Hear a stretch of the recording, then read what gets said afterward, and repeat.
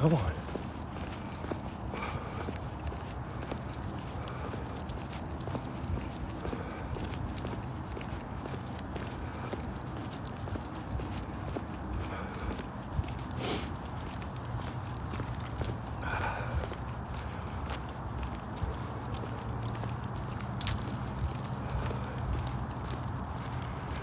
Hey, happy Friday, everybody. Good to see you. Back-to-back days. This is rare for me, but I have an announcement I want to share for tomorrow. I may actually make a video. I haven't made a video in like 7 months or something like that. Anyway, how you doing? Happy Friday. Hope everyone's doing really well. Wherever you are in the world, if you're on the west coast of the U.S., it's 1 o'clock in the afternoon. If you're on the east coast, it's 4 o'clock. And if you're overseas, it's anywhere from, I guess, 9 p.m. to 11 o'clock or later. So welcome. Hey, what's up, FDR? I used to do these lives 6 days a week.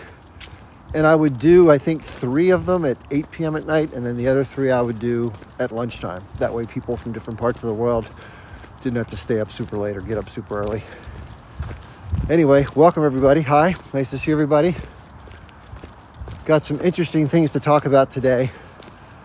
I was on some other lives, as I tend to do, and the one that I had last night I want to talk about because some interesting things happened. But I want to wait for there to be a few more people to get into the details. Anyway, hope everybody's doing well. If you have anything you want me to address, 7 a.m. Australia, Saturday. Hey, welcome. This is the great part about the internet. You know, we get to see people from all over the place, diverse set of political opinions, different ages, demographics, politics. It's fascinating. I really hope they don't ban this thing. Although somebody told me with a VPN we may be able to access it.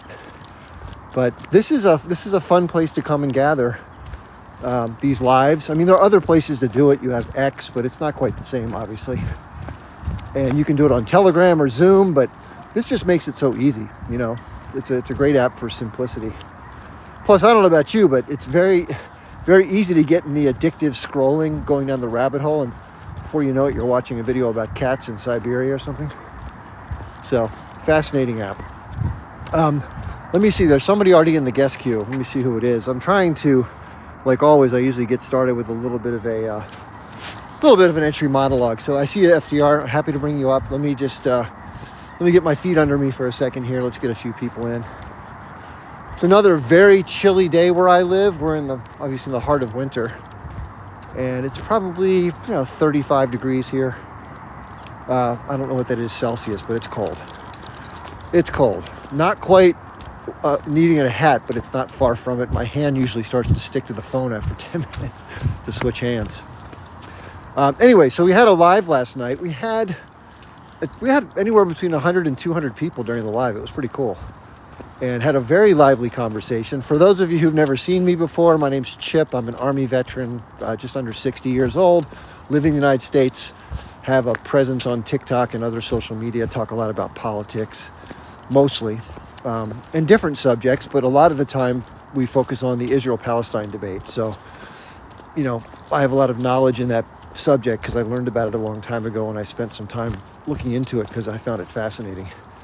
But there are other conflicts like the Russia-Ukraine conflict and, a lot of other stuff that goes on, especially here in the U.S. since I'm a citizen of this country.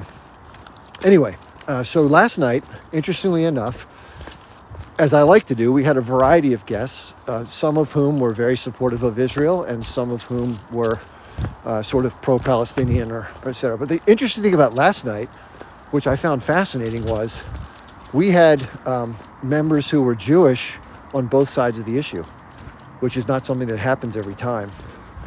And one of the person's usernames, I hope they don't mind me saying it, but nothing went crazy on the conversation. His name was Palestinian Jew. That's his TikTok name. And interestingly enough, his background, he's an older gentleman, probably a little bit older than I am, and he grew up believing in Zionism and believing in the state of Israel. The typical, support that we see amongst many when we speak to people. But over time, he said that his views changed pretty dramatically. And I'm always fascinated to hear about anybody who's been through a journey and their views start to change and what caused that. One thing that frustrates me is when people go through their whole life and they just hold on to a set of beliefs and they just ignore or dismiss everything. I think that's really unfortunate, and it doesn't allow us to grow, and you just only want confirmation bias. So hopefully we're always going to continue to challenge our beliefs. There was another gentleman who was pro-Israel. He served in the IDF back in the 70s, and it's interesting. The other two guests were females, younger females, who support Israel, very outspoken, very pro-Israel. And in each case, because the people on the panel who happened to be Jewish spoke in ways they didn't like, or maybe said some things with which they didn't agree, they then questioned them saying, you can't be Jewish, you're not Jewish, you're lying, or something like that. And I always find that fascinating when somebody has a difference of opinion and they deny their very background because they don't think they should be speaking that way or whatever. So I tried to manage that melee, anybody who caught it. But it creates a lot of strong emotions. People get very angry when somebody, quote unquote, from their team doesn't think the way that they think or the way they would like them to think. But this is the cool thing about political conversation. Hopefully we can keep it civil, but interesting. So with that as a backdrop, what I wanted to do, well, Wise Guy 172 says, always talking negative about Israel, aren't you, Chip? I am critical of Israel, but I don't think I'm unnecessarily critical of Israel. I try to focus on the dynamics. And here's what I'll say to Wise Guy, and I've spoken to this a lot. So let's just take an alternative history where the region was populated differently historically. And let's say that there was an initial Arab population that had a kingdom 3,000 years ago. They were pushed out over the years. And a larger Jewish majority in the region had lived there and in the surrounding areas for the past 800 years or whatever it's been. And then a small Arab population came back after a change of control by a foreign power and advocated and lobbied for a small Arab state in this region mostly populated with Jewish people. And they were able to successfully do that, although unfortunately a lot of the Jewish residents had to relocate. And they were angered by that. They felt it was historically unfair. And over time, they tried to push towards their own goals of having autonomy in that land they thought was equally theirs. In that case, let's say you call it Arabstan, I would be critical if the behavior by both parties were identical. As we've seen, I would be critical of Arabstan. Okay, so I'm not critical of Israel per se. I'm critical of the actions within the historical context. And therefore, this to me has nothing to do with the ethnicity or religion of the parties. Nothing. It's all about the actions. So if you're somebody who thinks that because somebody's critical of the actions of a political entity, that means they hate the population, I'm here to tell you, I'm much more critical of the United States government because our government, unfortunately, for the longest of time, does things not only regionally, but globally that are against any sort of standards that I'd want to be on the other side on. I'm glad I live here because I benefit from living here, but it doesn't mean I can't be fair and objective and point out the things that our country does that I don't agree with, which I'm thankful we have the ability to speak that way. I don't want to see the country overthrown or taken over, but at the same time, I don't want to see our government continuing doing some of the things that I think are harmful to others. If you think that's an unreasonable position to take or is treason, that's kind of on you. So I hope that spells it out. Now, there are things about Israel that I compliment. Let me tell you what some of those are. They passed out some vaccines during the campaign in Gaza, some polio vaccines. They have warned people to shift their locations when they're going into an area to try to fight. I think that's great. Anytime you can avoid civilian casualties, that's kudos. They've sent flyers and leaflets and text messages, phone calls, and I guess direct warnings.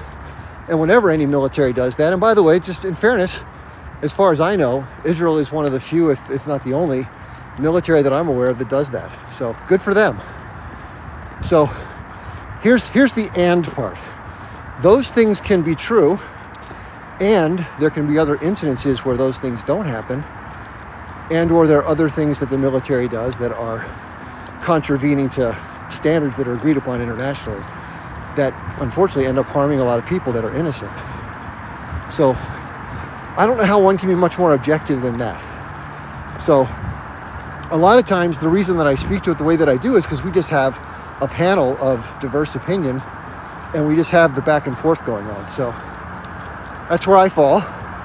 If you disagree with the merits of that, you want to talk about the issues, come on up, let's talk about it. And if there's always a convincing argument for whatever someone wants to talk about, I'm always open to hearing it, because I think that's what we should do. The other thing I want to say is I respect everybody's point of view. We have our point of view for a reason. We've grown up, lived our lives, we have our lived experience, we have the reading and research, education, family, culture, and that creates a worldview and a sort of a pair of glasses through which we see things. And this issue is no different, especially this issue, because there are different ways to look at it. So I try to be respectful of those who see it differently from me, which is fine. I mean, everyone has. I saw this far differently when I was 21 than I do now that I'm 57. So what am I going to get mad at myself because I changed? Other people can change. So I don't believe in disrespecting people for their views. Also, I think there are a lot of arguments you can make that from that point of view are logical. They're not illogical. So it's not all or nothing. But the reason I've come down to where I am is there's a fundamental difference between the historical argument, in my view, of returning to a homeland after thousands of years and displacing people who have been living somewhere in recent history. I just can't.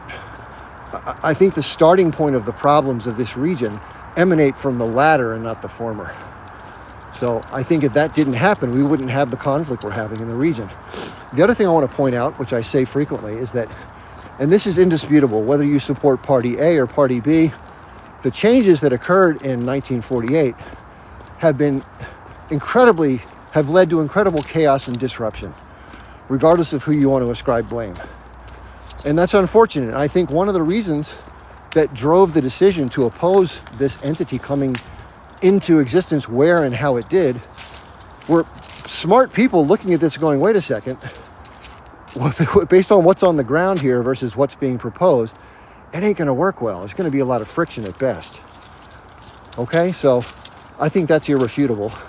And I also find it fascinating. Any issue where you can see it from such different vantage points, I think that's an interesting subject to discuss. So what I try to do on these panels, a little differently than the way that I navigate other people's panels, I try to give people a chance to come up uninterrupted, say their piece, speak to the issue as they see it, be respectful, listen, take in what they have to say. Don't just wait for them to finish so I can say what I believe. Listen. And I've listened to some very effective speakers on behalf of the Israeli side who have made excellent points, in my view, and they're very articulate and they argue a lot of sensible things in favor of their point of view. Kudos. I think in the same breath, because there are other ways to look at it, there can be other ways that people can speak to it. And I don't think people should be called an idiot, a fool, a moron. You don't know what you're talking about. You haven't read the history. You've never been to the region. You couldn't possibly know. You know, all these things that people try to use to dismiss alternative points of view. Listen, they are what they are. And it's okay to disagree. In fact, it's good to have rigorous political debate on any subject. That's what forms the basis of modern democracy, right? If you want to have a one-sided view, you'd have to have a dictator that stifles all debate. And hopefully you don't want that. So, DC says, let's talk Syria. We're going to wrap Syria into the conversation today. We brought it up yesterday for a good bit, and I think the day before. But here's my assessment of the region right now based on what the changes have been in the last couple of weeks. I have mixed feelings about it because there are a lot of question marks left with how things are going to shape up in Syria. I don't know how much people know about it. I tell you what, if you're somebody, I don't want to repeat things that people already know. So if you're somebody who feels very uncomfortable with what you know about what happened, please type the number 1. There's no shame in saying it, because I want to make sure I share a backdrop before I start talking some of these things, because it may not make sense absent the context. So please, if you could be humble enough to say if you need.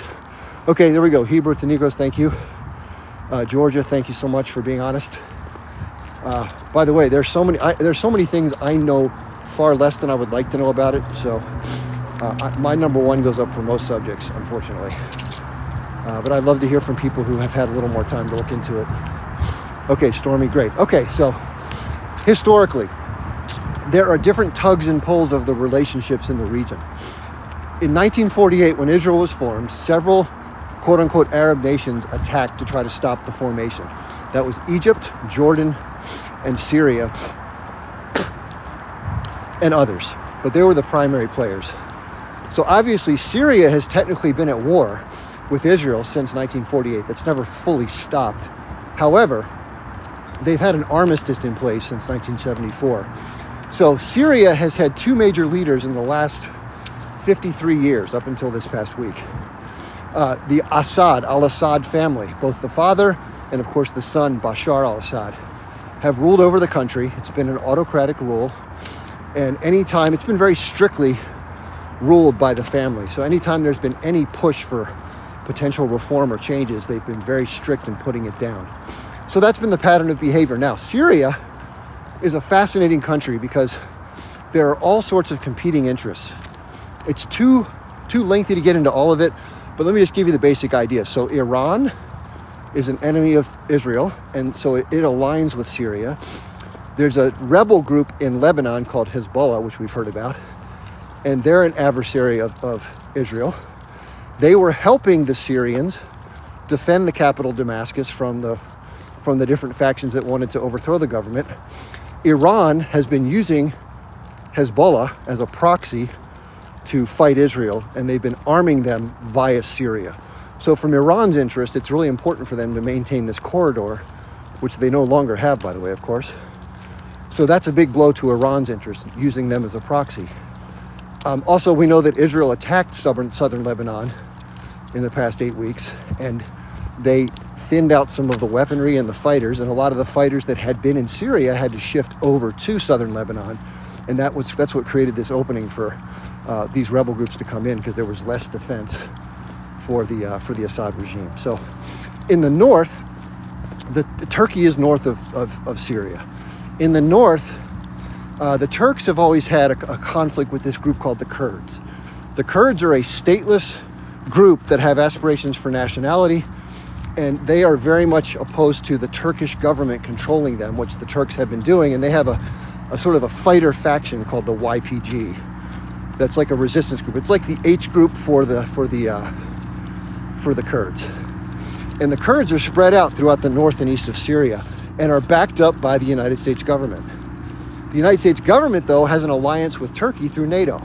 So this is complicated, right? You have different push and pull, you have different alliances, you have different commitments and support. Then you have jihadi groups. The jihadi groups that were formed as a result of the 2003 Iraq War, ISIL, Al-Qaeda, and others, have also come into the conflict vying to try to take over power and take advantage of this turmoil that's been happening since 2011. So what the United States and Israel's been doing indirectly through their clandestine tools is, of course, supporting those entities that are going to help degrade the power of the Assad regime. So I know it sounds crazy, but the United States, and by the way, Jake Sullivan was caught on tape saying this, that the U.S. has an alliance basically with jihadis that was Al-Qaeda in Iraq and Syria that have since been sort of repainted as reform-oriented rebels, if you want to call it that. But the bottom line is, these are people that did horrible things that we saw on video since the disbandment of the Iraqi military, the so-called ISIS campaign in northwest Iraq and northeast Syria. They kind of had a cross-the-border presence, and they ran sort of a terror campaign for a number of years until the Trump administration decided to put the kibosh on that. So they seriously thinned out their ranks, but they still exist. So fragments of these groups have splintered off for their own reasons. Different leaders have taken charge, and they're vying for power. They're trying to get a foothold in Syria, and they've done it successfully. So right now we have a very uncertain future with Turkey in the north trying to vie for annexing maybe part of the Syrian state to the north. We have the United States military still maintaining a presence in the north and east, where the predominant wheat production and oil production is, which they curtailed the ability of the Assad regime to use those resources to the benefit of their economy and society. So it's just a lot going on. But the bottom line is this. If you don't know any better, let me just give you the outcome. Israel was the big winner in this. Israel's maintained after 1967, there was a 6-day war where it acquired more territory, both, you've heard of the West Bank and Gaza. They also got the Sinai Desert until they later exchanged it with Egypt for a peace deal. But the territory that's really important is this high ground area at the northeast of Israel, southwest of Syria, called the Golan Heights. And internationally, that territory has still been considered, disputed territory. there's been sort of like a demarcation zone that where Israel and Syria have had sort of like a ceasefire agreement. That was that 1974 agreement I mentioned, like a buffer zone, almost like in North Korea, that demilitarized zone. And what Israel has done because of the fall of the Assad government, they took advantage of this temporary vacuum and they decided to go balls to the wall, moving their troops and their aircraft into Syria. They extended the buffer zone dramatically, so they've taken over more territory. The United States is the only government on earth that's recognized the Israeli annexation of the Golan Heights. All other countries look at it as occupied territory. There are a group of people in Syria called the Druze, D-R-U-H-S, some of whom also have taken Israeli citizenship, but most haven't. And there's talks of them trying to incorporate themselves into Israel via this new buffer zone that's been created. We'll see how that plays out. So it's a very complicated, complex, multi-party situation. Bottom line is Iran took the biggest hit from this. Of course, the Syrian government, obviously, but Iran, their ability to influence and project power in the region was minimized because they lost their Syrian ally, which was a key player against Israel's power.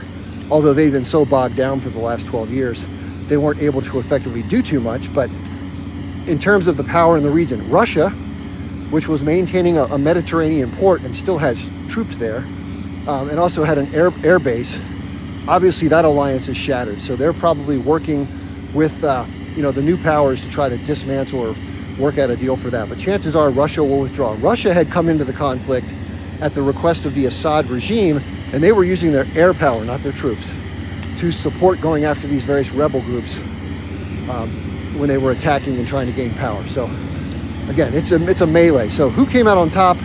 Israel came out on top by far. The rebel group, which is called THS, it's Tashir al-Asham or something like that.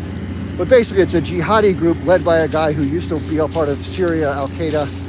And there's a lot of questions as to what will happen next. Now, as far as the Syrian people go, and this is the other thing that I think is probably the most important thing, a lot of Syrians were angered by the Assad regime for cracking down on the potential reforms during the Arab Spring in 2011.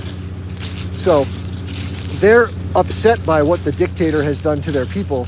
A lot of people lost their lives. Somewhere in the neighborhood of half a million or so over the course of that war.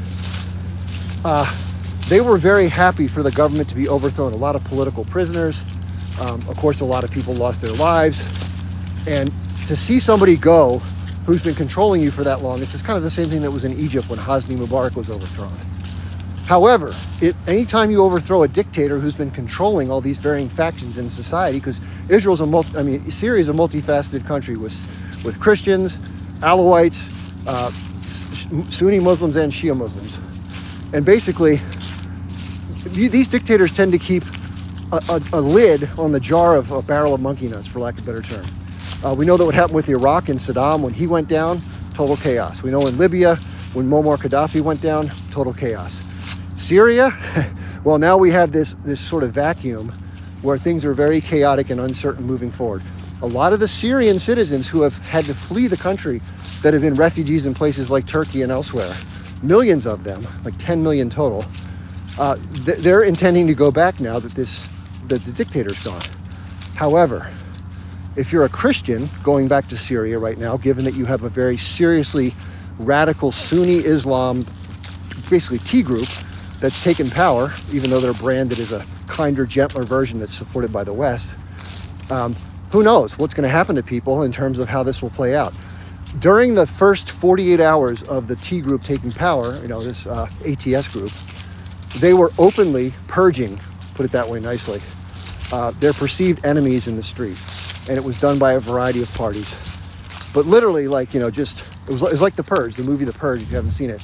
They were just going after and trying to find anybody who they thought was part of the army, was working in conjunction with the Assad government, and basically just, a lot of sharp objects around the neck area and a lot of weapons discharging. So pretty bad scene. A lot of ugly videos coming out of this. So right now, here we are in this sort of in limbo. The West, including the US and Israel, has been wink, wink, nod, nod, supporting these groups. It's almost like the enemy of my enemy is my friend.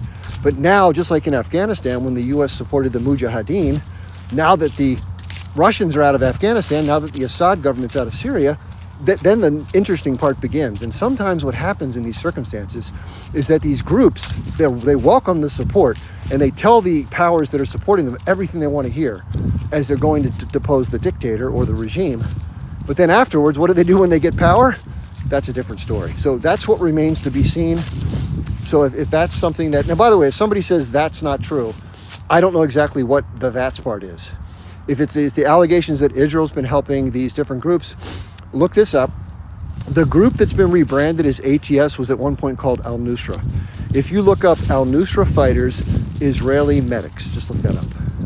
They were helping some of these wounded soldiers throughout the first phase of this combat. If you go back to 2015, 2017, the Israelis were helping some of the wounded, civilians too, by the way, but they were also helping some of the combatants, providing them medical care. And there's an unknown amount of other support that I think they were giving them more than that, but I don't have any proof to gather from. But it makes sense. Why wouldn't the Israelis support anybody who's trying to take out one of their arch enemies?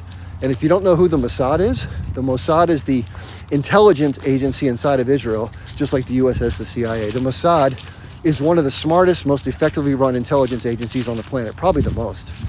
And for them not to know who's doing what, where, when, and how is unthinkable. So it would make sense that they would identify those that have aligned interests, at least short term, and try to do what they could to fuel their ability to take out their enemy. So that makes sense?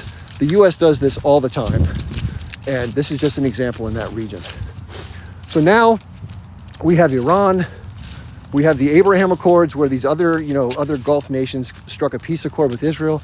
They were on the doorstep of doing it with Saudi Arabia, but then when October 7th happened, the Saudi ruler said, we're not going to do anything until that issue is resolved. So that's at an impasse. The Iranians have had historic tensions with the Saudis. The Iranians are Shia Persians, and the Saudi Arabians are Sunni Arab. So they've had a rub for a long time, and all these regions have. So it's an interesting, complex web of different desires and different interests of different parties, and that's why I find this stuff fascinating, because we just never know. So now listen, I'm not somebody who's a beacon of everything that goes on, so I probably make some mistakes here and there, say the name wrong, mispronounce this, and maybe I get some of it wrong, which is okay. It's a lot of pieces of the puzzle to put together. So if I missed one or somebody knows better, feel free to correct me, because I could give a shit if I'm wrong. I just want to get it right. Okay, so having said all that, that sets the stage for what's next. Now, I mentioned what Israel did. I mentioned that they moved into the territory in southwest Syria to create a buffer around the territory they had already secured. What does that do? That decreases the likelihood that whatever force comes to bear in the future, it decreases the likelihood that they'll be able to take that ground back. It's just made it much more difficult to access the territory.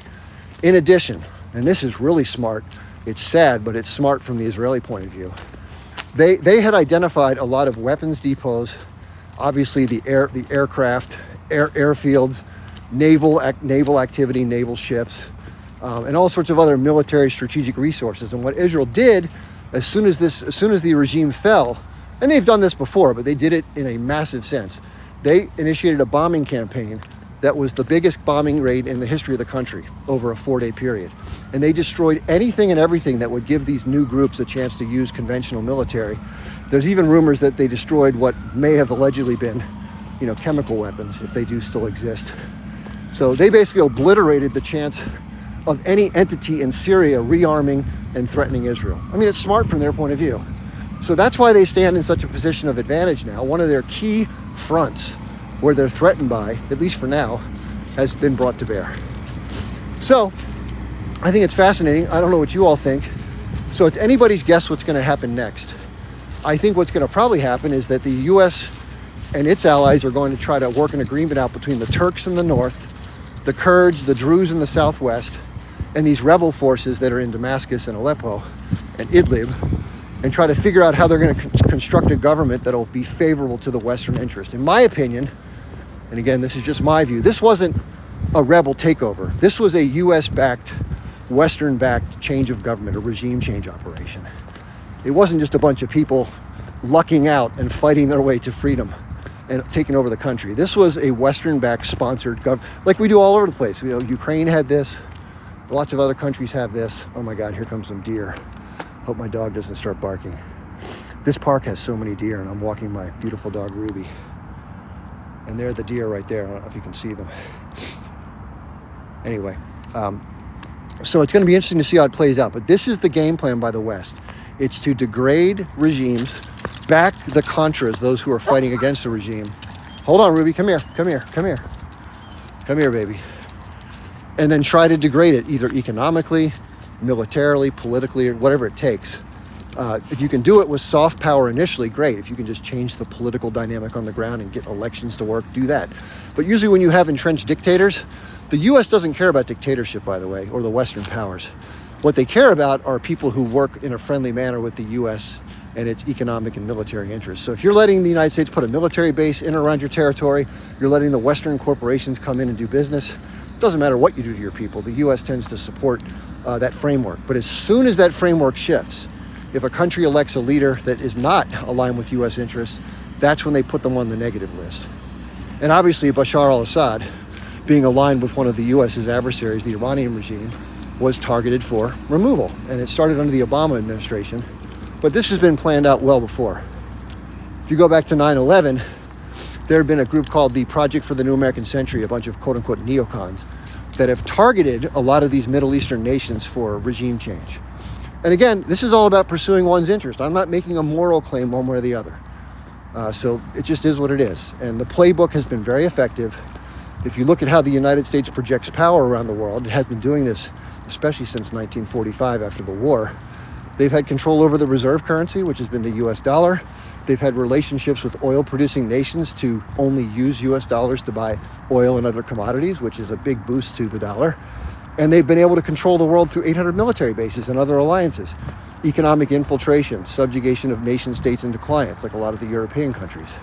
It's been the only show in town for a long time. That's changing because of some of these BRICS nations, Russia, China, potentially Iran. And these other nations are scrambling to try to get away from these control systems that the U.S. has had the benefit of for a long time. And if you don't know about how the financial system is used to control other countries, there's an international settlement system called SWIFT. It's like a banking network that runs between countries. And what it does is it facilitates trade between countries. So let's say you sell a bunch of wheat from Ukraine to Azerbaijan. The Azerbaijani government can go to the SWIFT system and key in, they'll key in some of their currency. It'll be translated to US dollars, and those US dollars get deposited in the bank of the Ukrainians, which usually gets redeposited in New York banks for the safety of US treasuries. So all the money cycles back to the US, which is amazing, sometimes to London. But the banking system is controlled by the superpower. So by virtue of that, you can use that system to help or punish others. So imagine you're Ukraine, let's say Azerbaijan, and let's say you do something the US doesn't like. They're going to threaten you that if you don't start doing something they want, let's say they elect a leader who's trying to use the resources of the country and the treasury to help the people, and they kick out some of the corporations. Well, the U.S. doesn't like that. So what do? They try to use leverage to try to change that. One of which has been to use sanctions, some of which have happened to Iran and Russia and other countries, Venezuela. And they basically will kick you off of the SWIFT system. They'll exclude you from the global payment settlement, which makes it very difficult to transact business. So again, these are all, what they're trying to do is make life so difficult, to make life tough on the citizenry, which puts pressure on them to try to change the leadership, blah, blah, blah. So if you understand all that, that's what's been going on in Syria for the last 12 years. And it's been a horrific battle. And if you're saying, gosh, Chip, that sounds awfully immoral. How can the U.S. and the Western powers allow a total war to break out just because of it? This is standard fare, folks. This is standard fare.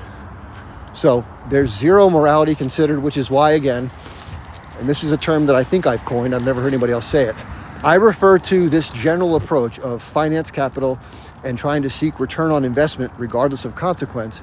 The people who participate in this and direct this, I call them the transnational sociopathic serial accumulator class. They're people who seem to be wanting to make money, consequences be damned, to put it simply. And that's a realization that came to me as I got older, because when I was younger, I just thought, well, hey, the world just is what it is. Business does business, people trade. I was very naive. But the power players with the money and the military use them. Now, not every country does this. Some countries use more conciliatory approaches like China has done. where they try to make a mutual win-win for the country by developing their infrastructure in exchange for some other considerations like, either moving their production to China or working with them for trade. Other countries use a hammer, like the US, where if you won't work with them, they just start to punish you and even remove you if you won't do it, like we've seen. So if you don't understand that, you do now. If you want a great book that can give you this context, at least economically, with how this fits together, it's called Confessions of an Economic Hitman by John Perkins.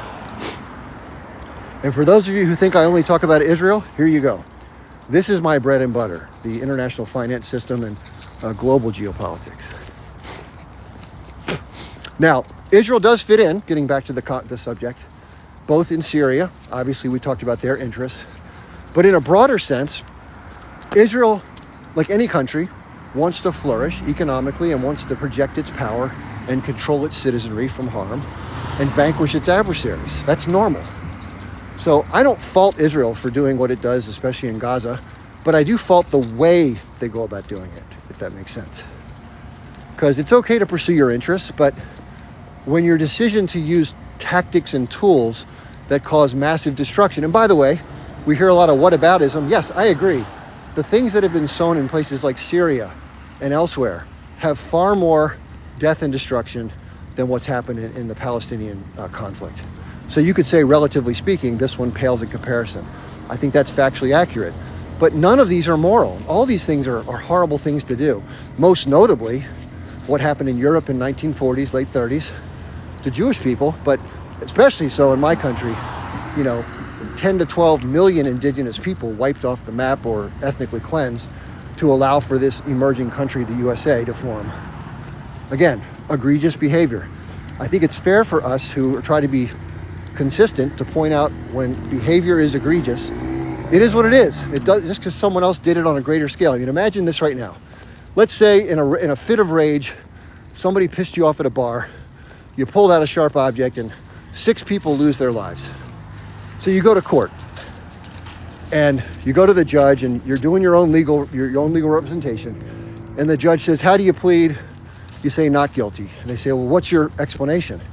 And you say, well, this serial killer 5 years ago killed 22 people, Your Honor. Why are you talking to me? I mean, imagine that argument. The judge would say, dude, yeah, but what you did is still against the law and was horrific, right? So same kind of thing in terms of scope and scale.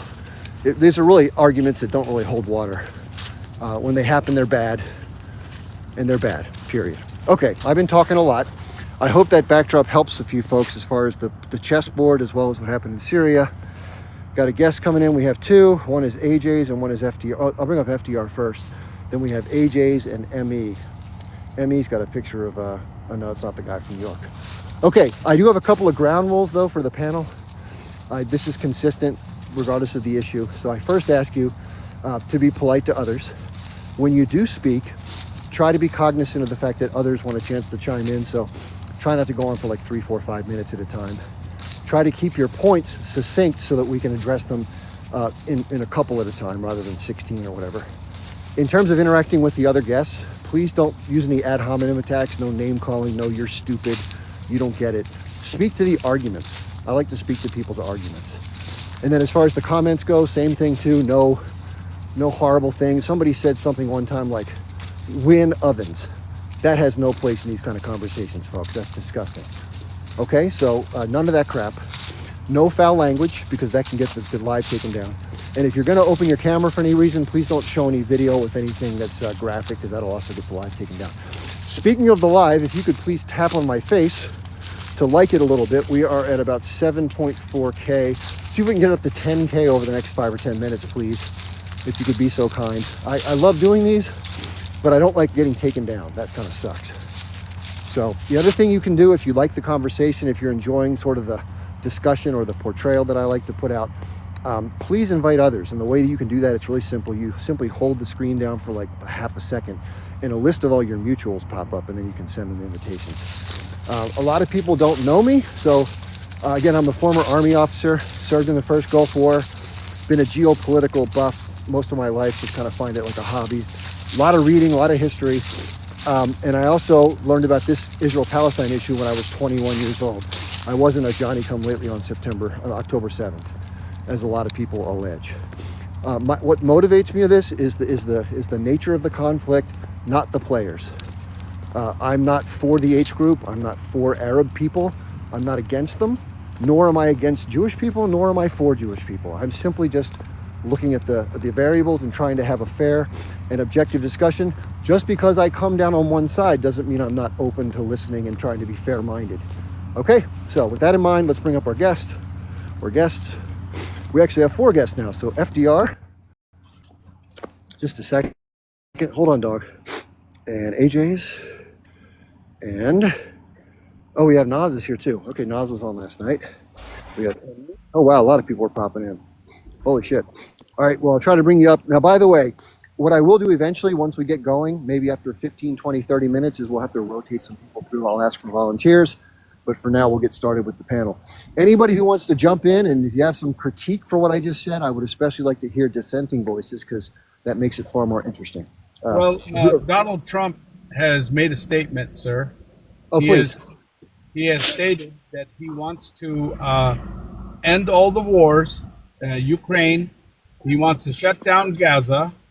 He wants the hostages returned. And then he wants to attack and start a war with Iran. Wow, that's a lot. That's a lot. That's the truth. That's what he wants to do. Hi, Chip. Like I was on your live last night. What a beautiful live that you run. Hey, man, you're just excellent. I love it. Oh, thank you so much. Well, glad you're back. What would you like to share? Well, AJ said a lot there, and Donald Trump is, I believe he's going to do what he says he's going to do. That's the thing about Trump. He does do what he says he's going to do. Sure. And wouldn't that be wonderful? Wouldn't it? Yeah, I mean, again, what I'd like to do in the process. Well, put it this way. This is what I care most about because obviously this affects all of us equally. And that is if the provocations by doing some of these things from a standpoint of trying to be strong lead other countries to basically not bluff, like Russia, China, Iran, that's a bad day for all of us. So I don't want that to happen. Barring that, I'm happy to see anything that will lead to peace, because I think that's the one thing about Trump that we can say, if you just look at the facts, whether you love him or hate him, under his 4 years in presidency, other than maintaining the dirty war in Syria and stealing their oil, there weren't major new conflicts that developed. I think his overall mindset, he did assassinate General Soleimani from Iran, which was an exception, but that's what these presidents do. They use drones to get everybody who's a quote-unquote bad guy. But in terms of major conflict, I think Trump is opposed to people losing their lives in broad numbers in general, just as a principled person in that regard. You can say he's selfish, self-centered, crooked, felon, whatever, misogynist. But one thing he doesn't want to see is mass carnage. That I really believe that's true. Okay, do you want to, AJ, can you slowly repeat what you said? Because I'm not clear on exactly all those things. Can you say it one more time, please? Promise, Chip, when he gets into office in January 6th, he wants the Ukraine conflict to end immediately. He wants to stop sending money to Ukraine. He's hoping that'll bring them to negotiation table. Because how are you going to have peace if you keep arming to the teeth an opposition, all right? And you're talking about a superpower. Russia is not a little donkey, okay? It's not little H in Gaza, all right, which is doing a damn good job. A year and 14 months, and Israel still can't get their hostages back. But that's not the point. The point is, okay, that Iran has to involve itself now faster. Now that there's a line been drawn in the sand, okay, by him threatening Iran, Iran now has no choice but to go in and take out the Syrian new government or Syrian collaborators with America and Israel. I mean, that's a collaboration if I ever saw one. Sure. And then Russia has to back Iran because Russia is getting $5 a barrel oil, and so is China. So they're not going to let America take all the oil, okay, even though Russia makes its own oil. But China definitely is going to put its foot in the door and say, hold it, wait a minute. This isn't going further, okay? You guys screwed up everything in the Middle East. You cannot touch Asia. Asia is ours. China's going to say that. It's Asia Minor, technically. And Okay. China has a right to rule for Asia Minor. So what we're talking about here is the butting heads of all three superpowers. Do you agree with that, Chip? Well, it could be. It could lead to that. There's a whole faction within the government that wants to stir up war with Iran, has for a long time, and the so-called neocon warhawks, and Israel. Israel wants the United States to be. This is the argument that a lot of people make, that the Israeli government, especially Netanyahu, tries to draw in the United States like they did in Iraq, in Libya, to kind of vanquish its enemies so that they don't have to go in and fight, at least by themselves entirely, which is but Iran is a different animal. Okay, among all those other countries, it's a different animal. They have 80-some million people. They have a very well protected military, a lot of surface-to-air stuff, a lot of offensive weaponry, hypersonic stuff, as we saw, which they recently used briefly. They're not the same as H Group up north or H Group down south. They're No, not. and they're about to be an air superiority. Russia has given them the green light to build MEGs, the latest MEGs. They're right now in the process of building of hundreds of MEGs. So they're well aware of the superiority of Israel and America. And Russia wants to offset that. And the only way to do that is to allow them to build their own jets, MEGs, more superior than the F-35. Right now, we have thousands and thousands of what they're calling drones, the size of cars in Canada, flying over New Jersey, UK, all the military bases in Canada and the UK, and they're saying they're coming from Iran. So we have no idea what's going on with them. We can't. There's no such thing as a drone flying from Iran to Canada. They're saying there's a hooey. They're saying there's a mothership. They're flying from a mothership in the That was Atlantic. one senator in the United States who said that, and every other department in the United States says that it's not true. It's actually capably not possible. If there was a ship out there, they would know where this ship was. That was just one senator. I'm not trying to poo-poo you, but that was just one senator who said that. Well, I got news for you. If they flew drones off a ship, America would obliterate it. This is our waters. There's no Iranian drones flying over America or Canada. I guarantee you that. That's a bunch of hooey. Excuse Okay, me, so can we I don't know explain where they're something? coming from then. I'm just saying we don't Okay, know. where. Amazon yesterday dropped a package in my backyard. It was so freaking loud. It was the size of a car, and it landed in their backyard. I got my pew-pew out, and I said, what the hell is that? And it was a goddamn drone from Amazon, and it had the Amazon logo. Obviously, I didn't do anything to it because when I saw the Amazon logo, it made a lot of sense. But I had no Wow. idea they were doing that. How big was it? It was the size of a car. Oh my God, that's what they are then. They're Amazon things. That's yeah. If I didn't see that with my own eyes, I wouldn't have said it. Wow. Excuse Oh, we me, got can I the explain answer. something, Chip? Can I explain something about Syria? You just said Syrian government, the new government could be from America. I want to explain as It Iranian. is Can I, 100%. Hold on. can I Miss, explain? just I'm one Iranian. second, me. Okay, we are taking turns. Nobody speaks over anybody else. Wait, write a note, and then you will respond. No personal attack. No, it's an educational life. No, we're not here to prove anybody wrong. I am Iranian, and in 1979, revolution happened by help of America. But Iran turned their back to America. This new government, we don't have any clue what's gonna happen in future, because that people suffer a lot, and the sense of unity between them, and maybe America is not going to be successful in Syria. That's my assumption.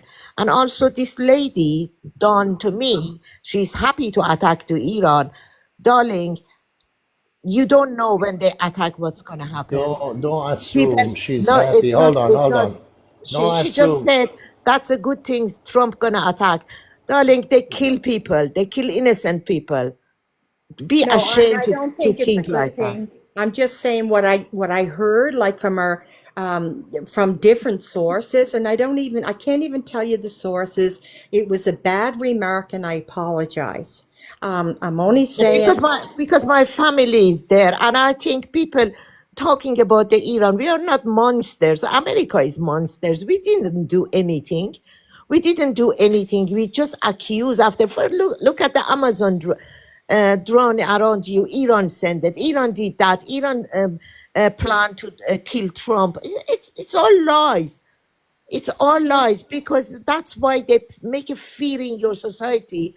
And as an Iranian, we are the nicest people in the world. Why we have to be point as a terrorist? We are not terrorists. Yes, we help Palestinian. We should. Everybody has to help Palestinian because they colonize people. And this is a right to do. We decide to help like America help Israel. That's why I'm sure the Syrian America is not gonna do well in Syria. That's my experience from my country because the I'd like to go. sensitivity gonna I'd like. help. I'd just like to go back to what AJ said, and I agree with AJ about the possibility of the war between Russia and Ukraine coming to an end, particularly at this time when Trump is about to enter his office. And I think that's probably one of the main reasons why this Syrian conflict now has emerged and become relevant. In the sense Can you that expand on that? if that war was to come to an end in Russia and Ukraine, then everybody would be looking at ending the war or the genocide rather in Gaza, and so Israel wants to obviously continue that, and this is why Syria has now become the decoy or the distraction in order to allow Israel to continue doing what they're doing. You guys ask me about the Syrian issue. I tell you that the Iranian and the Russians were very smart in advising Bashar al-Assad to leave because Syria, it will become a very nasty war internally. And now the Iranian and the Russian and the Syrian government doesn't have to deal with it, but the Turks, the American, and the Israeli have to deal with it. Now they are already, there is division in between them. Today the Julani advisor came up and said, no, we don't want a military in Syria. We want peace. And we don't mind if the only army in the region of Israel. These are a statement that was made today. And they're gonna allow Syrian worker to go to Israel and work with no Federico, prosecution. can you just tell the audience who Jelani is so they know who you're talking about? Jolani is the leader of the so-called Syrian revolution. He is a former member of Al Qaeda and a former member of ISIS.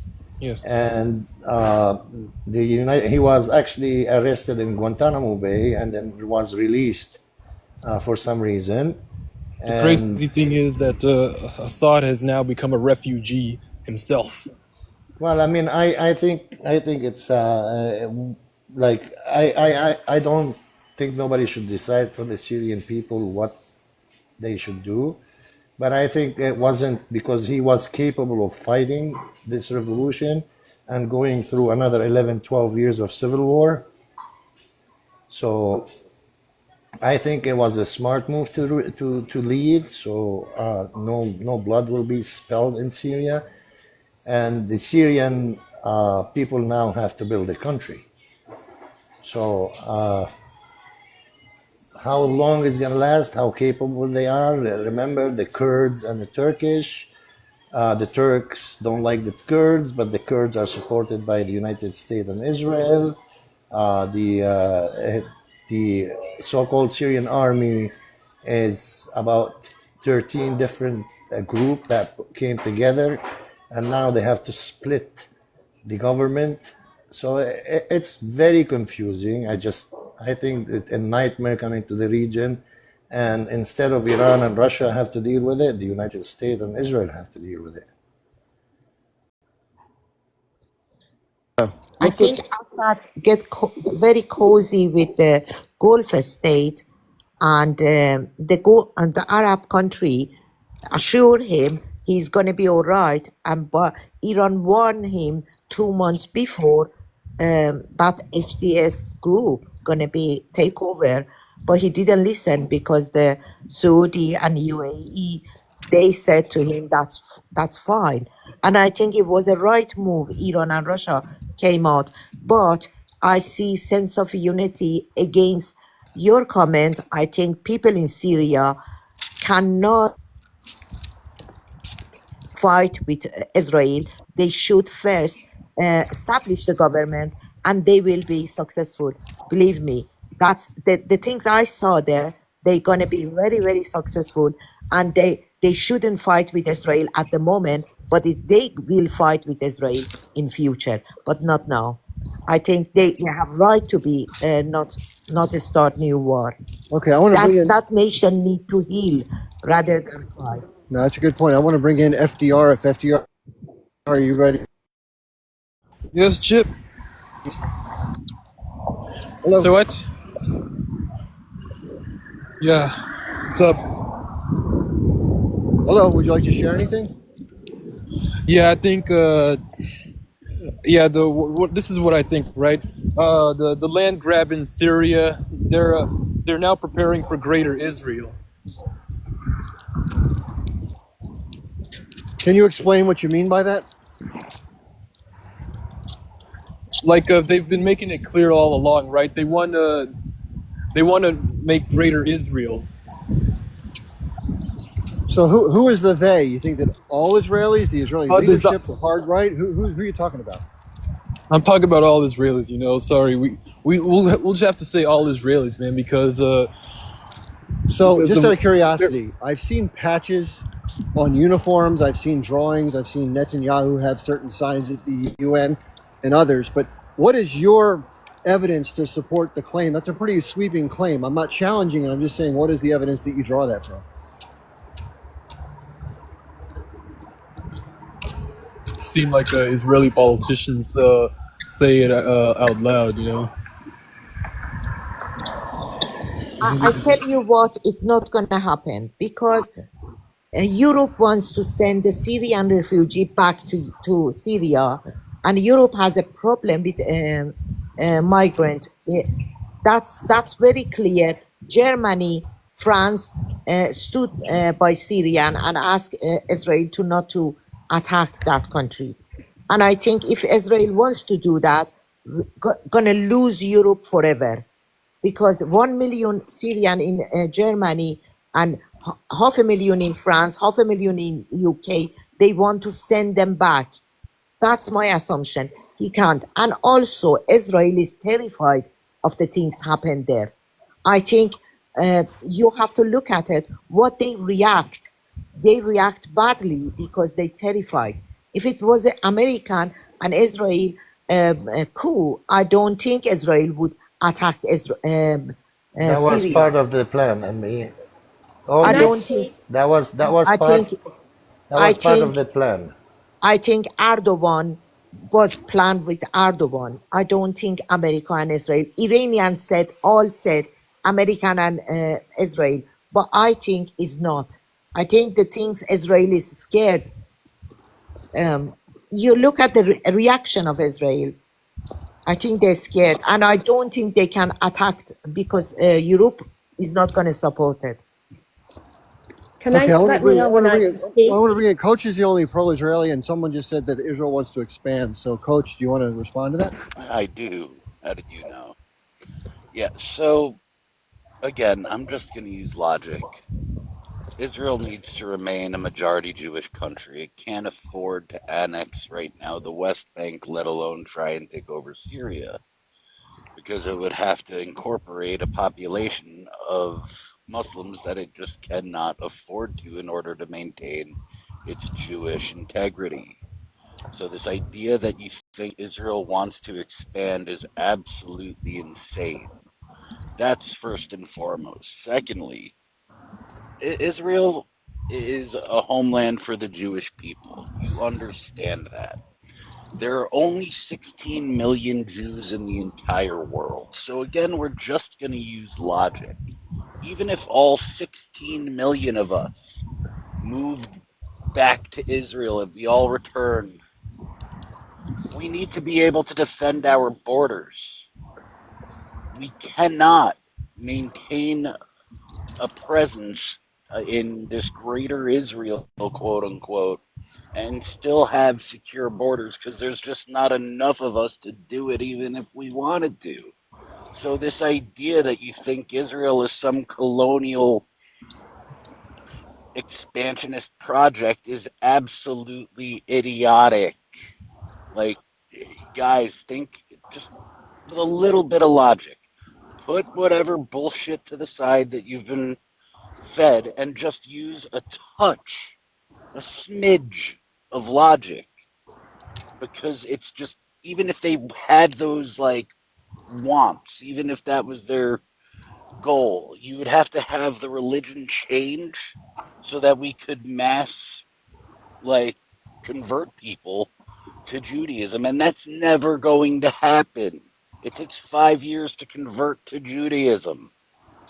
Well, let me throw something out into the ether. I happen to agree with Coach that in the anywhere near term, it's just impractical. Plus, it's just costly, and it's also not politically feasible to try to extend that far, given what's already happened. It's already on the edge of troubles. But in terms of the long term, and nobody knows for sure what the aspirations are. We know there's a very radical right, very small, in Israel who wants to aggressively settle what they can refer to as Judea and Samaria, most of what calls the West Bank, and also in Gaza.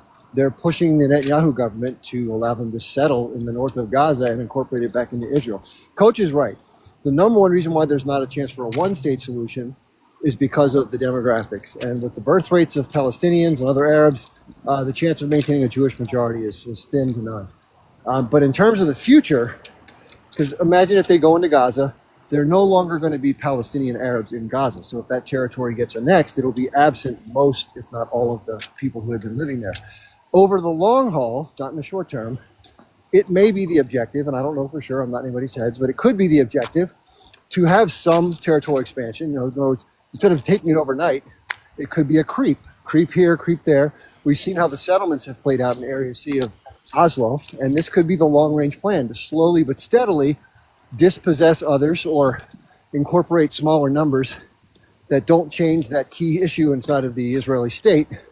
But it's going to take a long time and a lot of other maneuvering to accomplish those types of things. I think in the short term, what they've done is they've secured their interest in Syria, they've destroyed the military infrastructure, and they're going to try to lobby for what's going to play out next as best they can through their key ally, the U.S. There is And a I, big, and big, I think, hold on one second. There is a big misconception of the greater Israel. The Israeli intention is not to put soldiers' foot on the ground. If you see the map, that Benjamin Netanyahu held up in the United Nations, which it is the drone of the greater Israel, as long as they have a political and financial control of that region, it doesn't matter who lives in, as long as there is an Israeli flag flying in these cities or in these That's not countries, true. that is, if you look at Egypt, that's how it is. If you look in Jordan, that's how it is. I mean, the Egyptian can get a bottle of water into Gaza. And don't tell me that the Egyptian president is controlling, because it's not. Because this is the deal that was made with Israel during the peace process. Same with Jordan. And that's how it is. It's not a physical occupation. As long as the map that Benjamin Netanyahu held, as long as they have political, financial control of that region, that is the greater Israel. That's also not true. This is what you say, but when I look on the ground and I look at the reality of the fact, when I say that the Sisi cannot get a bottle of water into Gaza, while part of the greater Israel, like UAE, Saudi Arabia, all these countries, have a chain of supply of goods that is going to Israel, that is part of greater Israel. can I speak now, please? Go ahead. What I'm trying to say is that we know that, well, the U.S. is a power state, a power country, right? And we know that in January, when Trump takes over, that he said he's going to take his hostages. So there's going to be something big happen with he's going to stand by Israel. We know that. And so what do you think is going to happen? There isn't going to be a greater Israel, but happen only by Israel. Something has to happen that Trump is going to go in and he's going to take his hostages from the Palestinians. So I don't know why we're not looking at that aspect. That's a Makes you more think, likely yeah, but scenario. what makes you think that Trump is gonna, if Israel, with all the mighty military they have, they've been trying for 14 months to get on and they were not able. Like, what is Donald Trump is gonna do? He's gonna dress like Superman and go to Gaza and get them out? I don't understand. So, Like And what all the you force. mind if I jump in there and Sure. explain? Go ahead. Go ahead. Yeah. So, here's the thing. You guys seem to think that Israel has been having a difficult time. Israel's having a difficult time not because Hamas are such great fighters. They're having a difficult time because the U.S. under the Biden administration, and listen, I am a Biden supporter, I'm a Democrat, but under the Biden administration, they have been handcuffed as to what they are allowed to do because Biden needed political victories, if you would, and needed to placate to a certain portion of his base who were very can I opposed stop to the you? war. Can I stop you? Hold on a What second. Let Israel, Hold on. him what finish. Israel Hold on. Let didn't me do? finish. Hold on. Let him finish first. Then he'll respond. Go ahead. So, if you think this is Israel having a tough time because H Group or Gaza's they're such great fighters, you're wildly incorrect. Israel, like we've said from the beginning, has the ability to wipe Gaza off the map if it wanted to overnight. What you're going to probably see happen is when Trump takes office, he's going to bring with it, if the hostages aren't back, he's going to tell Israel to take the gloves off, is to stop treating you with frickin' kid gloves. He's going to start putting down the hammer. And part of what that may look like is not necessarily more more air campaigns. What they've already been talking about is exactly what Chip alluded to, is the only thing the Palestinians care about is land, is this idea of having a state. And what I think Trump will start to do, which we've already heard Mike Huckabee talk about, is allow Israel to start saying, hey, we're going to annex land in the West Bank every week that the hostages aren't returned. And we're going to kick the people out who are there, because that's the only thing you guys care about, sadly. Okay. So you have this You self-fulfilling know, Chief, prophecy that you're Let's going to let's do this to yourselves. before you if go. I was you, I would drop that. Before you go, just one sec. Let's let Coach made his point. Let me share one thing, and then I'm going to go to me. Emmy. Okay, so let's just play that out. First of all, the argument that the Biden administration has hamstrung the Israeli government, I think there are a lot of arguments to contradict that argument. Let me give you a couple examples. We have elected officials literally signing the munitions that are being sent over there. That's how supportive we are of the conflict. We have pretty much unlimited funding and unlimited armaments. They made one statement publicly, which they didn't back up, regarding the aid deliveries inside of Gaza, where they would limit certain weaponry. But behind the scenes, Anthony Blinken and so many other dual citizens are very supportive and pretty much don't hold Netanyahu to hardly any account. Now, it could be that the Trump administration will encourage Israel to broaden their offensive, to change the way it designates territorial, dispossession of people, but it's already happening. And here's the thing. The way the Palestinians, I believe, look at this, especially the radicals, if you want to call them that, the ones who are willing to fight, they already consider the territory gone at this point. They think because Israel has the upper hand and the United States backs them up, that it's just a matter of time, as I mentioned earlier, the slow but steady approach. Yes, Israel has the military capability to do this, but just as if the United States invaded a European country and took it over, it doesn't really fit politically for Israel to take steps it doesn't have to take, or it can get away with the slow but steady approach and not have to do it suddenly in ways that would upset the international community to the extent it might risk its safety and security, despite the U.S.'s backing. So my argument is this. I don't think that those threats will work. Let's say Israel does do the bombardment. Let's say Israel does do the occupation of more territory, more ethnic cleansing or forced dispossession. I think they will only start to do the opposite. They will put hostages in harm's way so that as Israel escalates the campaigns or as Israel does so many things, they will eliminate the hostages. Can I say something? Go ahead, Chip, Nate. Go ahead. I'm gonna drop because I cannot stand this guy. This guy is genocider, and I don't want to talk to. I don't want to see. He's a disaster. Before you Crazy. continue, hold on. Before you continue, when you come up to these panels, you're gonna encounter a lot of people, and you're not gonna expect them to answer the things that you want them to be answered. No. Hold on 1 second. But what One he second. said, he said Yes, he's yes, happy yes. to kill I many under- people. I understand. I understand what I you're didn't saying. say that. I understand. What did you say? But That one in- second. Let me Hold on. finish. It's emotional and everything, but never expect them to answer the same answer you want to answer. And at the same time, they're not expecting you to give them the answer they want to answer. You have 158 people on this panel right now, and you're expressing your opinion to 158 people, not to just coach. It's not an opinion. He said Trump didn't let Israel to do what? They finished the Gaza. There is no Gaza. What he wants to do more. It's disgusting, I don't know how to say, but I'm gonna drop. Thank you. Okay, thanks for being here. By the way, the best thing to do when somebody says something that upsets you is just take it in, chew on it for a second, think of what you think the best response would be, and then when your turn comes up, say it out. And we don't let people say really inflammatory things here. If somebody said, let's take all the JUW, I don't do all that kind of talk. And similarly, I don't think Coach would say that kind of thing because I don't think he thinks that way. I think what Coach has expressed before, I've listened to him often. We've been on plenty of lives together. We see it differently, but I think he's fair in how he communicates.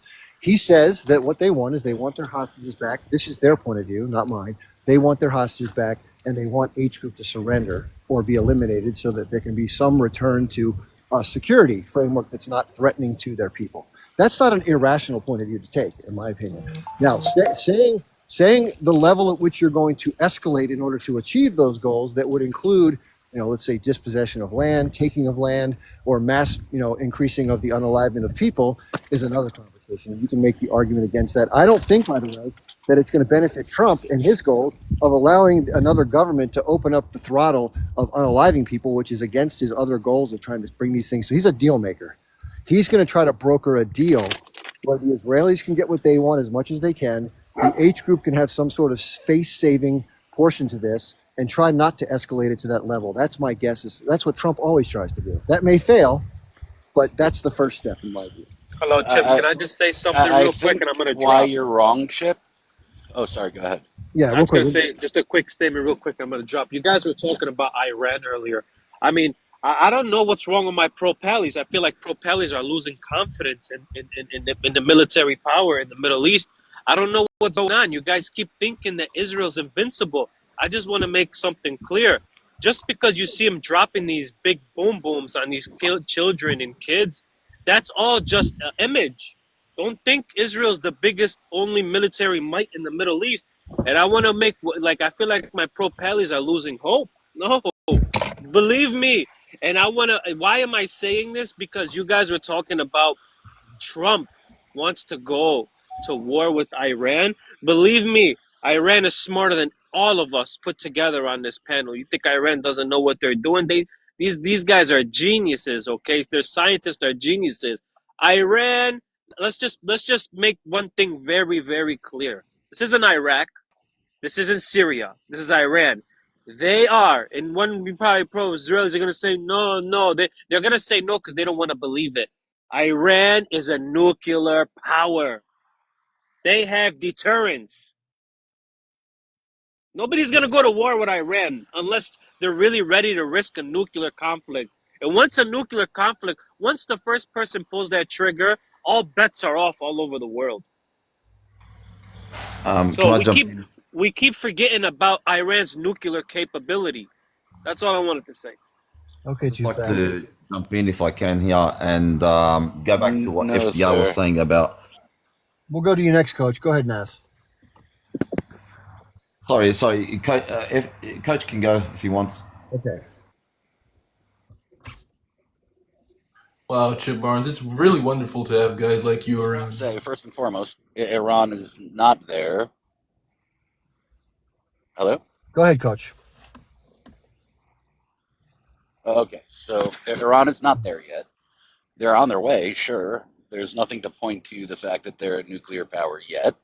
However, Yeah. why I disagree with you, Chip, when it comes to the deal-making prowess of our former and soon-to-be again president is because, and I didn't want to say, they did try to take Trump's life. So that's what our security intel has provided. That's what has been released to the public. And we do know for a fact that Donald Trump, before he left his office, had plans drawn up to attack Iran. The fact that they have taken 2 attempts at his life, the man is a narcissist and he's not going to just let that stand. What evidence do we have, Coach, that it was the Iranians that were behind those 2 attempts? Our military intelligence. Are you talking about the same intelligence that told us that was WMDs in Iraq? The one that told us about the Yeah, there weren't nuclear weapons, but there were Please, bioweapons. please tell me you're being paid to say this nonsense. I'm not, Well, is it but possible? there were Coach, definitely WMDs. so we know that the intelligence community, when the allegations against Trump was about Russiagate, right? We heard that was all a bunch of malarkey to support the incumbent party. When they were, when we had the allegations now about Iran being behind these assassination attempts, is it possible in your mind that these are simply things that the neocons want put out into the ether, just as the seeds were being laid? I remember 2002 when I was living in another state.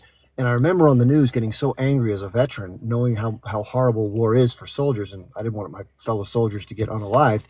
All this stuff that was being seeded throughout the media about how horrible this guy Saddam was. Not that he's a good guy, but the threat that he posed to the United States. And I knew if this kept going, the public would get behind it. My whole family was telling me this guy's got to go. I took the governor of our state out to play golf. He said he's got to go. All this other shit. And it turned out to be total hogwash. Not that he wasn't a good guy, not that he wasn't a dictator, but he did keep the lid on all the craziness over there, which exploded into all the problems we've had since that are still playing out today. Is it possible that that's part and parcel of the propaganda campaign, or do you think that I'm just completely off the reservation? I don't think you're off the reservation. It's certainly possible, but what do we know? We know the facts on the ground are that he did take out, what's his name, the general. He took out 2 Iranian generals, Soleimani. if I'm not mistaken, General and Soleimani. Soleimani and one other. Yeah, and also, let me interrupt just a little bit. The one thing that's also important to remember is that Trump also withdrew from the JCPOA, the Iran nuclear deal. Right. Coach, who's this guy here? This is the guy that shot Trump the first time, got him in the ear. Who is this guy? I don't know. The crazy thing is that once Trump had got shot, a lot of these left wingers were doing their race baiting nonsense, right? Saying that the right wing was hoping that it was a Muslim who had shot this man, shot Trump. Well, just to let you know, and I'm not saying this because I'm trying to point things in a direction, but when I was first encountered with this type of article, I just remember seeing tangentially without doing too much more digging. So those who know more, please correct me.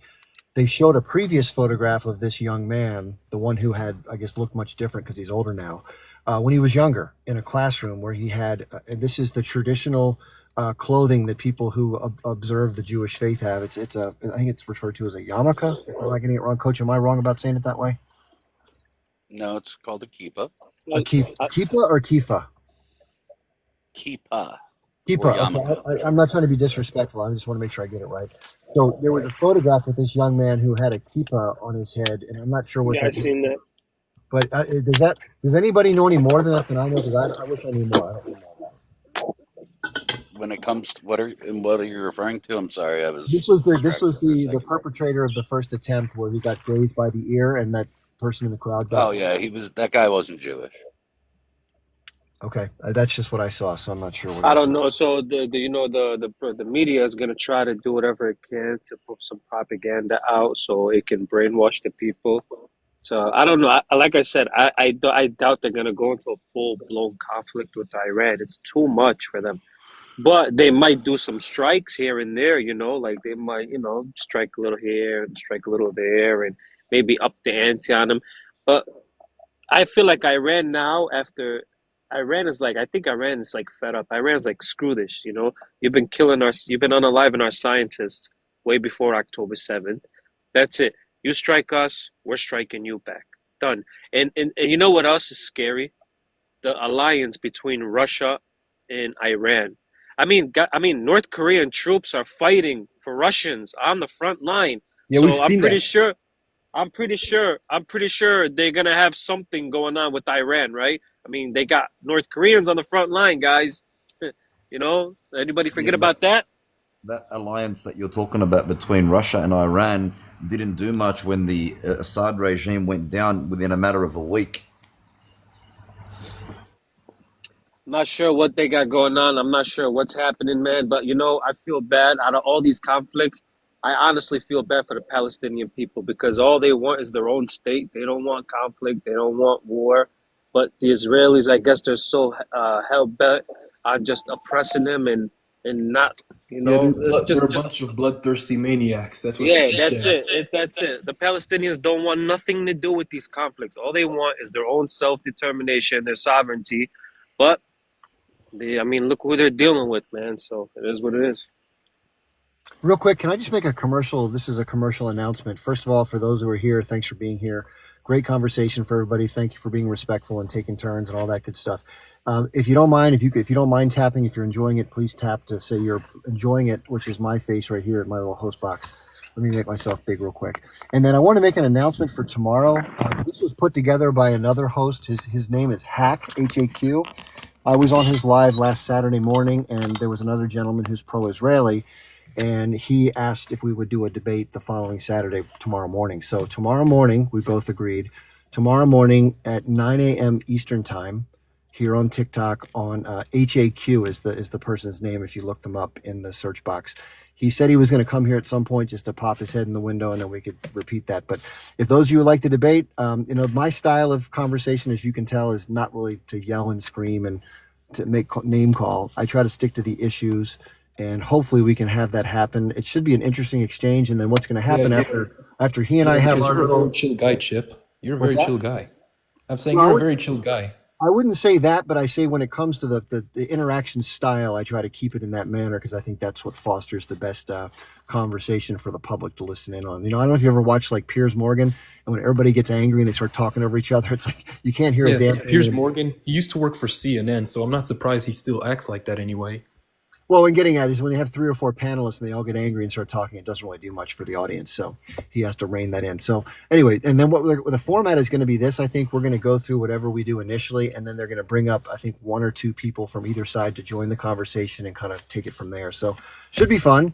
Hopefully we can learn from each other. I always try to listen and try to take it all in and then, share what I've come to know, and hopefully we can find some common ground on this. But one thing I will share, and this is a frustrating point, it can go for both sides, by the way. Sometimes the way we're raised and the way we see things, we want so badly. Propagandized. We want to confirm our point of view so much that we tend to only consider things that are favorable, and we want to immediately dismiss those that seem to contradict our point. One last thing before I pass the mic back to the audience. One of the things I really try to do, and this is controversial, I'm going to put it out there. I apologize to those. I'm not trying to offend Coach or anybody else, but I've made a really sincere effort anytime somebody brings up an allegation about whatever, whether it's on 10/7 or other things that have happened, to proactively agree to try to source things out in ways that would be very, sincere and trying to get. You're good at debunking stuff. But here's the point I'm trying to make, and I'll finish with this. I don't always get that in return. I get challenged. Oh, that can't be real. It's Pallywood. It's propaganda. It's AI. Whatever the answers may be. And nobody ever says, what can I do to further, in sort of a sincere way, without being dismissive, what can I do to look further into this? So regarding that process, someone came on the live last night. I don't know if Coach heard this or not, but she said, as many have before her, that there is specific video and other documented evidence to support what I consider the more egregious claims on 10.7, which would incorporate things like ovens and things being removed from one's midsection, and some of the more egregious elements of SA being more widespread. So I took the time, as I always do. I asked her for the Telegram group, which she said had irrefutable evidence on the Telegram group. So I went through it for about 2.5 hours last night while I was quietly listening on the live. A lot of it's gross. There was actually some new video that I saw from angles and other parts of the day that I hadn't seen before, which is never helpful, but you want to get to the truth. But unfortunately, nothing, not a single thing, even leaned in the direction to in any way, shape, or form corroborate some of those more egregious claims. So not that we should automatically dismiss anything and not accept the premise of the allegation, but we have to hold each other, in my view, to the same standard. If someone's going to immediately dismiss a word that I bring up, like, for example, if a drone knocks out 8 civilians in the middle of a Gazan street, and I say that happened, the first thing I get is, well, it must have been a terrorist, right? There's not even a conversation about, could it be civilians?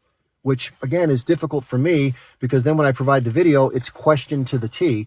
Someone else makes a verbal allegation with zero evidence and then expects me to accept it as is. I think that's just an unfair expectation.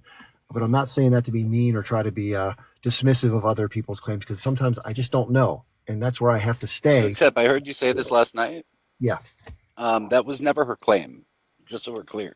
What did she say? Her claim was never her claim was never about the egregious stuff. You had people denying the basics. No. She said, yes.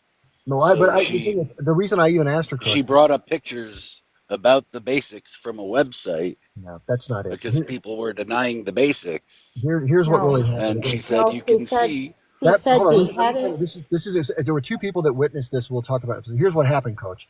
I was very clear to delineate between the things that I have seen and corroborated, which was inclusive of the things that you just mentioned.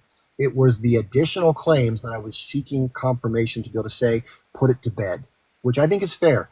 But she wasn't providing that to you. She made the claim that it was irrefutably included in what she was going to send me. So therefore, take a look and you'll know for sure. So like the other 100 people before her, I did that, spent 2 hours of my time very slowly but steadily looking through all the videos, and nothing was in there that corroborated that. She made specifically, Coach, you may have missed this part. Go ahead, Tier, go ahead and explain. Am I lying about this?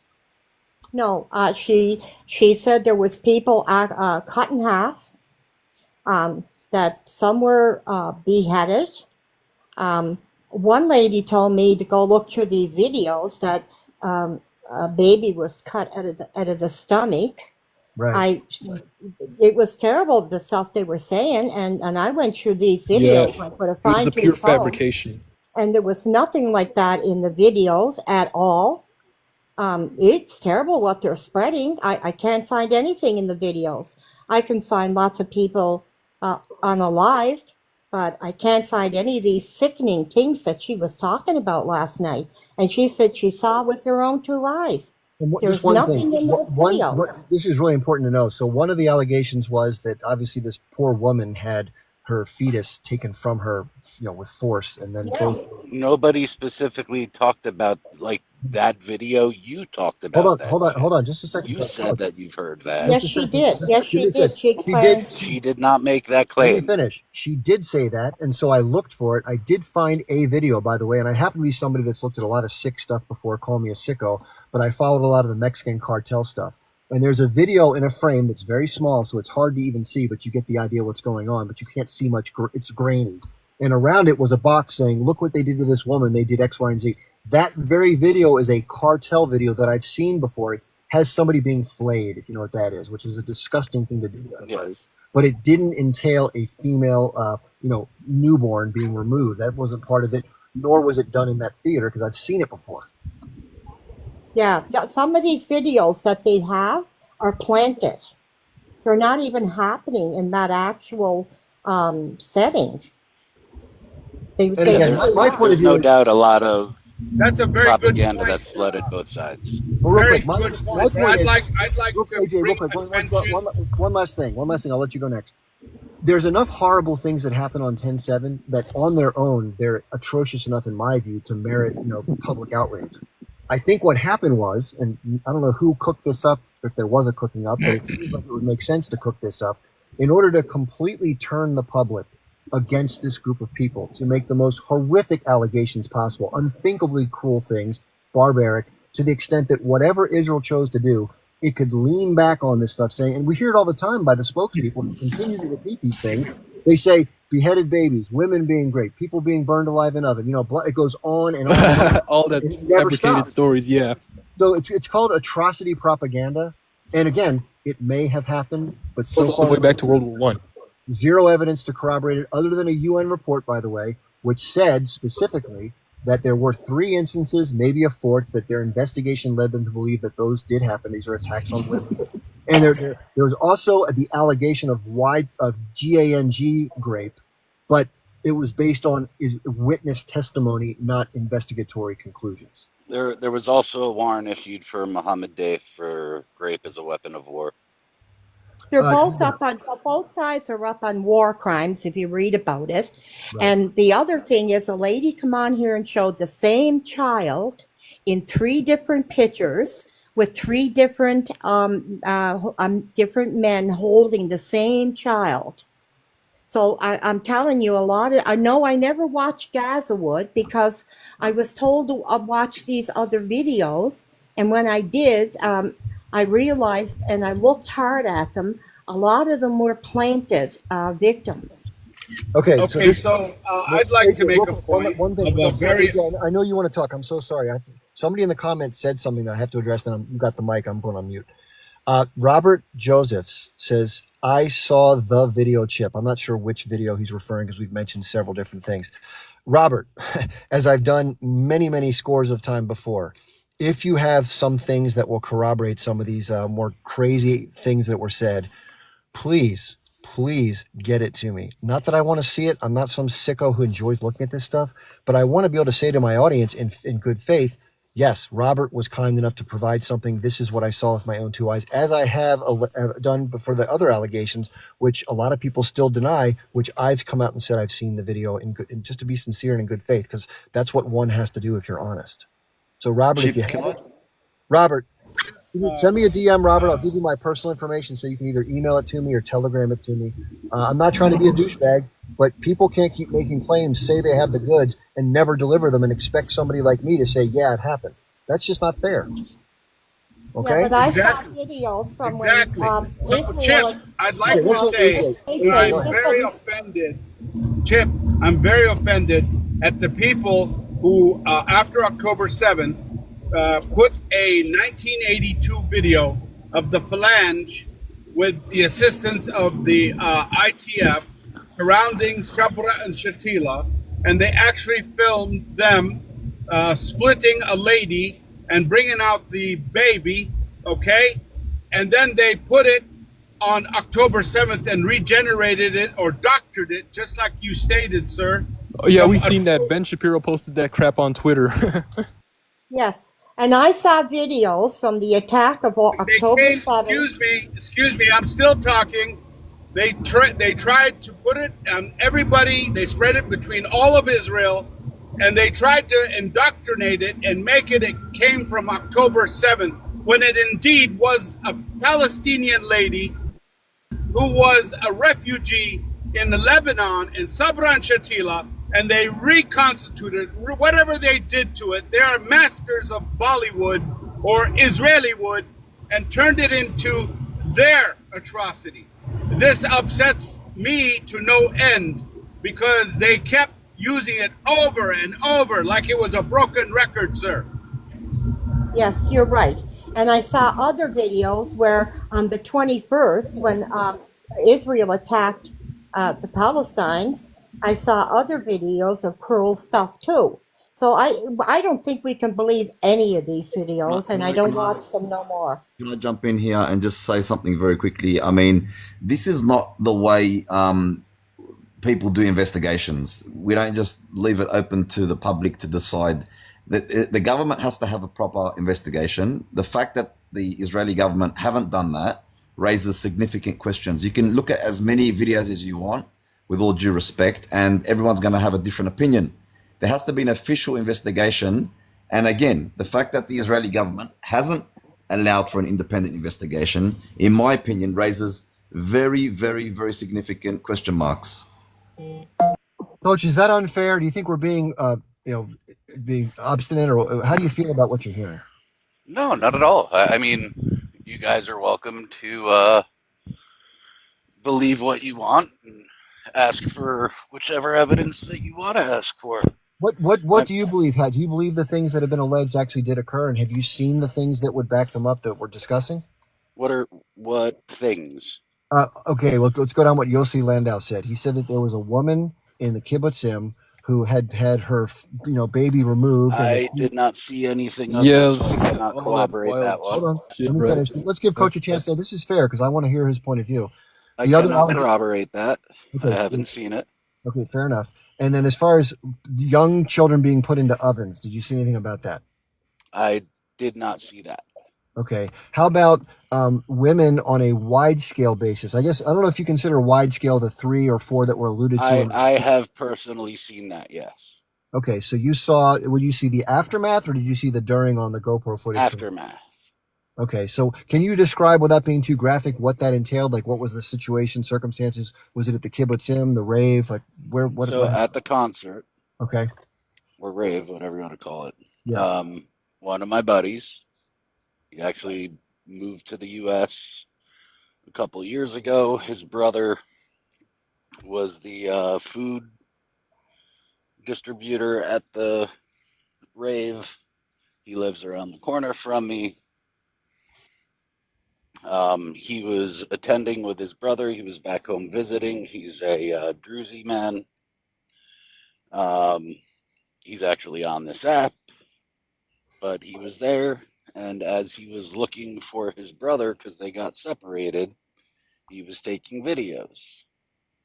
One of the videos that I saw was of, and I do not believe this was H group. So we know that they came across, the civilians came across the border as well. Right. H group that day, for the most part in the videos that I've seen, had their headbands on, etc. These people were not wearing headbands.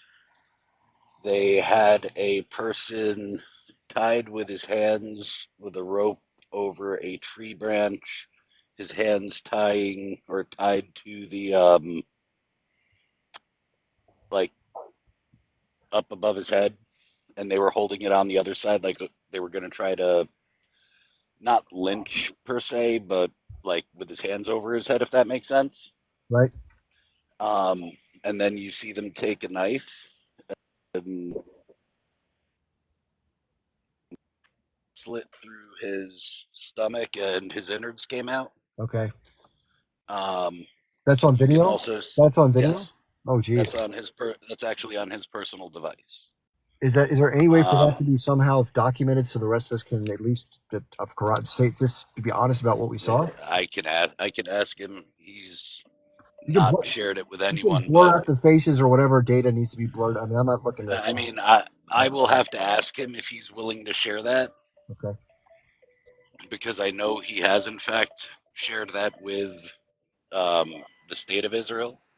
Okay. It might be in the 47-minute video, and it may or may not, like, he may or may not have legal obligations not to share it in mass. Okay. I can certainly inquire though. But the other thing that you see on the video, God bless Israel. videos, Jesus is coming back.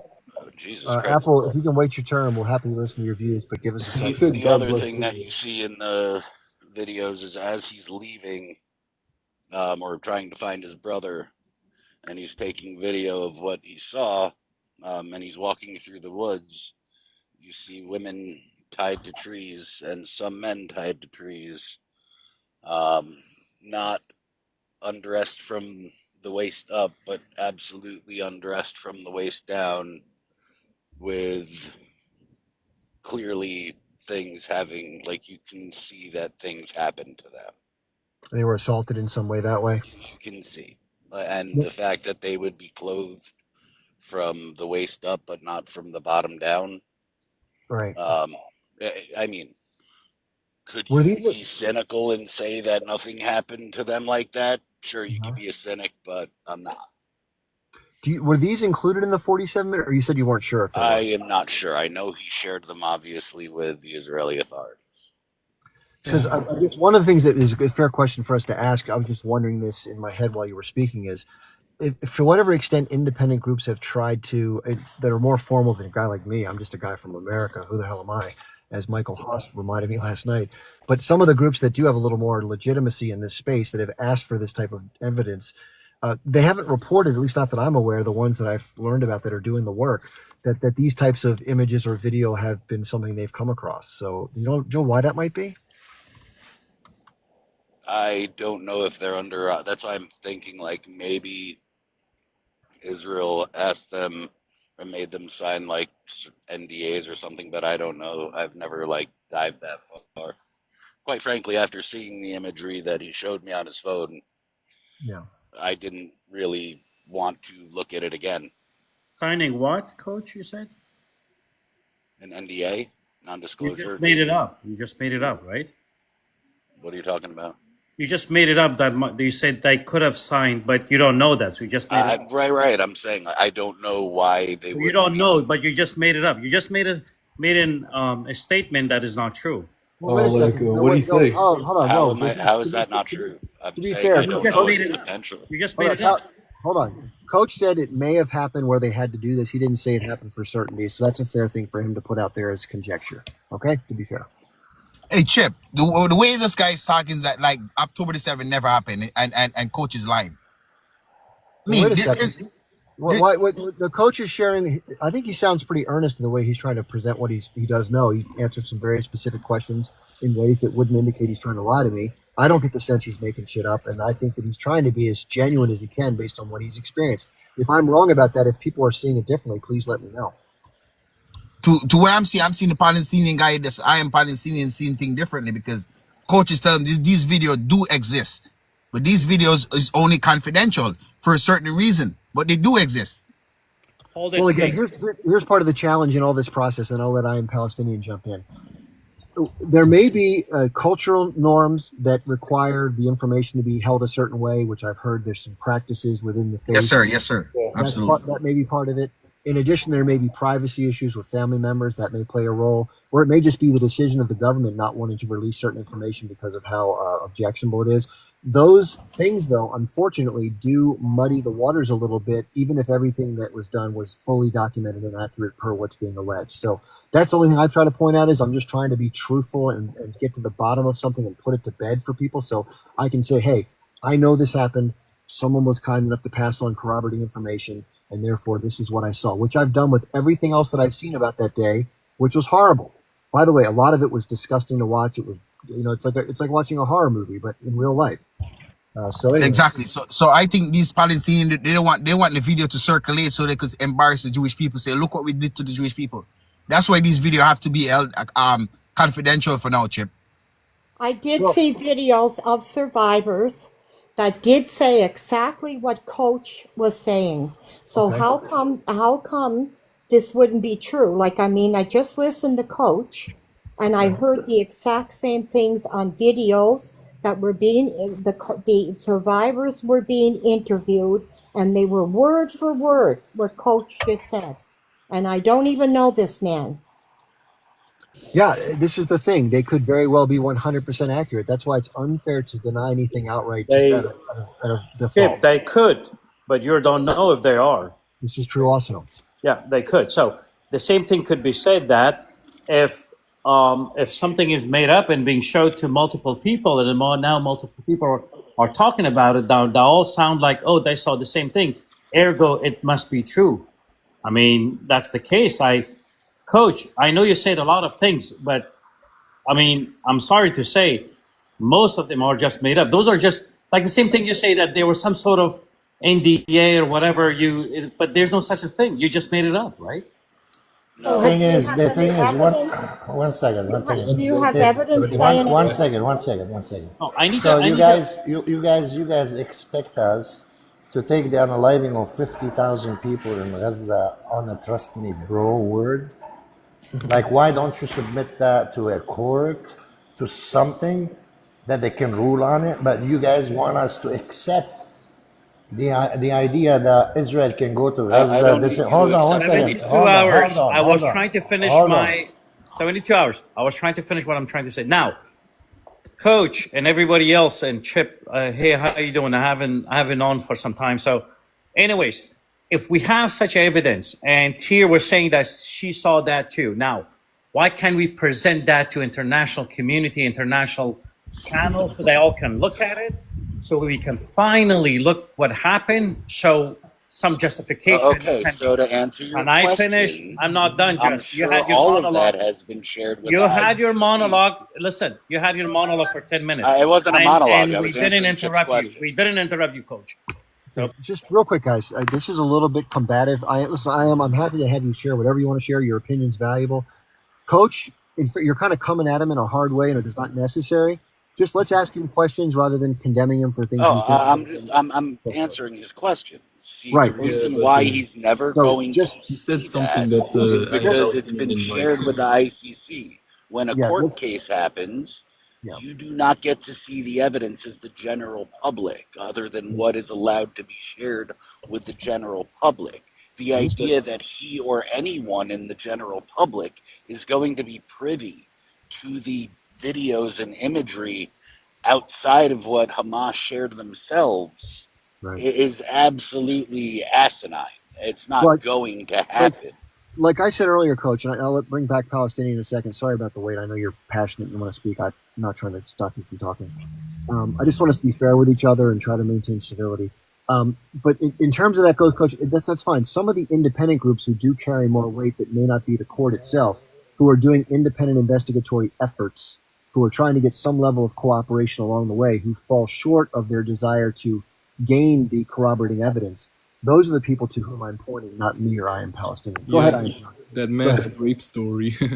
Let's go to I am. Go ahead. I'm sorry, I am. I apologize for cutting you off.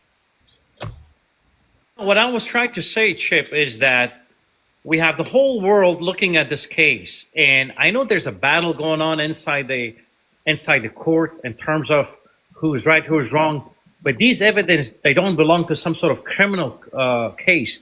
This is an event that took place, and every single person in this world have right to see it and how it's provided. Okay?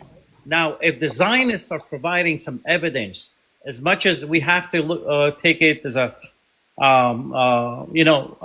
critically, as much as if the age group is providing it, right? So we all have every right to look at it, and then if there's some sort of criticism, it has to be done. Now, according to Coach, behind the scene, it's provided to the Court of Justice and this and this and that, and we don't have ability to look at it. It sounds like all fabrication, typical Zionist from the past 77 years. I'm not going to accept all of that. That's a bunch of nonsense and BS. Okay, just let me say one Can thing. I I'm not trying to real quick. I'm not trying to play devil's advocate or be confrontational.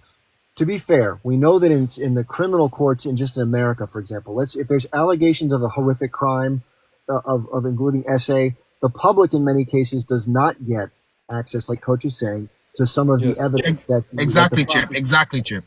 They're confidential. They're confidential.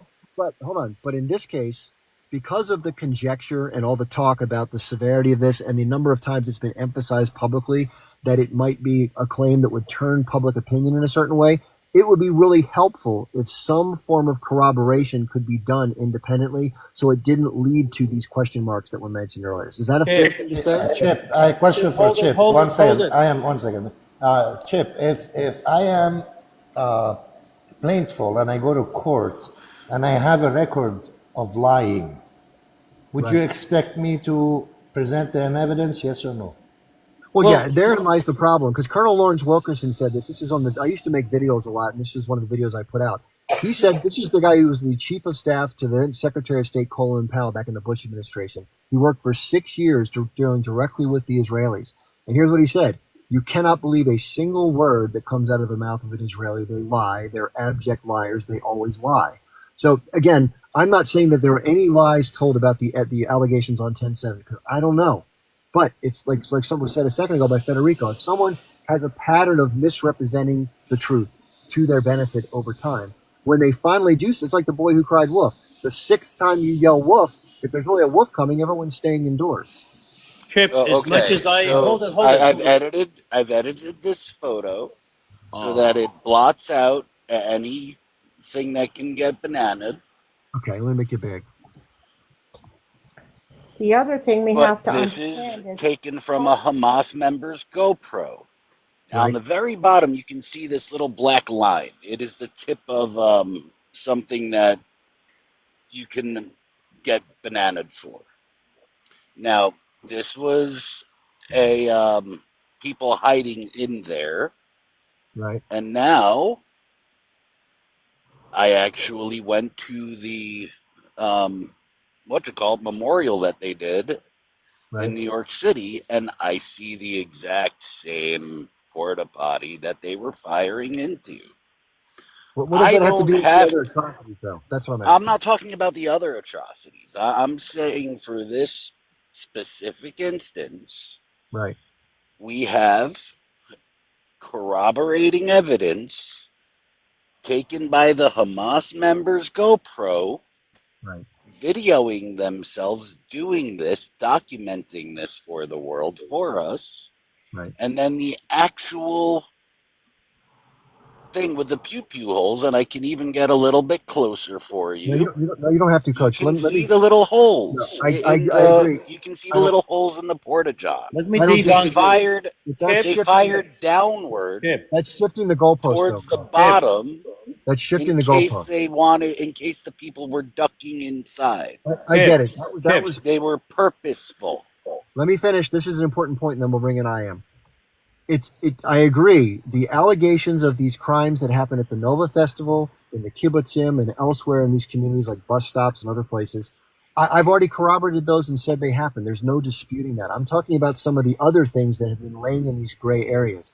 The existence of that evidence to say that because that was accurately depicted in a secondary analysis that you did in person doesn't say anything per se about the accuracy of the allegations in the other circumstances. Can I? This is that was hold on I 1 second, 1 second. Yeah, that was a I think it's combat my zone. turn. You show us the bullet holes. Like I mean, if I tell you the story of Hind Rajab, you guys know who Hind Rajab is, right? 72. Please, can I debunk what he just made? Wow. Bunch of propaganda. You Russia, showed us a picture. talking about the Okay, little woman. just I will prolong it. Hold it, buddy. Chip, I'm gonna prolong it the way he's prolonging it. I'm sorry. Go Now, ahead. you're showing us a picture and then a tip of Kalashnikov, and then that picture's could have been taken anywhere or Photoshop. All right, now you're showing us something else was bunch of holes. Now, you're assuming that we Hey, Chip, have. this is what I'm talking about, Chip. They're very in denial. Hold You're on. asking us to accept that there was some sort of, and we have to imagine now atrocity took place. Like I do believe that atrocity took place, but you're just trying to get us in some sort of imagination that we have to imagine, right? That's what you're trying to do, Coach. No, literally, I showed you the person holding the pew pew. So anybody can hold that pew pew. Who's holding that pew pew? Yeah, anybody could hold the pew pew. Are you out of your Anybody fucking can hold it. mind, dude? That pictures could be taken anywhere. Yeah, totally. It was an IDF soldier, right? Right? Who It was cares? an IDF soldier pew You pewing can't their own prove people. anything. You can't prove anything with that picture. Okay, just real It was quick. an IDF soldier pew pewing there- its own person. There's a Fucking standard. idiot. There's a standard in the legal world. My dad was an attorney before he died, so I. Mom is a fucking idiot, you bunch Hold on. of piece Hey, of come, shit. hold on, Palestinians. This you have to be fair. So, let's look at the day. Let's look at the progression of events, and we have something called the reasonable person standard that we have to apply. Now, it could be that other things did this to those porta potties. It's possible, but what would a reasonable person say if there were people coming into a festival that were armed? The people there weren't. Some of them were hiding in these events. What is the likelihood that the other explanations are more likely than not likely? I'm just trying to be fair. I'm not trying to make anybody look bad or try to make false allegations. But me as a reasonable person, I got to be fair and try to be apply the same standards to all the analysis I do, or I'm being disingenuous. I would say if I was looking at that from an investigatory standpoint, it would make more sense that the people who came into this festival, if they lost their lives inside of these places, it's more likely than not, especially if it was taken from GoPro footage and shown in this 47-minute compilation, that is part of what occurred that day, which led to the loss of some 750 civilians or whatever the number was outside of the soldiers. Now, it could be, though, that something else caused that. People talked about the Hannibal Directive, maybe crossfire. It's within the realm of possibility. What Coach is saying, though, if I get him correctly, he cut the photo off so it wouldn't be, but if you were to remove the lower part, it shows the image from a first-person standpoint, looking through the camera with a weapon in the hand, actually involved as those holes were appearing. If that's what happened in the video, I find it very hard to believe that the IDF would somehow have a GoPro, grab an enemy weapon, unalive their own people, and then provide it as evidence that the other guys did it. That's just me. Maybe I could be wrong. Does that make sense? Coach, does that make sense? Coach, I'm not trying to back you up. No. Listen, I'm with you on this one, Chip. He's trying to deny objective reality. No, you guys are in denial for the past 77 years. That's the truth. Okay. That's the truth that you Zionists can go back to Europe. That's the truth. Keep coping. Yeah. Okay, well, let's get it off the subject. Smoke that beautiful copium, Yahara. See, Chip, that's the problem, right? They should go back to Europe. This is the problem. These people should go back to Europe. Bro, from the helicopter. And I tell you about these Arabs, man. Shit to the Middle East, bro. Why don't y'all stop, man? Okay, Yakakba. Let's not go there, guys. Let's not say. Let's not say debaters or a bunch hold on, everybody. Anybody that uses profanity, anyone that uses profanity words cause personal attack, I will be dropping. I don't care what part you are. We are all here for educational purposes. You can make up your mind. You believe or you don't believe what they say. But personal attack, religious attack, all that stuff is not allowed on this panel. If you want to be a participant to a learning experience, thank you very much. If you're not, we're not going to allow it out here. Yeah, for example, when you're having a debate. I got some breaking news. Hold on, real quick. You guys like breaking news? Go ahead, yeah, go ahead. Just hit the most massive. Is he breaking up for anyone else? Yeah, he's breaking up. AJ, just 1 sec. I'll bring you back once you get your Wi-Fi. We need another crusade. Hold on a sec. So if we're having a conversation about topic A, and then we shift gears to topic F, like out of the blue for no reason, we can have topic F, but that doesn't help foster the resolution of topic A, which is all I ask people to do. And if there's not a legitimate answer and we have to be confused, we can agree to disagree or be confused, which is fair. But I won't do it. I don't want others who are speaking with me to do that. So in fairness, let's try to play within that sandbox that way, if that's reasonable. I do want to give King Money a chance. King Money, please don't say those Arabs. If you have specific groups of people or individuals you think have been problematic in their behavior, that's fair to mention. But, you know, this person who's speaking has his ethnicity and background. He's not indicative of everybody from his ethnicity and background. So what would you like to share that doesn't involve generalities? Well, okay, I'm not going to say specifically Arabs. I'm going to say the jihadists group that's in the Middle East. It's the rise of the jihadists group that's in the Middle East. Like, for example, what's going on in Syria is a domino effects that's going on in Palestine, right? Because these rebels are saying that they're going to attack Israel from Syria for Palestine. So what Israel did on October the 8th and furthermore what's going on today is to protect the right for Israel to exist. Who said they're gonna attack Israel? Hold on, let me finish. If Israel don't protect its borders like Syria. You made a claim because I heard a different statement today from this group. So you're saying they said they're gonna attack Israel from Syria because of Palestine. Where did you that's get what that? they said. Where did you get that news from? That's what they said. Where did you get it from? The guy Mohammed Ghali, whatever the new guy is, just taking over Syria. Is that the same guy that I heard them say today that they don't need an army and the only army in the region is Israel? Like, because I'm confused now because I heard his statement today saying that, and now you're telling me a different statement. That's what he said. Are you making up stuff or what? Later, my friend. No, I'm saying the reason why Israel is in the Golan Heights. They have to take over that area and control that area in Syria. Otherwise, but in the you next 20 said, years, hold in the on, next 20 years, King, we don't allow misinformation over here. Okay? You said that they made a statement they're gonna attack Israel for Palestine. So yes, that's what they make. Yeah, I'm asking you, where did you get that statement the from? rebels make. I'm telling you that his vice today, he came up on a national TV interview, and he Yeah. said that they are looking to make a peaceful country. They're not looking to build an army. They're not looking to go into any armed conflict with anybody around them, and especially with Israel. And he said, even if the Syrian wants to go work in Israel, we have no problem with that. So I don't know, where did you get that statement from? This statement was made like 2 days after Assad regime fall. They said they're gonna go King, all the way King, to I'm gonna ask you for a favor, King. If you wanna say something, because everybody that you see on this panel, we're pretty knowledgeable. We're people that follow the news on a daily basis, minute by minute.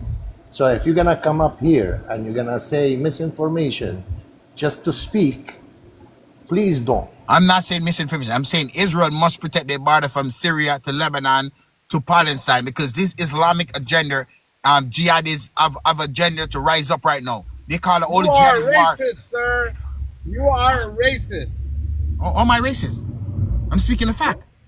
Why Hold are on a you second. using? Why are you using a religion Let me in a address this, conflict? guys. A Let me address- religion is not a conflict. Let me I address said this. jihadists. I said jihadists. AJ, let me address this. Are you truly that dense to know that Islam is not a country? It's That's what I'm saying. These jihadists from Sudan, these jihadists from That's not what you Somalia, said. these jihadists from Palestine. That's not what you said. these You made a rant against a religion. Why? AJ, this guy, Why? hold on. He's been in the comments earlier. He was making racist remarks and he was insulting Chip. I muted him. He requested we brought him up just so we can hear him out. Okay, so let me speak to that issue for a second. So this is an oft-repeated technique that's used to try to, I guess, smear or vilify people who have a common religion or a common, they try to make it sound like everybody's on the same team that wants to take over the world against non-Muslims or something to this effect. So for example, if somebody from an Islamic country, let's say they come from Tunisia and they move to Germany, and then there's an attack one day on a particular person, a woman, maybe she may be Jewish or whatever, they say, collectively, look at these Arabs, look at these extreme Muslims, look what they do. How come these Palestinians? They automatically conflate everybody. The interests of different parties are different. There are some ideologically driven jihadist groups that exist, ISIL, Boko Haram. We know who they are. That doesn't mean that people who practice Islam and they're struggling for regional autonomy are aligned at the hip with the ideology of those who just want to go out and unalive apostates. Does that make any sense to you? So it's unfair, in my view, to not look at the core interest of the parties. The Muslims in Iran that are Persian are not the same Muslims of this group that just took power who are Sunni in Syria that come from the origins of Al-Qaeda. And right now, because of the way the U.S. has backed these rebels that are from this background, and the fact that Israel has been a part of helping some of their wounded soldiers get healed, they're not going to go out and start biting the hand that's feeding and supporting them because they're just coming into power right now. Why would they all of a sudden switch and embark on a campaign to get rid of Israel or to support the Palestinians? It's just not in their self-interest to do so. It's not in the self-interest of most of the leaders in the region who have taken Western money in lieu of doing the will of their people to help support the Palestinians. So it's just a nonsensical statement that has no basis in reality. I guarantee you, Jelani did not say this. If he did, I'll give you $1,000 if you can bring me a quote saying he wants to attack Israel for the Palestinians. Okay? That's a pretty fair deal. Who wants to say something? Jackass is just coming in. Jackass, do you want to jump in or do you want to wait to jump in? And then we have Cody after Jackass. Well, I have some news. Yeah, AJ, go ahead and tell us the news, please. Would you mind, Jackass? Go ahead, for sure. I just got a news flash from Newsbreak that the biggest and most massive attack yet from Russia against Ukraine has just occurred. It is a very devastating attack.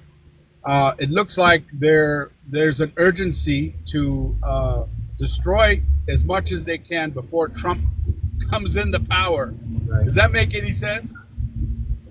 Well, it's obviously the Biden administration knows that the policy is probably going to change dramatically. So what they're trying to do is give as much money arms and try to provoke Russia as much as they can, so that it will carry over involuntarily into the Trump administration, because they're kind of be forced to play the game rather than voluntarily play it. Yeah. Jackash and or Cody, would you like to say something, and then we'll bring in Omar. Yeah, hi. Nice to have, nice, thank you so much for having me. Nice to see you. Listen, I'm not sure what the topic is, but I'll just kind of sit back for a minute. I thought it was Israel-Palestine, but we're like a little all over the place. Well, a second ago, there was somebody making allegations that somehow there was a tie between the rebels who have taken over in Syria and their desire to jihad on behalf of Palestinians against the Israelis, which I think Gotcha.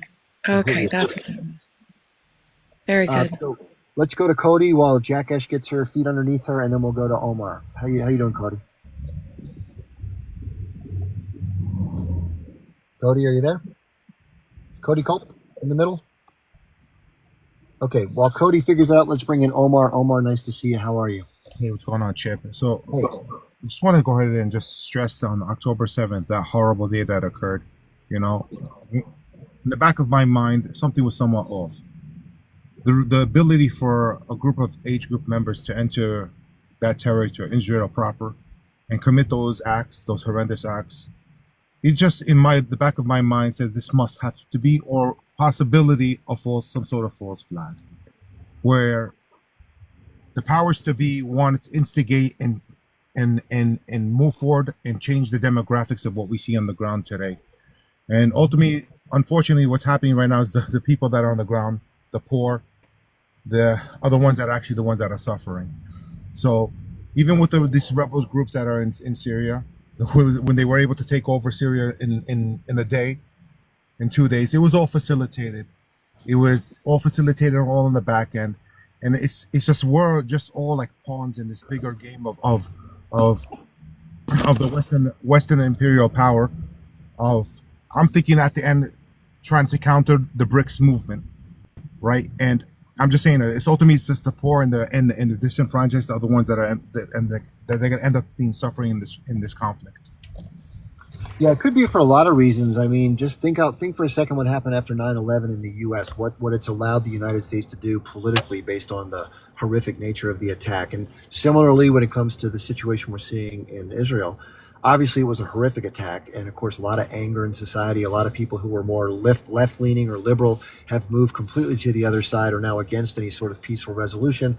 Remember, there's certain things that are going on. I don't have any evidence to support any of what I'm about to say, so take it with a grain of salt for entertainment purposes. We do know that off the shores of North Gaza, there are tremendous resources that lie unexploited for natural gas, like 10 trillion cubic feet of natural gas, which is astronomical amounts of money.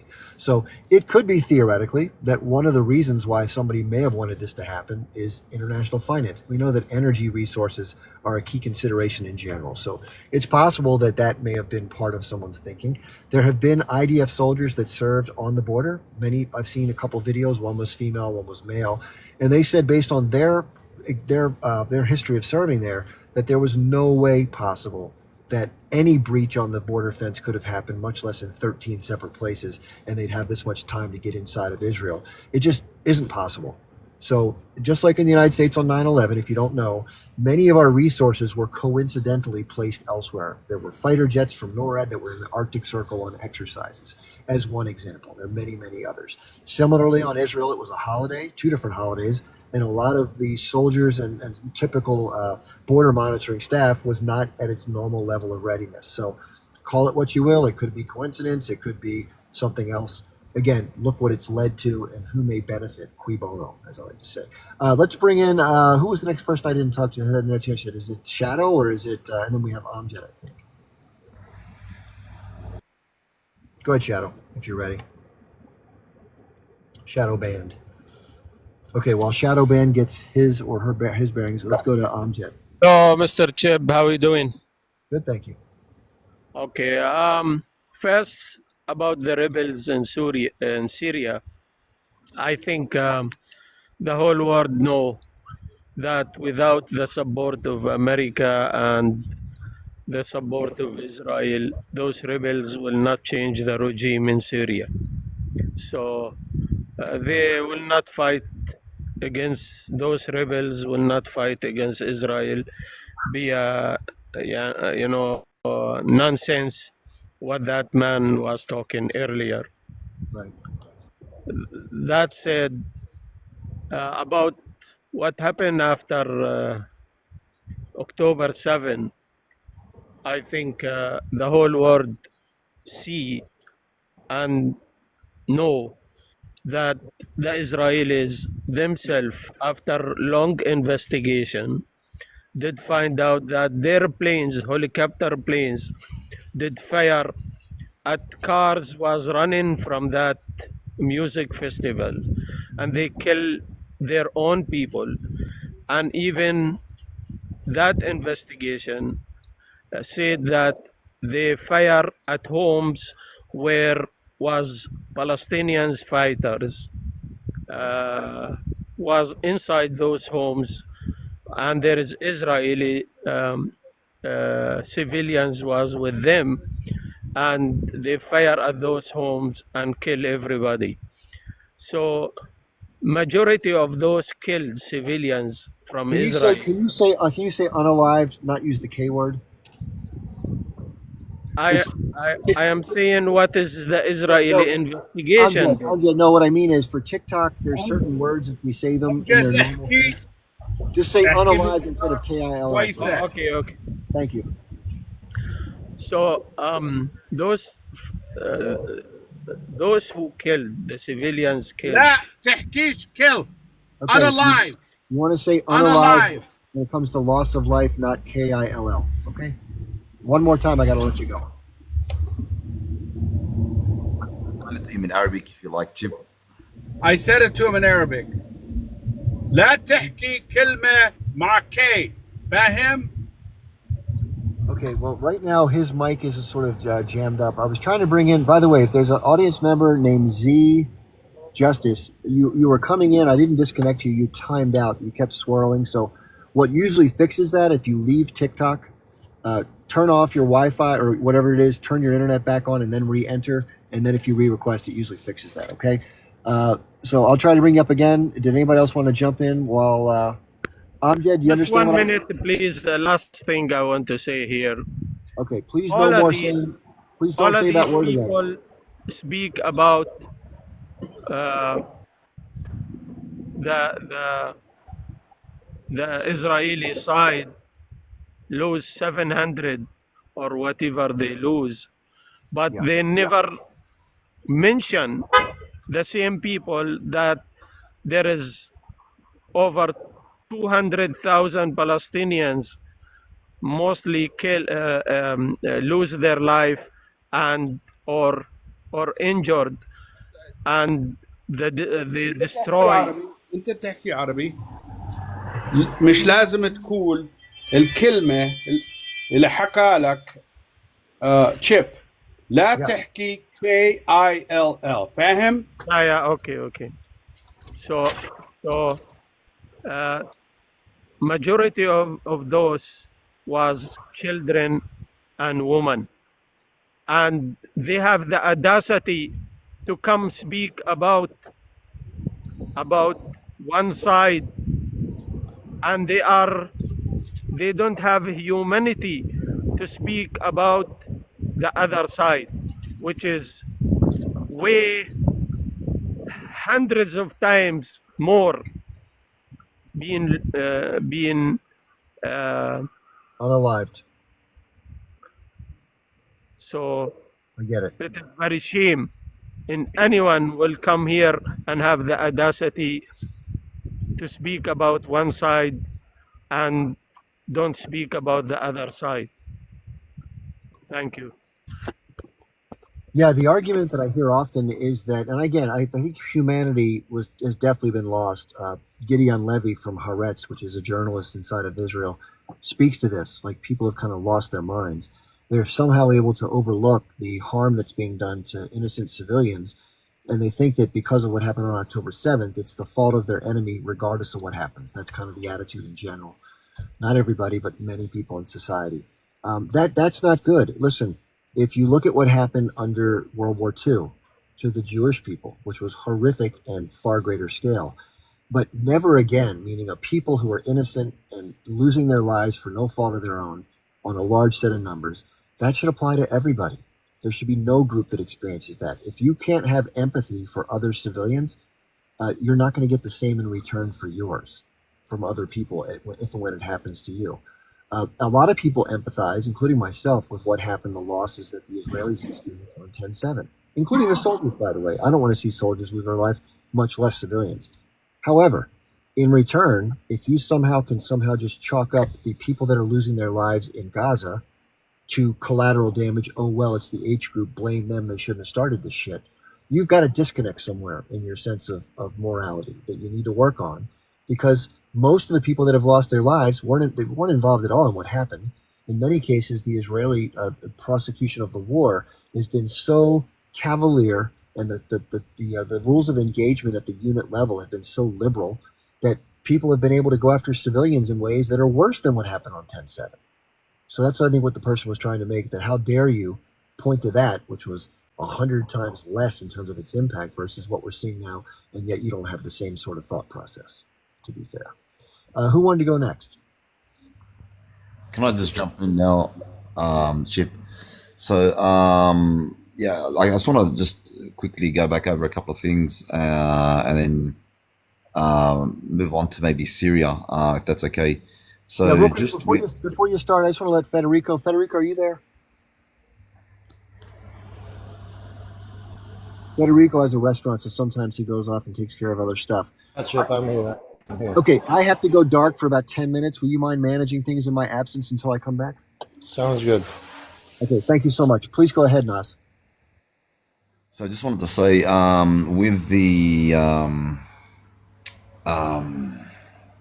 things that we were speaking about, gee, I forgot what I was going to say now. Anyway, so with Syria, it'll come back to me. With Syria, I think there's an excellent article that's on the United Nations website, and I can put that link in the comments if that's okay with the host. And it basically, what it does is it shows how Israel is actually in breach of the United Nations resolutions in its illegal occupation of the Golan Heights, Syria, in Syria. And I think that's something worthwhile looking at. So I can put that in the comments there if that's okay, host.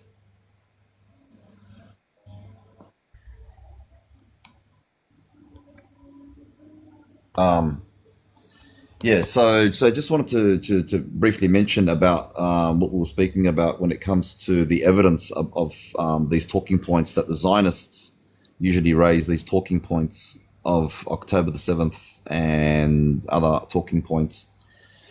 I think it's very, very important that we actually put the onus, the burden of proof back on the Israeli government. And the reason why I say that is because from a legal point of view, we can't just look at evidence as individuals and make our own decision, because that's not the way it's done. It's normally done in a formal, professional manner, and that is that the government itself has to have an independent investigation. The fact that it hasn't allowed for that, as I said, raises significant question marks, and we can keep speculating. People can have different opinions about what's real and what's not real, and I noticed some people talking about these videos emerging from the cartels.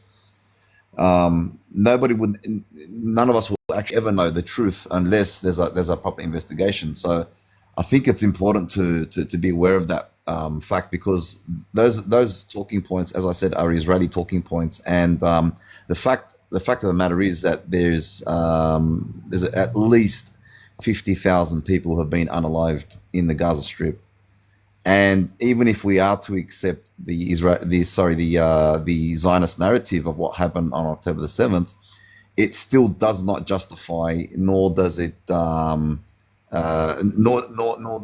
justify the excessive, disproportionate unaliving on the other side.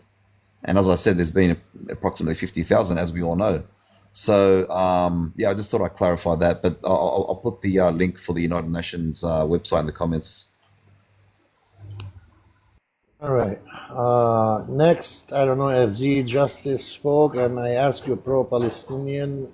I am a pro-Palestinian, and I do not like to stand up for Zionists. So when Z Justice speaks, allow him to speak, because if you interrupt him, I have to stand up for him, and that would be on you.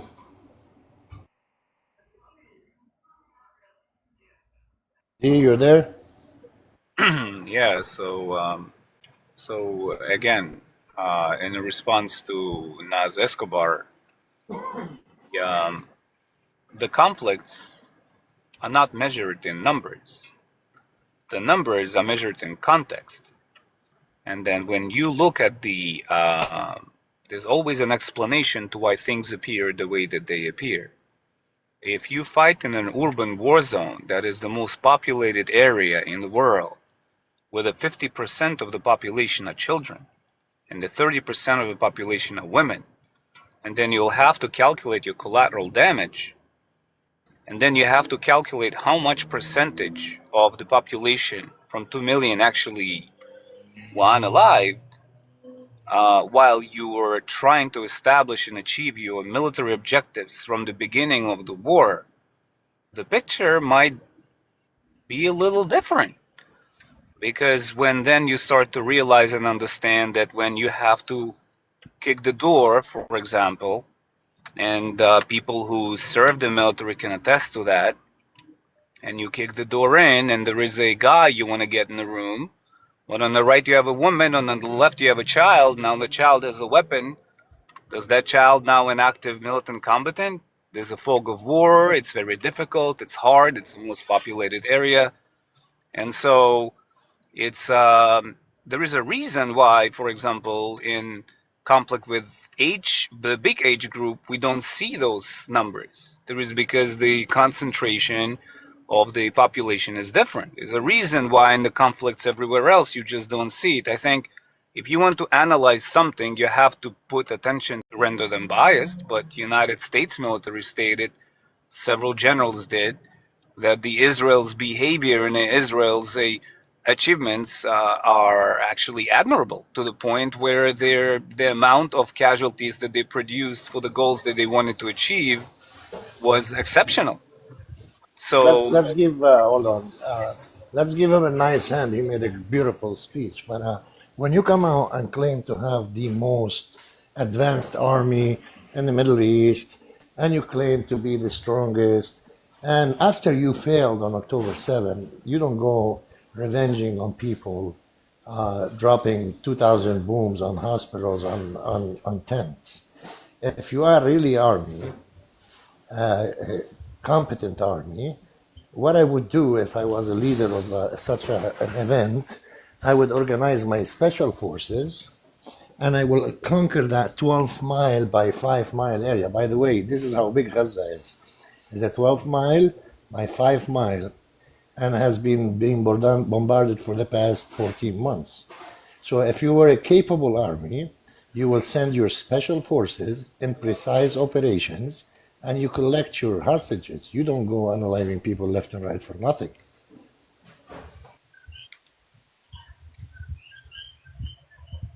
Shadowban, you want to go out? Actually, if it's okay with you, Frederick, I'd like to wait for Chip to come back, because I'd like to pose a question to everybody in the panel.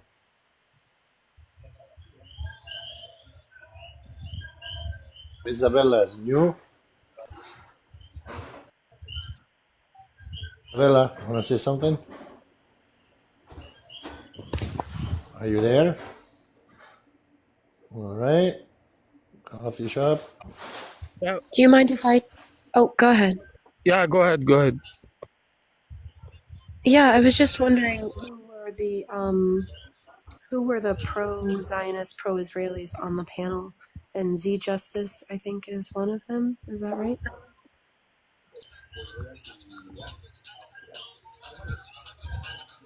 I think right now it's only Z. Gotcha. So we'll be easy.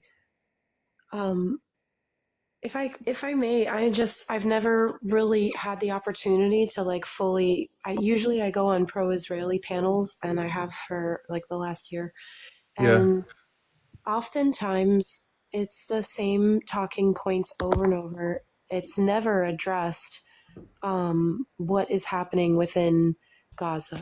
It's never addressed that there is a record amount of journalists being unalived. It's never addressed that the aid workers are in fear of their lives and also in record amounts being unalived. And I just wanted to like pose the question to Z Justice. Is that something that you take into account? Like, do you recognize that there is it's what seems like a concerted effort to get rid of or intimidate the aid workers and the journalists that are trying to report on what's happening within Gaza?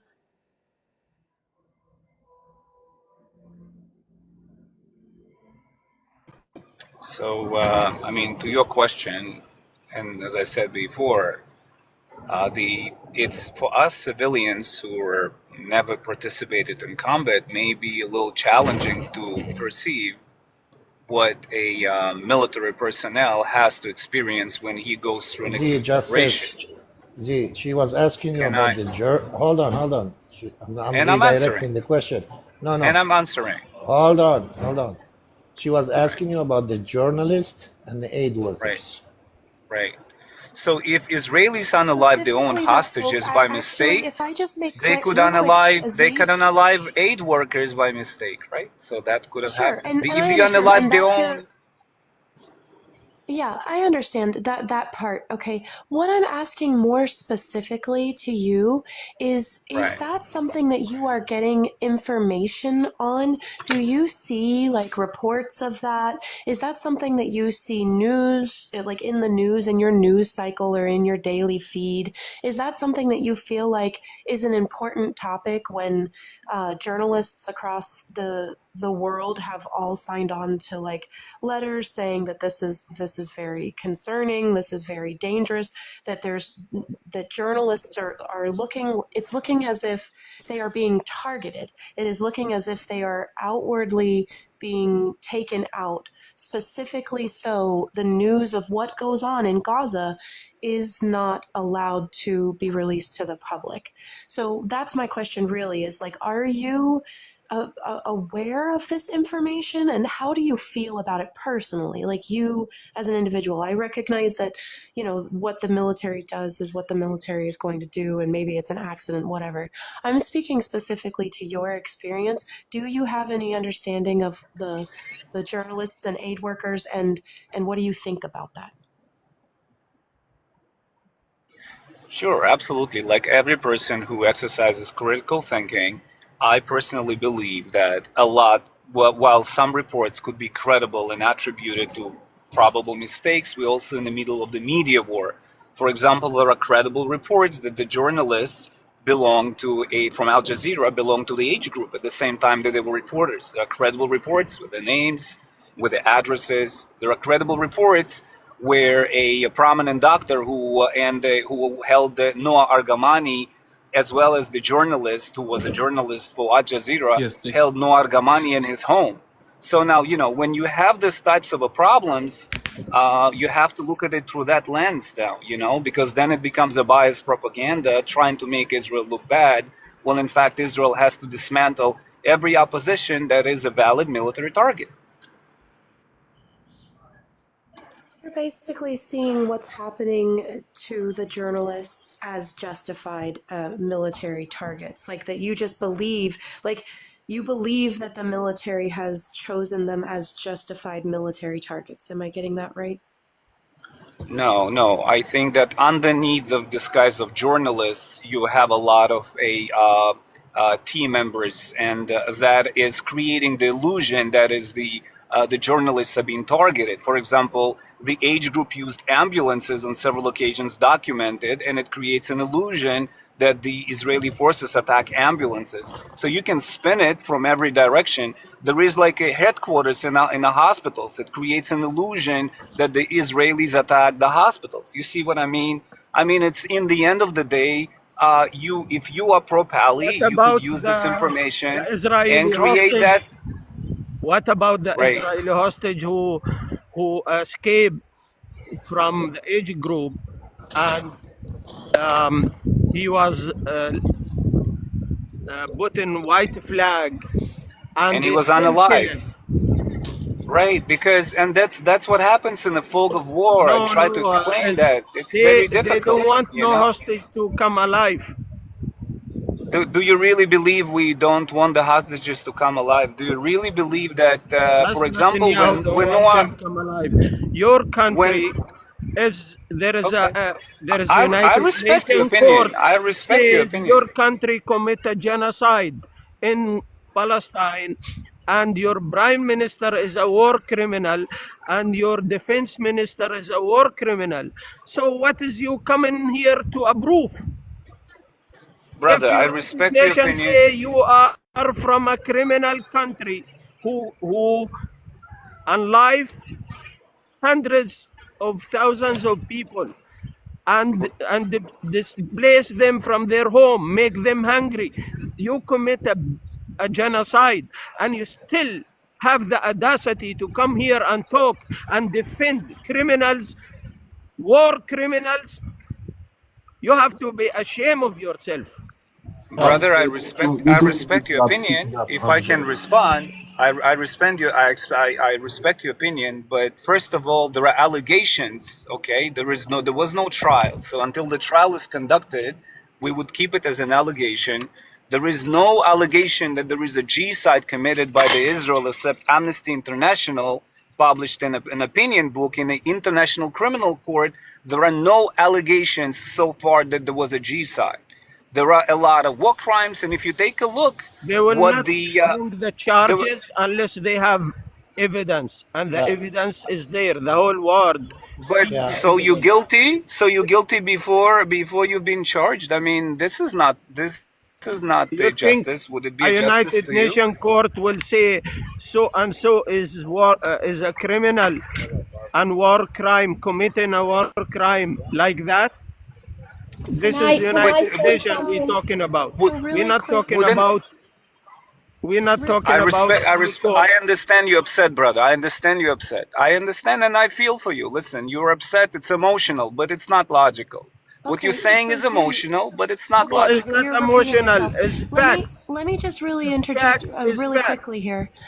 Z, so you made the comment saying that, you know, are you trying to avoid like a due process situation? So are you just trying to say that they're guilty before being able to be proven innocent? That is exactly my observation with the people in Gaza. That's my understanding of the way that some of these things, because I'm reading about children having getting sniped in their heads or in their hearts, and when I see things like that, and then well, not just necessarily you, but the information that ends up coming out is basically saying that, you know, as you've kind of quoted here, is that, you know, it's just because they are casualties of war. It's just because they were kind of in the way of the T groups and things like that. So do you have any of the same kind of understanding that, you know, there's no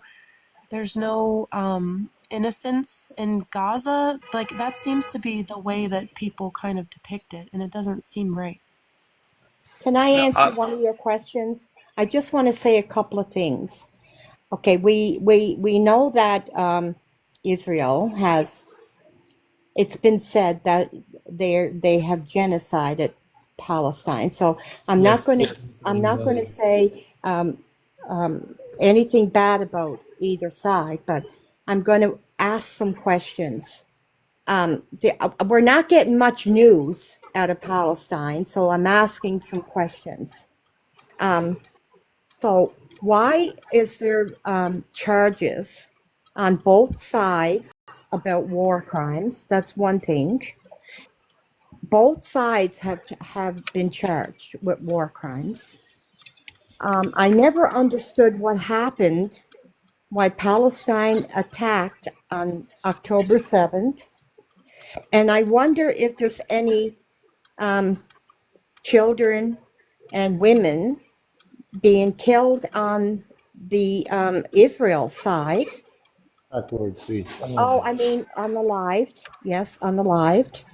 And I don't know what's going on because we don't get any news. And then my question to Z may answer all of your. All right, Z, this is a case that no Israeli was able to give me reasonable justification. Are you familiar with the name Hind Rajab? No, I'm not. Okay, this is a girl where supposedly, by mistake, the Israeli army shot at her car with her parents. And when they shot at the car, hold on. Yeah. When they shot at her car, her parents were unalived and she stayed alive. So that little girl, 9 years old, picked up the phone and called the Red Crescent. And while she's talking to the Red Crescent, she told them what happened, and she was on the phone with them. So the Red Crescent cooperated with the IDF about the location, and they told them that we're gonna go rescue that girl. While the first ambulance is going to that car, it was shot at and unalived all the aid workers. So they communicated again because the girl was still on the phone. While she's on the phone and the Red Crescent is talking to the IDF, you could hear them shooting at that car, knowing that there is only one survivor in that car, and that was Hind Rajab, 9 years old. She was found with 60 bullets in her body. Is that a mistake? She actually wasn't 9. She was 5. 5? Right. I don't know if when I can respond. I mean, it's up to you guys. Correct age. She was 6 years old. Whatever. So she was a child. She was a child. I feel horrible for that happen. Okay, I honestly, deep inside, feel horrible that the child had to lose her life at that age in those circumstances. It's horrible. That's all I can say. Can I speak to her a second, please? Sorry to jump in, everybody. So I've taken a lot of time to try to figure this stuff out because I am a former Army officer. I served in combat. I know what it's like to be in the military. There's something called rules of engagement. For those who don't know what that is, when you're going to a war zone, you're told by your commanding officer what you can and can't do. In other words, maybe the enemy will have to fire at you first before you can fire. Something like against the enemy. Yeah. So in other words, there are always rules of engagement that are supposed to be clearly. Someone's got a lot of background noise. Who's that? Maybe it's Z Justice. I don't know. I heard a lot of noise. So the command and control is supposed to put out rules of engagement that minimize or eliminate the likelihood of civilian casualties or war crimes, right? That's the purpose of military command and control, as well as winning the combat, obviously. So what the allegations are in Gaza, for those of you who don't know, is that, and by the way, there's an interview that was just published today in Haaretz, just came out in the last 24 hours, by an Israeli soldier who served in Gaza, who spoke to this issue I'm talking about right now, the rules of engagement and how different command structures work within the Israeli army. It's not every unit, okay? Nothing's always everything. It's not like the head of the country gets together and says, go get civilians. It's not that simple. This is not how these things work. However, the defense minister, in their private meetings with the higher commands of these different divisions that operate in, as a part of the Israeli military, gave a very, very permissive range of options for commanders to work with in Gaza. Pretty much saying, just do what you got to do, kind of thing like that. Now, most soldiers, just being human beings, don't get pleasure out of hurting civilians. So this is also something that varies from unit to unit. There's always some sickos that join the military that kind of get a kick of going after anybody, animals, doesn't matter what it is, or just kind of trigger happy. But within a lot of these units, a lot of the lower level commanders who need to make these field-based decisions with regard to how their units operate have made decisions that pretty much give a lot of latitude to the unit to do what they want. Within that reality, what has happened is that in many instances, when somebody might otherwise not engage a potential target, Like, for example, the 3 Israeli hostages who were able to wave a white flag and they got away from their captors and they were trying to make it to safety. This is not necessarily the fog of war. Certain instances can be, but if you have a pervasive and liberal rule of engagement policy, it leans towards the greater likelihood of civilians or whomever's in your field of vision, your line of fire, of coming under attack and losing their lives. So when he mentioned Hind Rajab, here's what actually happened. There was a vehicle with 6 family members. There was a mother, a father, a cousin, and 2 other family members, and then Hind. So her 13-year-old cousin and Hind survived. The cousin was very badly injured. The cousin picked up the phone and called the Red Crescent. Now, they were engaged by an Israeli tank that then subsequently moved closer to the vehicle, such that the commander and the driver could easily see who the inhabitants of the vehicle are. I've been in tanks. That was my unit. I know exactly how they operate. So they could easily make visual contact with the target. Now, the 13-year-old called the Red Crescent. The tank then fired on the vehicle. After that phone call was made, the phone fell to the floor. The 13-year-old died. Hind survived. She didn't get hit because she was down on the floor kind of hiding, and she was a teeny little girl. So she got on the phone and was in this, there's a recording of this. It's tragic. She's speaking in Arabic and she's talking to the operator, and the operator's encouraging her, don't worry, young lady, she's scared. She's frightened for her life, as she would be. And they assure her there's someone's coming to help her. They are able to get 2 Red Crescent, first responders to first coordinate through the Israeli military, which is standard practice in war zones, by the way, in Gaza. This has been going on between Israel and the Red Crescent for a long time. This is not unusual. So they know, just like the international food workers, this happened with them. They make contact with the military chain of command. They explain the circumstances. They explain what they're going to do. They tell them exactly where they're going to go, when they're going to be there, and could they please back off? This is a civilian vehicle. So all that was laid out very clearly for the command structure. That was relayed down the chain of command. And despite that being relayed down the chain of command, the tank engaged the vehicle and killed Hind. In addition, when the 2 first responders came, they drone hellfire bombed the ambulance. So basically, in my view, and again, you may say this is the fog of war. To me, that's not the fog of war. That to me is murder. That's taking known civilians and knowingly unaliving them in a combat zone where people went out of their way to clearly mark them as non-combatants. Now, that's an example. The allegations against the Israeli military, and again, this is what's hard for people who support Israel to kind of get their head around, because what they've been told and the ethos of their entire upbringing around this phenomenon. And by the way, they should defend themselves. I can understand any group wants to have their military take care of defending their country. Fair. But what they've been told and what's been drummed into their heads for the entirety of their upbringing is that it's a moral army. It goes out of its way to avoid civilian casualties, and this fog of war argument and maybe a few bad apples here and there. That's kind of the discussion. That's the range of the discussion.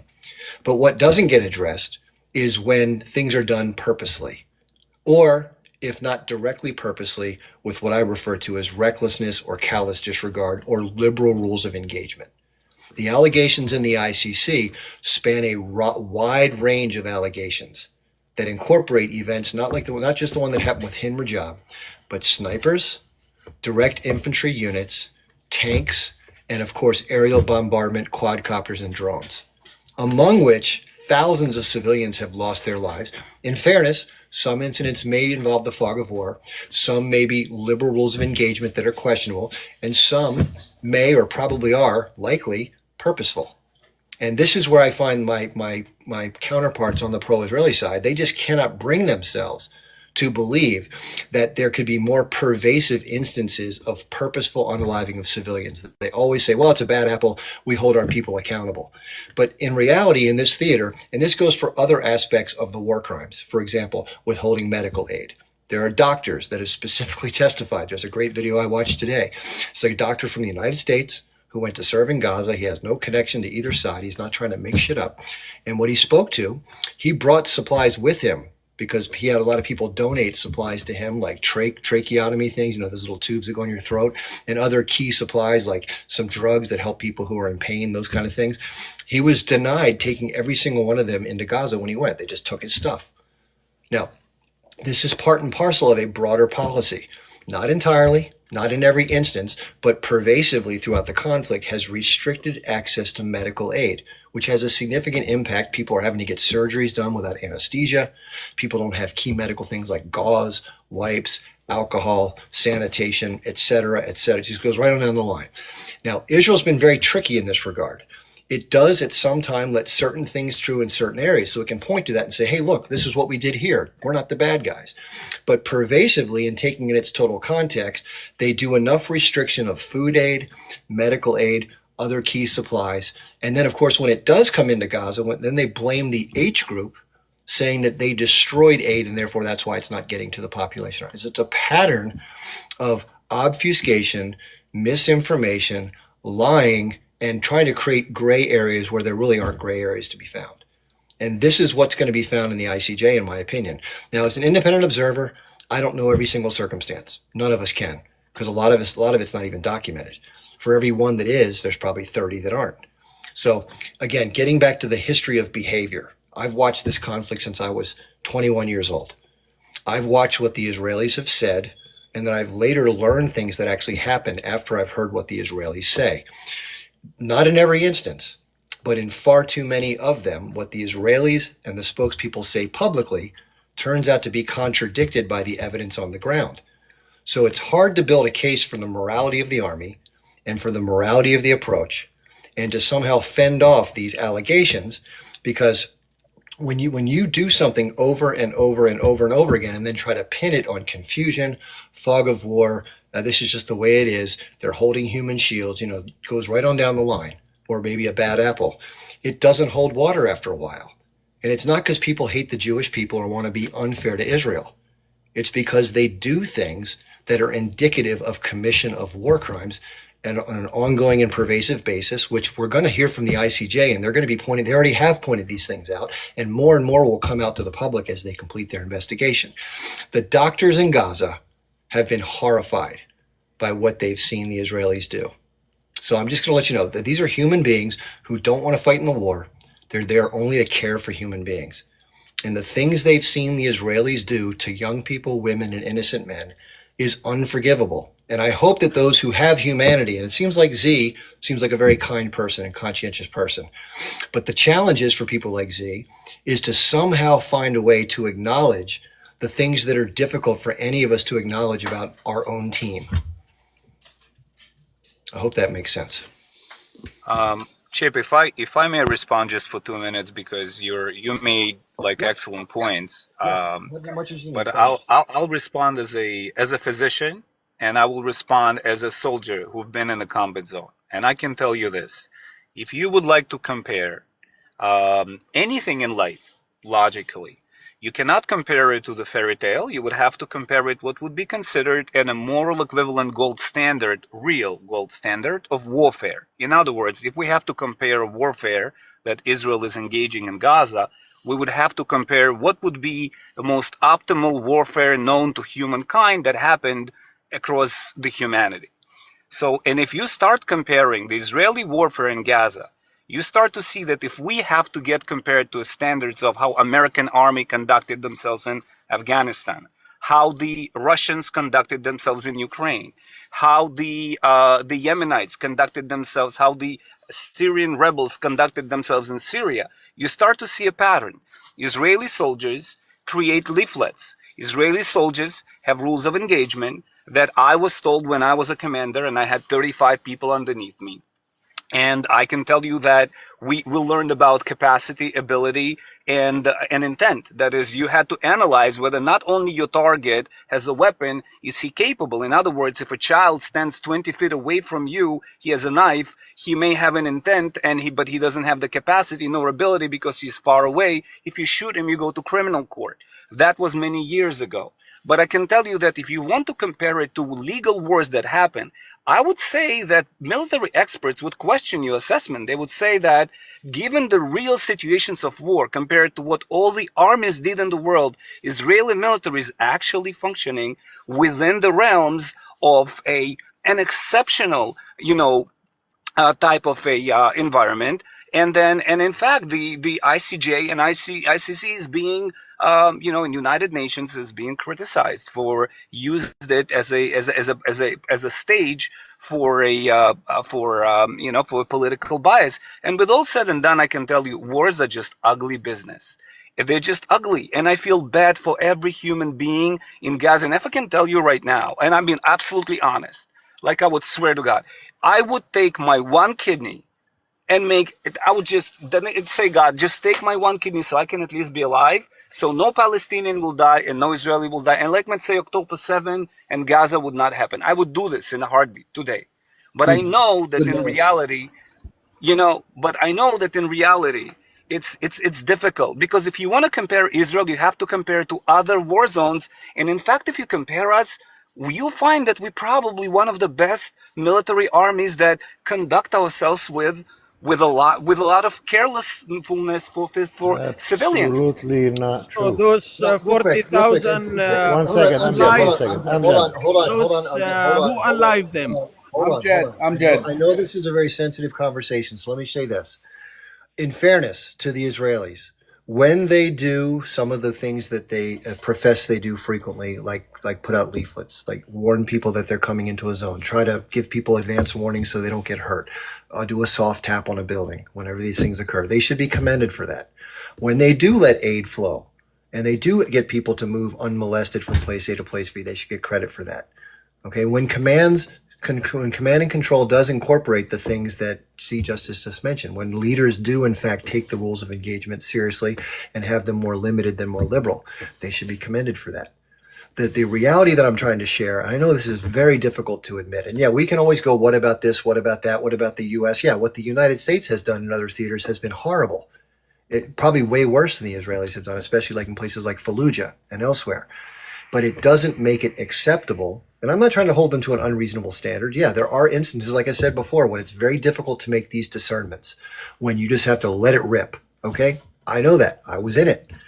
But in the urban environment, something I haven't fought in, and it's much more difficult in an urban environment. I want to put that caveat in there. But the point I'm trying to make, and this is the part, I don't think that any military, as much as can be avoided, if I thought the Israeli military did the things it could to avoid the things that I mentioned earlier, then I wouldn't be speaking the way that I am.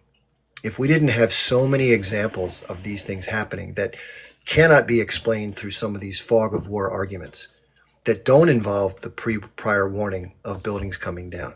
And all you have to do is this, and this is the simple reality.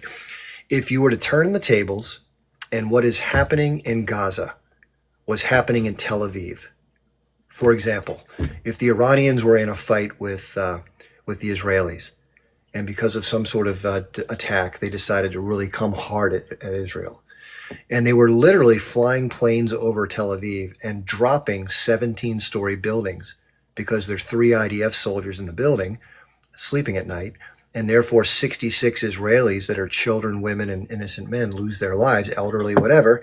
And the Iranians go, well, you know what? We're doing our best. It's very difficult. It's the fog of war. It's civilian casualties happen. It's regrettable. I will, give one of my kidneys to try to stop it. But I guarantee you, if the tables were turned and that were happening, that people would be crying bloody murder. They wouldn't just say it's a G-side. They would be calling it the second H-cost. But somehow when it's Palestinians, everything the Israeli military does is now moral. And it's unfortunate and acceptable. Chip, haven't I told you about the professor of equities for the Israeli Holocaust Museum?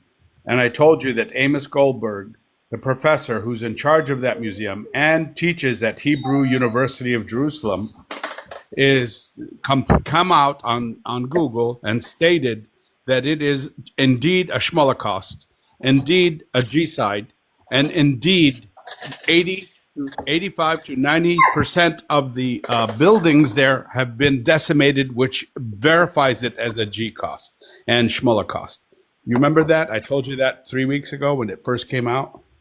Well, again, that kind of language to me seems a bit superfluous given the circumstances, but I don't want to minimize anyone else's assessment. But again, what I just want to say is I just want to have the same standard for everybody. So if this is something that is acceptable, then if and when it comes time for someone to do the same to Israel, that they accept it for what it is as unfortunate and collateral damage. I want to say something about the justice comparing the war on Gaza. It's like the war on Iraq or Afghanistan. Did you forget that you have Gaza under siege since 2005? You control airspace, border, and water. Did you forget that you have a landscape of Gaza inch by inch? You guys know everything, where it is and what it is.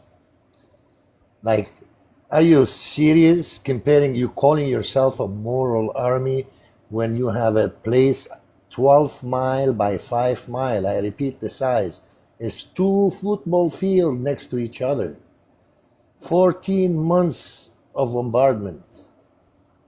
And you could not achieve one military goal besides destroying the Gaza Strip? Is this what you call a commander? And you are, I don't know how old are you to be a commander with 30 people under you. Like, what kind of thinking is that, comparing Afghanistan to Gaza? Comparing militants that have all kind of type of weapons and a landscape unknown to a landscape that is known, and you guys know every single body by name. Like, what kind of comparison? I don't think you've served in the army. I don't think you have the army vision. You know what's funny?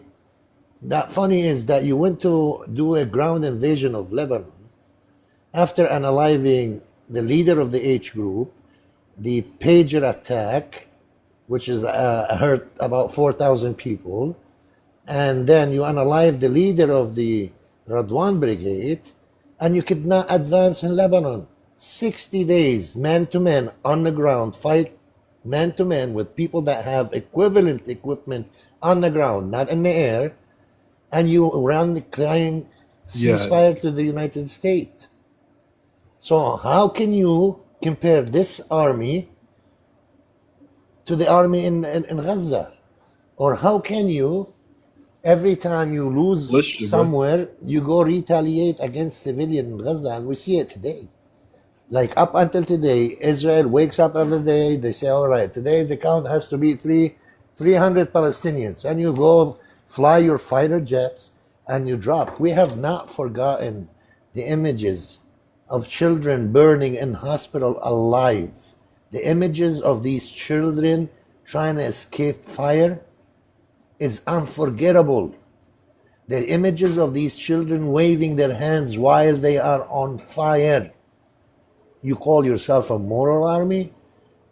You have all kind of technology, all kind of AI, all kind of advanced. You have the whole world security and intelligence on your disposal, from the United States to the British to the German to the Italian to every freaking Egyptian, Jordanian, and you still go after children. Versus in Lebanon, when you want to unalive one guy, you are able to get a precise, you fire a missile that infiltrates 3-story buildings and explode in the apartment where that guy is sitting. So don't come here justify. The unaliving of the civilians is done purposely, because that's how you guys do. What It's about like that? like the hold Jordanian on. It's like the Dahi doctrine. I ask everybody to go on Google and Google the Dahi doctrine. This is a self-incriminating doctrine. It's written by the IDF. A Dahi doctrine states that you have to go after civilian and civilian infrastructure to put pressure on the people so they can put pressure on the political group. So don't come talk to me about army. You guys are a gang, a mafia. You can call yourself whatever you want to call. You can call yourself avocado. All I can call you is criminal. Yeah, but what about the Jordanian judge who crossed the bridge to go to Palestine and they kill him in cool blood? Also, the 2 civilians. Amjad, in please. the Israel Unalive. unalive. Yeah, they unalive 2 Jordanian civilian in the Israel embassy in Amman, which I don't respect the Jordanian regime for putting an embassy, even making a relation with that criminal country called Israel. I as a Jordanian are very angry for what happened in my own country, not just what is happening in Palestine, because this so-called Israel, they committing crime even in my own country. Genocide, yes. Yeah, and I learned that Jordanians are some of the most angriest people in the world. We will not accept make relation with a criminal people who unalive children and women. How we will accept you and you occupied in a land not belong to you? Homes not belong to you. You taking people land, taking people homes, and you coming, I don't know from where, Russia or Europe or America or Africa or wherever you come from. You think you will, how long in history people occupied Palestine? How long you think you will stay there? How long? You think the Arab people and the Muslim people will leave that country occupied forever?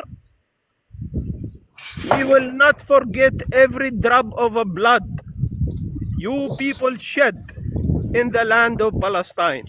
Amjad, 1 second. Make that in your mind. Yeah, Amjad, 1 second. Chip. Chip. Yeah. All right, we have somebody in the comment. His name is Ariel06. Yeah. And he's claiming that the Dahiya doctrine was never implemented. What do you have to say about that? Well, just look at what's happened. So just look at the actions of the military. If anybody wants to know, go type in Southern Lebanon satellite photographs before and after the Israel invasion. You can see the what's left, what was there before. Here's kind of how it works, okay? Again, everything follows the same kind of line. The justification for doing things to the infrastructure is always based upon the allegation that it's being used for terroristic practices. For example, weapons are stored there. Fighters are firing from there. Civilians are in cahoots, or they're all members of this group. What in reality happens, and what the Dahiya doctrine says, which I think Federico did a good job, it basically says this: to dissuade the locals from allowing these things to happen in their community, in their village, we're going to teach them a lesson by blowing the living shit out of their stuff so they won't think about doing it again, because that lesson will be so ingrained in them and their place will be so unlivable that it'll never leave their minds. That's kind of how it goes in terms of the bombastic nature of it. So look what happened in southern Lebanon with this most recent incursion. All of the same stuff. You go into a village and it has 46 structures in it. Maybe 37 out of the 46 are leveled to the ground. Were there weapons in all 37? Probably not. It's done as a punishment. Similarly, in Gaza, and also in the West Bank, we see this with home demolitions. It all follows the same mindset. It's to show the people who's in charge and to show destruction to a level to sow absolute shock and terror in the very people that it dissuades them from doing anything, which, by the way, I believe is what we're going to see if this Trump ultimatum plays its way out with regard to the force that may be used to try to extract the hostages. It's the same playbook. Look in North Gaza. What have the Israeli soldiers done?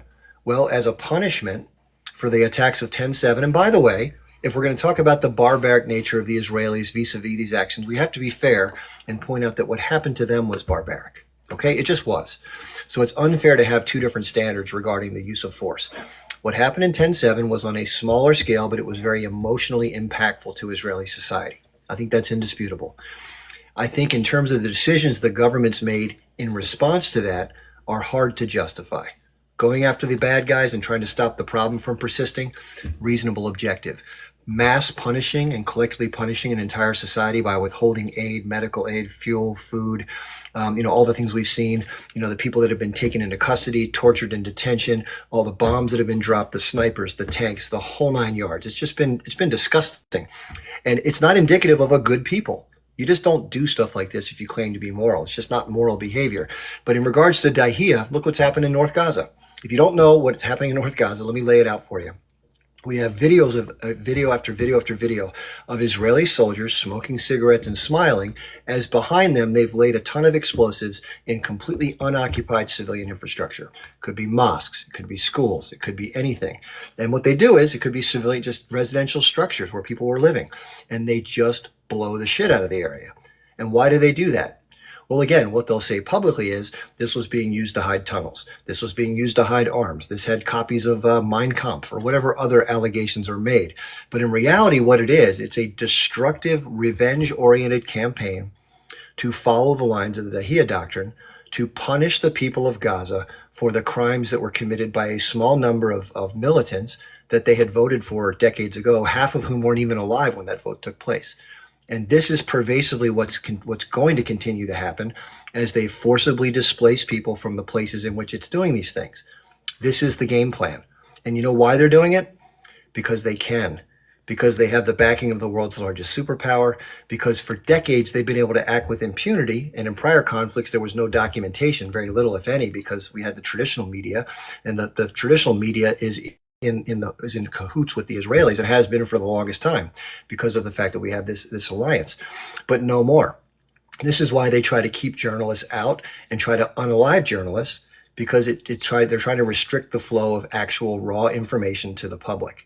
And then it has the gall to say that when these civilians do lose their lives in the rubble, that it's simply because the H group, being the psychos that they are forcing them to stay in place while they get bombed.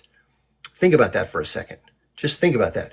So you're saying that a bunch of people don't care about their family, don't care about their community, don't care who dies or lives, and they're going to force people to stay there, and they're going to also lose their own lives to make Israel look bad. Just follow that one through. That's what we're told to believe. So this is part and parcel of an ongoing justification, which is for unjustifiable behavior. And this has been the way it's been done on a smaller scale for decades. What about bumping churches? 2008 and 2012. If you watch this long enough, guys, you get a feel for how things operate. You get a feel for how somebody is by living with them. If you don't know them, if you go to live with them for a while, you get to kind of get a better feel for them as a person. When you watch these conflicts for decade after decade, you watch how the news flow works. You watch what's actually happening based on what you've learned. You see a pattern of approach, a mindset, and an ability to get away with things versus what is spoken to. And they're very good at it. By the way, I give them all the credit in the world. Their Hasbara is second to none. The only problem is that in this recent chapter of history, there are things that are now being documented in black and white and on video that they can't hide. And that's why they have the biggest frustration. Jonathan Greenblatt, the head of the ADL, pointed this out. He says, we don't have a left-right problem. We have an older-younger problem. The younger people are on TikTok, and they're seeing what we're doing, which is criminal, and they're reacting accordingly and not supporting Israel. That's why the numbers are so shifted. You talk to somebody over the age of 60, like 85% support Israel. You talk to people under the age of 30, and it's the opposite. So that's the reality as I've seen it. I've been watching it. I'm an American. I don't hate anybody from Israel. I don't love people from Palestine. This is just my observation. Okay? I'm just sharing it with you. It's not done from a place of being mean-spirited. You should humanize them, because that's what the globalists want us to do. They want us to dehumanize the Palestinians, but we see them as human. It's a war against the globalists. Chip, if I may respond, I have a huge respect and deep respect to a lot of things that you say. I donated to your life. I think that your heart is in the right place. I think that you argue, important points. I can only tell you that, as a rebuff, is that war is a nasty and ugly business that brings the worst out of humans. And if you can show me with the full consciousness on your end, on anyone, show me one conflict where the other military behaved better than Israel military right now, I would take the head in front of you and I would tell you, I concede to your points. If you show me one conflict, then another military behaved more valiantly, more better, considered civilians much more than how Israel conducts themselves in their current response to an atrocity in October 7, I would concede to my point. Just show me one conflict, please. The freedom fighters in Gaza, they didn't go into Kibbutz Be'eri to do T attacks. They went there to get hostages so they can get their hostages back. And they took good care of my people. Yeah. Oh my God. AJ, hold on. All right. Do justice. Here we Now, go. something So you the can, age group something, is one the second. Hold on, hold on. target. Hold on. Go ahead. I'm Go gonna ahead, give you an brother. Go ahead. example. Go ahead. I'm Go gonna ahead. give you an example. Since October 8th, H Group Lebanon fired only on military position, while the Israeli response was only on civil structures. You gonna deny that? Do you remember that the age group the big H unalived 11 Druze children when they shot on the football field when they were playing, and then unalived 11 Stop children? That's the age deflecting. group. That was your own dome. Oh, I see. I see now. I see. So So, hold on. we're gonna apply this. Even You want to even say the that Druze that the themselves admit that. the Druze admit that this is Israel who killed their own children? You believe that, really? That was your The Iron Druze said Dome. the Iron Dome killed 11 Druze children? Really? Yes. Did you serve in the army? You said you served in the army, right? Of course. And in So fact, now I served in the Air Force, hold on which I'm very second. familiar. One Yeah. second. If I show you a picture right now of A the picture? impact, You want to show me a picture, brother? hold So on, you hold have on, hold you on, have hold been, on, hold on, you Amjad, have been in the I Air Force asked and you. you I kill asked you. Palestinians. I asked you again. Show me one conflict hold on. where the Let me finish. military behaved better than us, Let and I me concede my finish. point. Let I me did. finish. Let me finish It's what the I'm saying. freedom fighters of Gaza. AJ, hold on. So you were criminal then Why if you you guys, under why Air you guys Force. choose to talk over me when I talk? Like, I'm what's dead. wrong with that? If I show you a picture of the impact in Majd al-Shams, and could you tell me if that was a 50 kilogram of explosive, or it Hassan, was? Hassan, Let me stop. show you.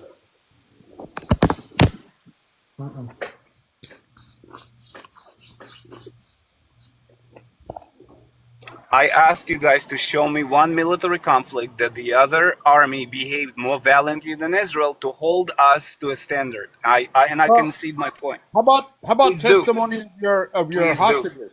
How about testimony from your hostages?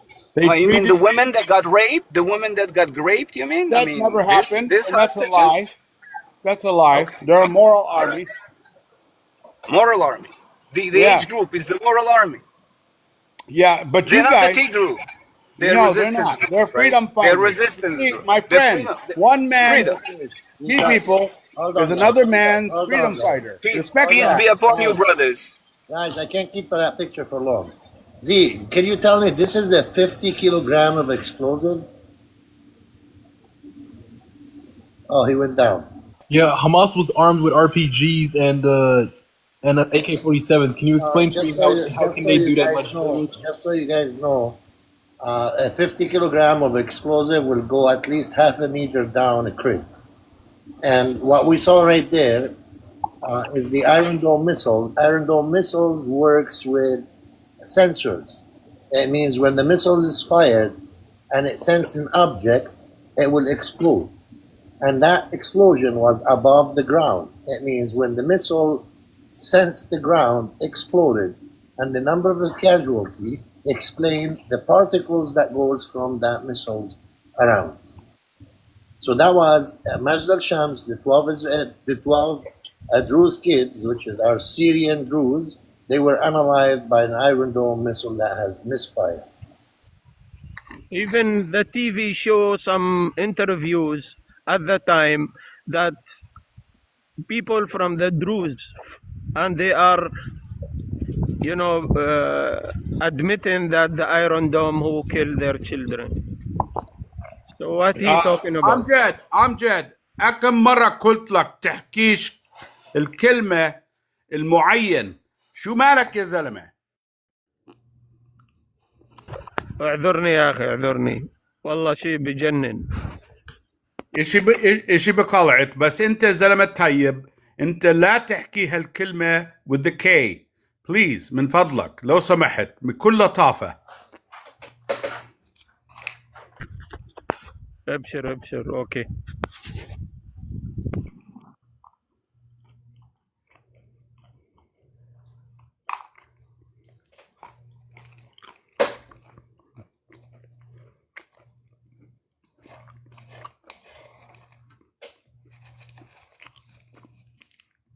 Federico, Shusar, What happened? what's up? Why is it quiet?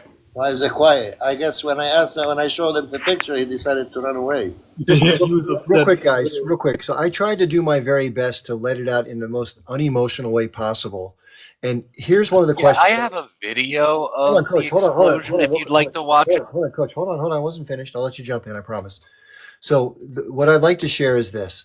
The one question I've tried to ask over and over again, which I've never gotten, I think, an honest response. And this is not the fault of the people who speak this way.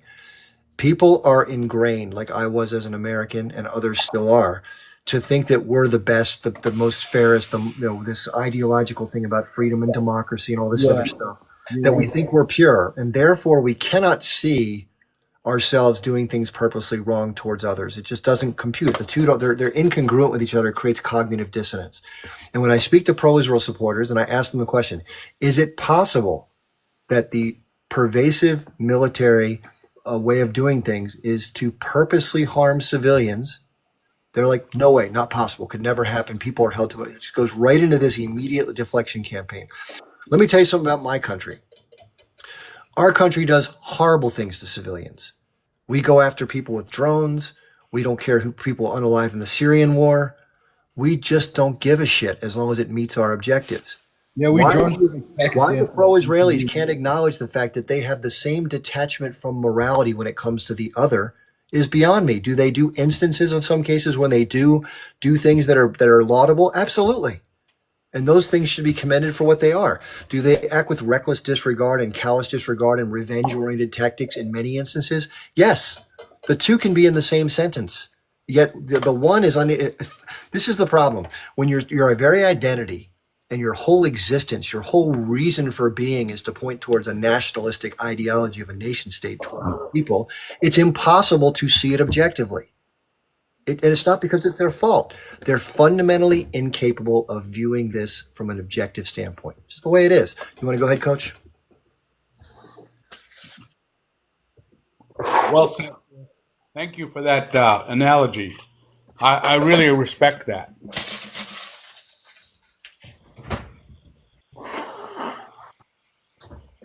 Here's a video of the Mazdal Shams explosion.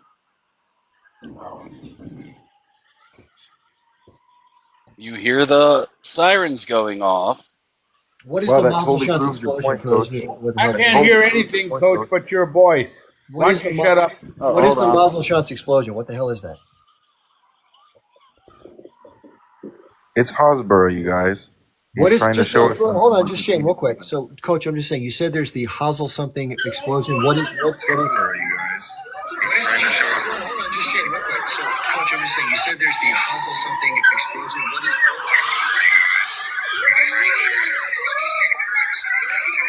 Is this the news?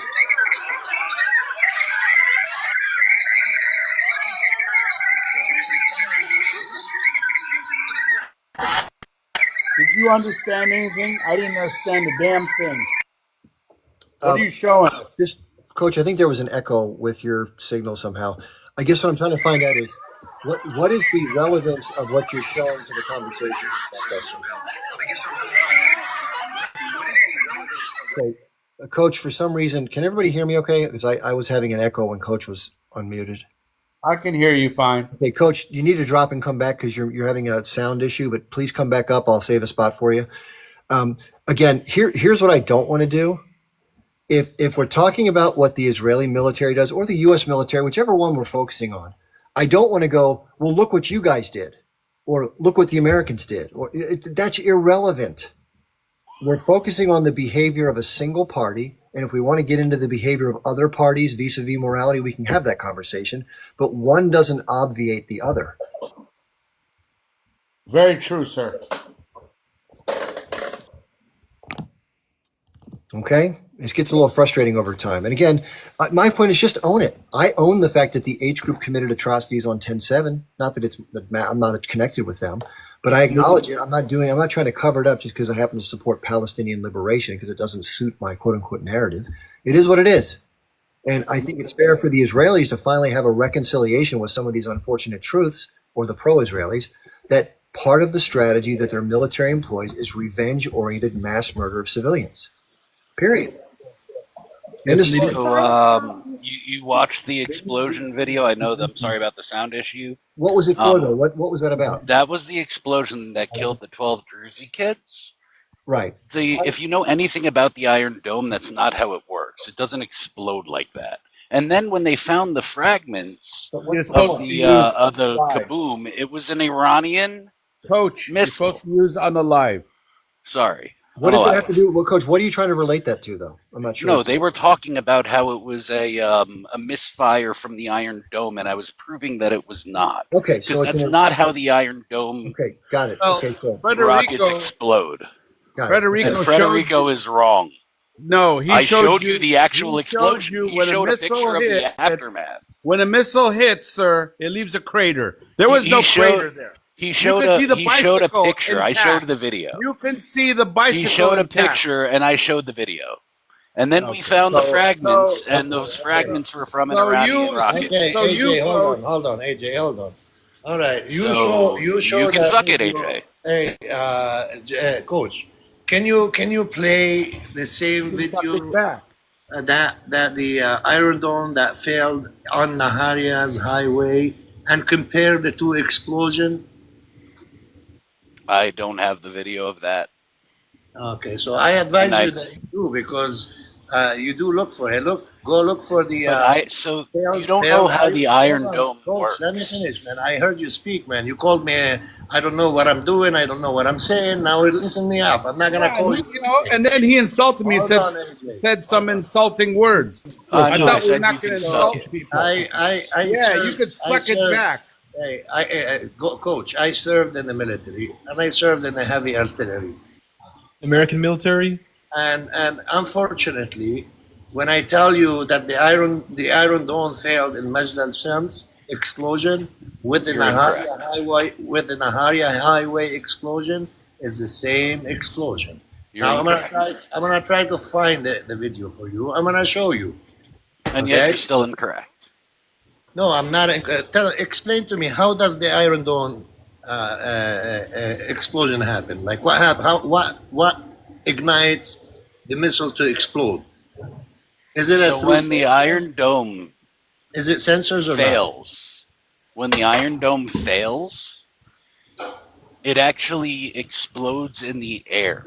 Now, what can hurt people, which has hurt people. Like, I'm not going to say the Iron Dome hasn't hurt people, but what hurts people is the fragments that fall from the sky. Because what it does is if it misses its target, it explodes itself. And it does it up in the sky. It's not a rocket, it's not a missile, and it wouldn't set off those alarms that you heard, which were probably annoying because it was on repeat there. The alarm were triggered. The alarm was triggered by missiles fired. Yes, and that explosion that you watched was not of an IDF rocket or an IDF. I don't know if you served. Did you serve in the military or somebody told you that? So those Druze and Majd al-Shams, when they come in TV, they're relative to those children. Okay, when they came on TV, they said it was. Guys, let me repeat one more thing. Let me repeat how the Iron Dome works. We're also forgetting the fact that right after it happened. We're also forgetting the fact that right after it happened, Hezbollah took credit for it, and then when they found out that it killed unalived the children in Majd al-Shams, they suddenly walked it back. No, that is not. Sorry, sir, you are incorrect. Not to mention the fragments that were found were from an Iranian missile. Why don't you want to let me finish what I'm saying? Because you're just wrong. You have all kinds of bullshit Even if he's wrong, it's just respectable to let him finish. 1 second. Walk me straight, step by step. So the radar detects an incoming fire, right? Correct? And the Iron Dome system orders the missiles to be fired on that trajectory, right? It's not a missile. It's a tiny little... It's a lightweight missile, yes. Yes, a very small, it's a lightweight thing that explodes, and it has sensors on it. when it detects the item in the sky, it will explode to many particles when it hits that trajectory and Correct. All right. And it So- has a failsafe that if it misses its target, it will not hit the ground. So how did it that do it in the on the highway? Because what it will Can do. you? I want to ask everybody here. How? Just go to Google and Google how many times the Iron Dome has failed and hurt civilians in Israel, and you guys will get the result. Yeah, because it's the fragments. It's not the missile exploding on the ground. The actual missile. The actual. You're incorrect, missile. sir. Listen, Coach. I'm gonna get that video for you. And Hamas was 100% justified in what it did. They tried peacefully before. They tried this in 2018. Congratulations, I mean, but guess what? And they failed. Congratulations. Israel. Yeah. Congratulations. They were justified by your measure, and Israel's response is justified as well. And all they have done is set your Coach, entire movement back you are. by Coach, decades. you are a bandstand. You will not have a You have Palestinian no shame. You result. know, come here and You defend Nazi. Israel. You have Coach, no shame. Really, you have no shame. Yeah, he's right. You have no shame, Coach. No shame. 40,000 children. No shame. You lie 40,000 like children the and day is women. long. It's not 40,000 children. And You Why, lied. why don't you admit that a You have missile no leaves shame. a You're You're lying. not a human. If No, no. Why don't you admit that a You're just lying missile, now. a What you missile will leaves a feel. crater, and that little Iron Dome rocket, or whatever you call it, that little thing that shoots out projectiles, is what unalived those poor kids. No, it's And not. you could still see his bicycle laying on the ground. It wasn't incorrect. destroyed. Have you seen? I've seen what your missiles from your aircraft do to our poor people. Yes, our They have aircraft, to yes. pick 'em Not up. the, They have to pick them up. not They have the to Iron pick 'em Dome, up sir. with weight. They take weights and they put them in bags, That's shredded. the Iron Dome. That's the Iron People. Dome. That's the one that has a fail safe. Failed. Yeah, loser. that's not what the explosion was, sir. Okay. And what did it do? Did it Nothing. hit the ground in Nahariya Highway? Nothing. There you go. Let me show you one more time. I'm not gonna play the whole video. Okay. Federico, he wouldn't admit it if his mother showed it to him. This. I don't see an explosion there, sir. It's a takeoff, moron. Oh, Yeah, he's not showing an explosion. He was supposed to show the explosion. Okay, this is the whole video. Huge confession by Israeli army. Accusation is a confession. You are just repeating words that you heard on a TV screen, dude. Every accusation is a confession. Hey, Coach, what team did you control? A little high school or a grammar school? What team did I control? Yeah, you said just coach. Were you ever a coach? Yes. What's your name, bro? So, were you in a grade school or a high school coach? College, collegiate. College. Okay, so you're when you out there, your players listen to you like a general, right? Absolutely. Absolutely. When you tell them to do a nickel play, they do a nickel play, and if they don't, what happens? I don't coach football, but sure. Yeah. All right. Whatever. Or you tell them to hit a home run. I don't know. Were you hockey? No. Volleyball. Volleyball? Did you do ladies volleyball? That too, yes. Oh yes, of course. Ladies volleyball. Men's Perfect and for women's. men and women's. Good, good. And did you win any trophies? I did, actually. Thank you. Yeah, good, good. So, and you have them on your mantle. You're proud of them, aren't you? No, they were kind of shittily made, so no, I didn't keep them. Oh, you coached didn't keep Did you coach a football team or a basketball team? I'm curious. No, I no, said women's volleyball. volleyball. Women's volleyball. He's, you know, it's the old, gotta hang out with them pretty girls in shorts on the sand, you know? Of course. Of course. How do you think That's I met all my I wanna wife? say. Ah, how old was she? Coach, 10, you're 20 years Israeli younger? citizen? No, Was she's she actually 20 like years younger? she's 2 years younger than me, buddy. Yeah, 2 years, right. Okay, good Just job. 1 Was minute. she You the other Israeli- coach on the opposing team? No, she was a player at the time. Of course she was a player. That's what I was insinuating. Yeah. Thank you. So, coach, you're Israeli citizen? I'm sorry? You Israeli citizen. No. If He's a Israel, Western citizen. Israel unalive your child. All But right, you, guys, watch. That's an Iron Dome. Yeah, that's not even close to what happened in Mazdal Shams. Look at the video. Compare That's that. not even in the same vicinity as Look what at the happened in video you Mazdal showed Shams. us. Bro, you are so in denial There right you now. go. You Look are at the so in video you denial. showed us, and look at that video. Here, I'll actually show you a better video, I think. Let me see if I can In find denial. it. You're in denial.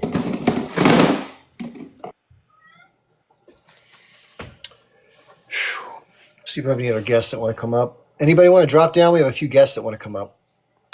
Let me drop down. I've had enough of this coach person.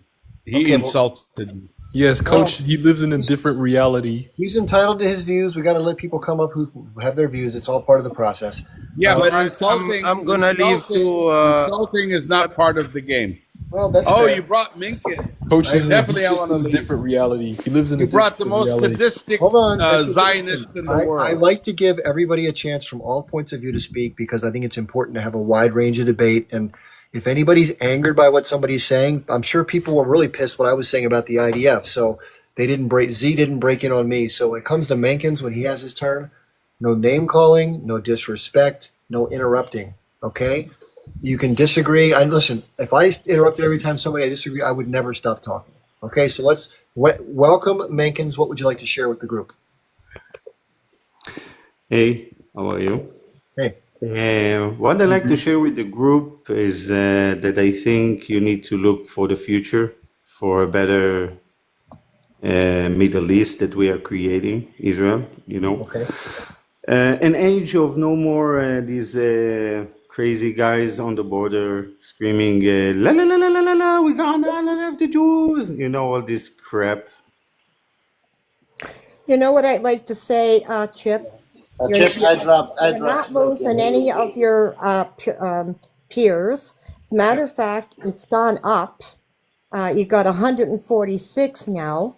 So whatever's going on your panel is interesting to people.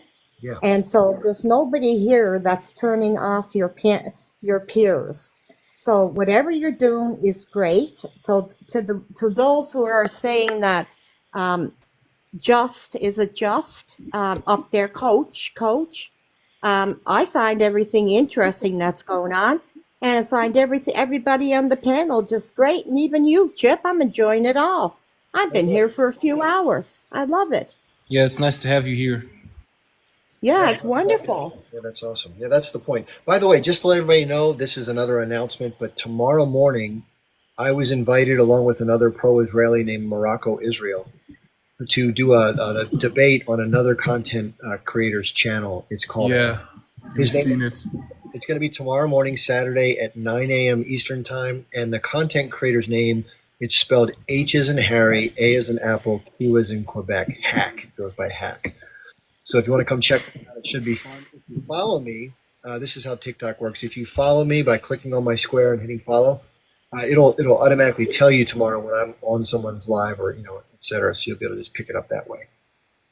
If you want to check it out. Okay, who hasn't had a chance to speak yet? Is there anybody on the panel that hasn't spoken recently? Lord Sensational, I think, is new. Would you like to say something, Lord?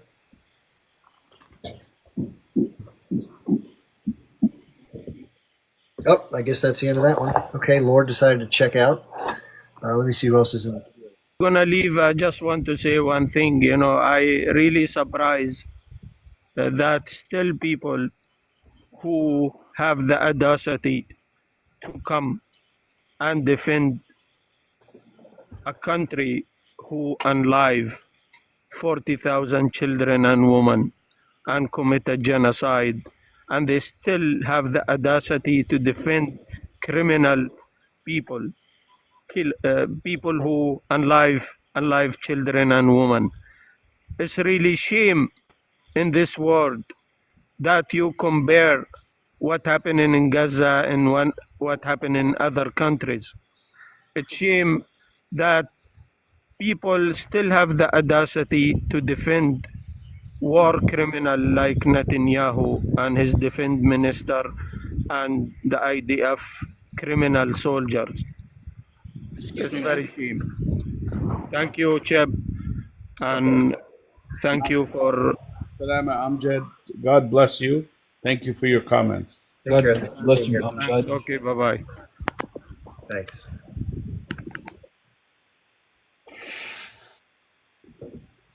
Okay. Who's the new guy? Love an opportunity to address Coach whenever there's a Yeah, time. Jackass, why don't you go ahead? You've been quiet for some time. He just coffee cupped. Oh, no worries. I'm sure he's probably listening in the background. I can still hear you. Go ahead. Okay, gotcha. Yeah, it's been, I know you and I have gone, I don't know how long, like, we've been going back and forth on panels. I feel like it's only been a few months, even though I've been going on panels for over a year now and speaking about this topic. But one of the things that I would love for you to address for me that I've never had anyone on an Israeli panel be able to address, like, openly and honestly without, like, muting me or booting me, is it seems like anytime there is a Jewish person that actually does criticize Israel, especially since the idea is that, like, some pro-Israelis will push that this all started on October 7th. And they But will that also is say problematic. that they are self-hating Jews, stuff like that. That's exactly what I was going to get to, is that it does seem like anytime a Jewish person comes with any kind of criticism, and I've spoken with many Jewish people about this, and even ones who have become ex-Zionists. So they were Zionist at one point.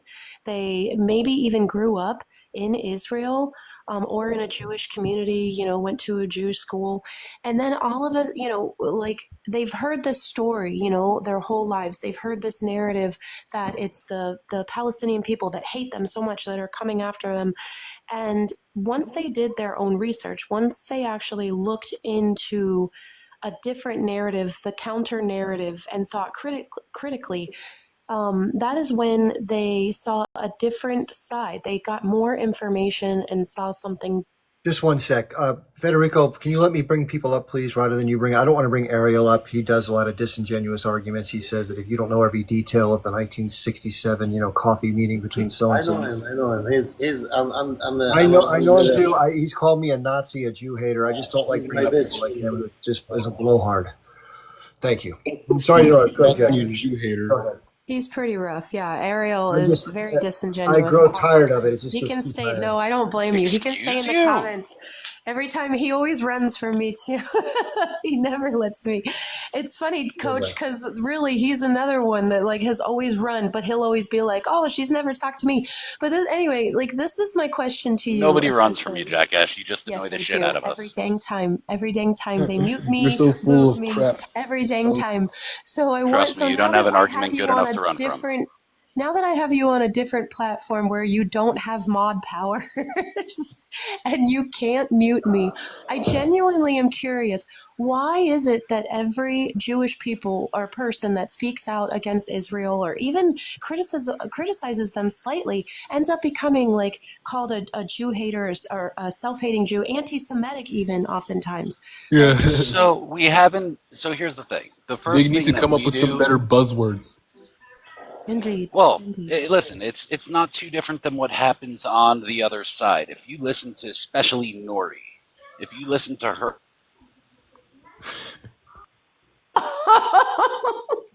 He just spontaneously left. That's weird. Yes. Well, real quick, couldn't handle it. So excited. I want to stand up of for my seat. Jackass for a second. Jackass, I've watched her on so many pro-Israeli lives, and the way that she is treated, or mistreated, I should say, and I'm not going to complain for me. I get this all the time, but it's no big deal. But she is so unfairly talked over, muted, talked down to, called names. Like Coach just said, he was very dismissive towards her. And everyone's got a point of view. And I don't find Jackass's approach annoying or any of those things. She's trying to politely and thoughtfully explain the reason why she's sharing something, and all she's dismissed. Jackass 007, she's very genuine, to be honest.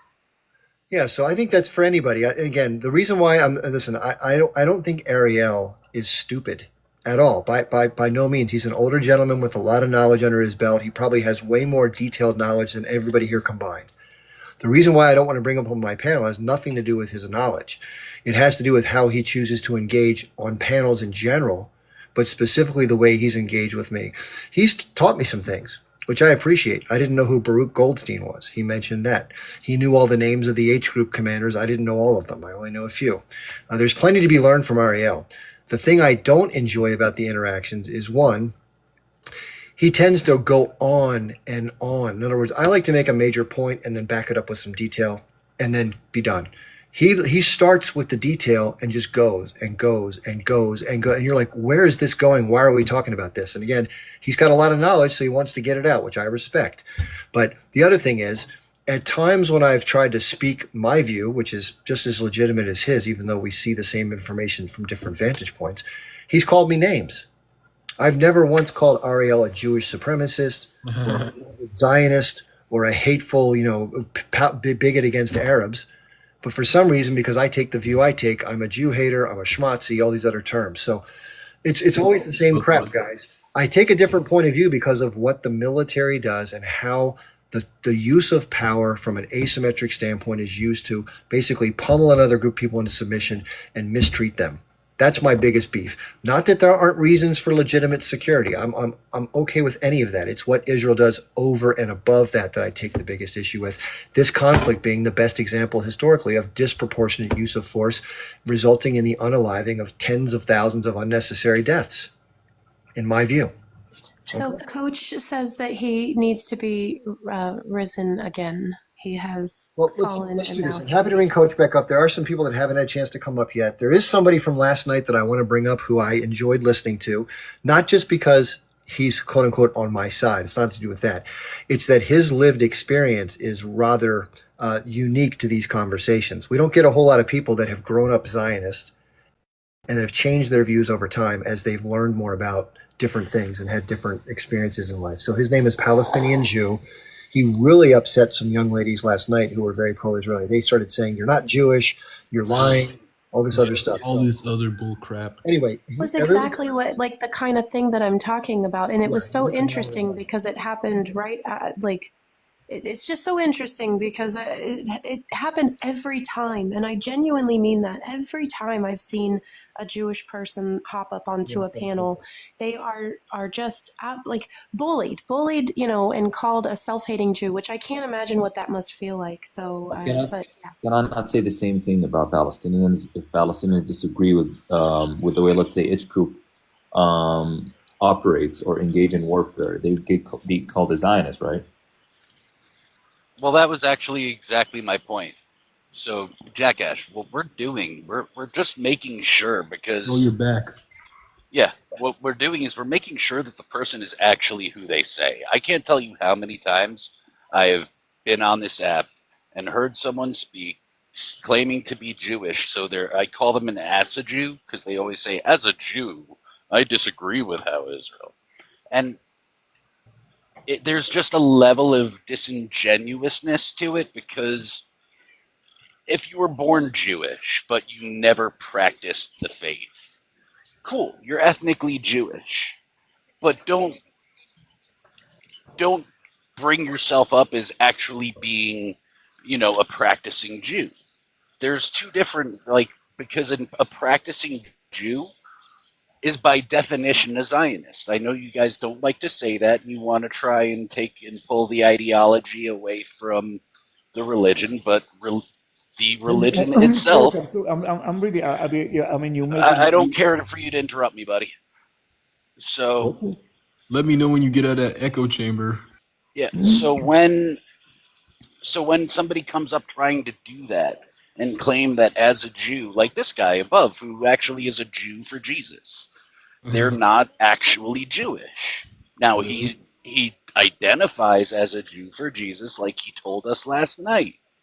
But that is very different than somebody who is Jewish. So when somebody like him who says, as a Jew, we need to snuff that out the same way that the Palestinians, when you find people who don't agree with H group, do the same thing, call people kafirs and this and that. But It's the really, wouldn't exact you same want to thing. actually, sure, but that just sounds to me like ad hominem. You know what I mean? It sounds to me like you're trying to attack the person. It's not about attacking the Rather, person. It's hold on, that really quick. Let me just finish, Coach. Thank you. Appreciate that. I think it's more about every time going after the person. And I think that if you're going to try to have a good faith debate or exchange, then you would want to actually, especially with a fellow Jew, I would think that you would want to hear what they have to say. And then if you genuinely, hold a standard there. If you genuinely think there is something about being a Jew that means, there's a community there and you guys stand up for one another, then you would want to listen to them. And you'd want to take their claims seriously, not just try to immediately poke holes in who they are as an individual or if they are coming from where they say they are, but maybe just trust that they are who they say they are from the get-go, and then go and take a look at their claims. And if their claims are not accurate, then you can begin to question, okay, well, maybe this person isn't even who they say they are. But I would say, why isn't it like a standard operating procedure to kind of take a look at their claims first?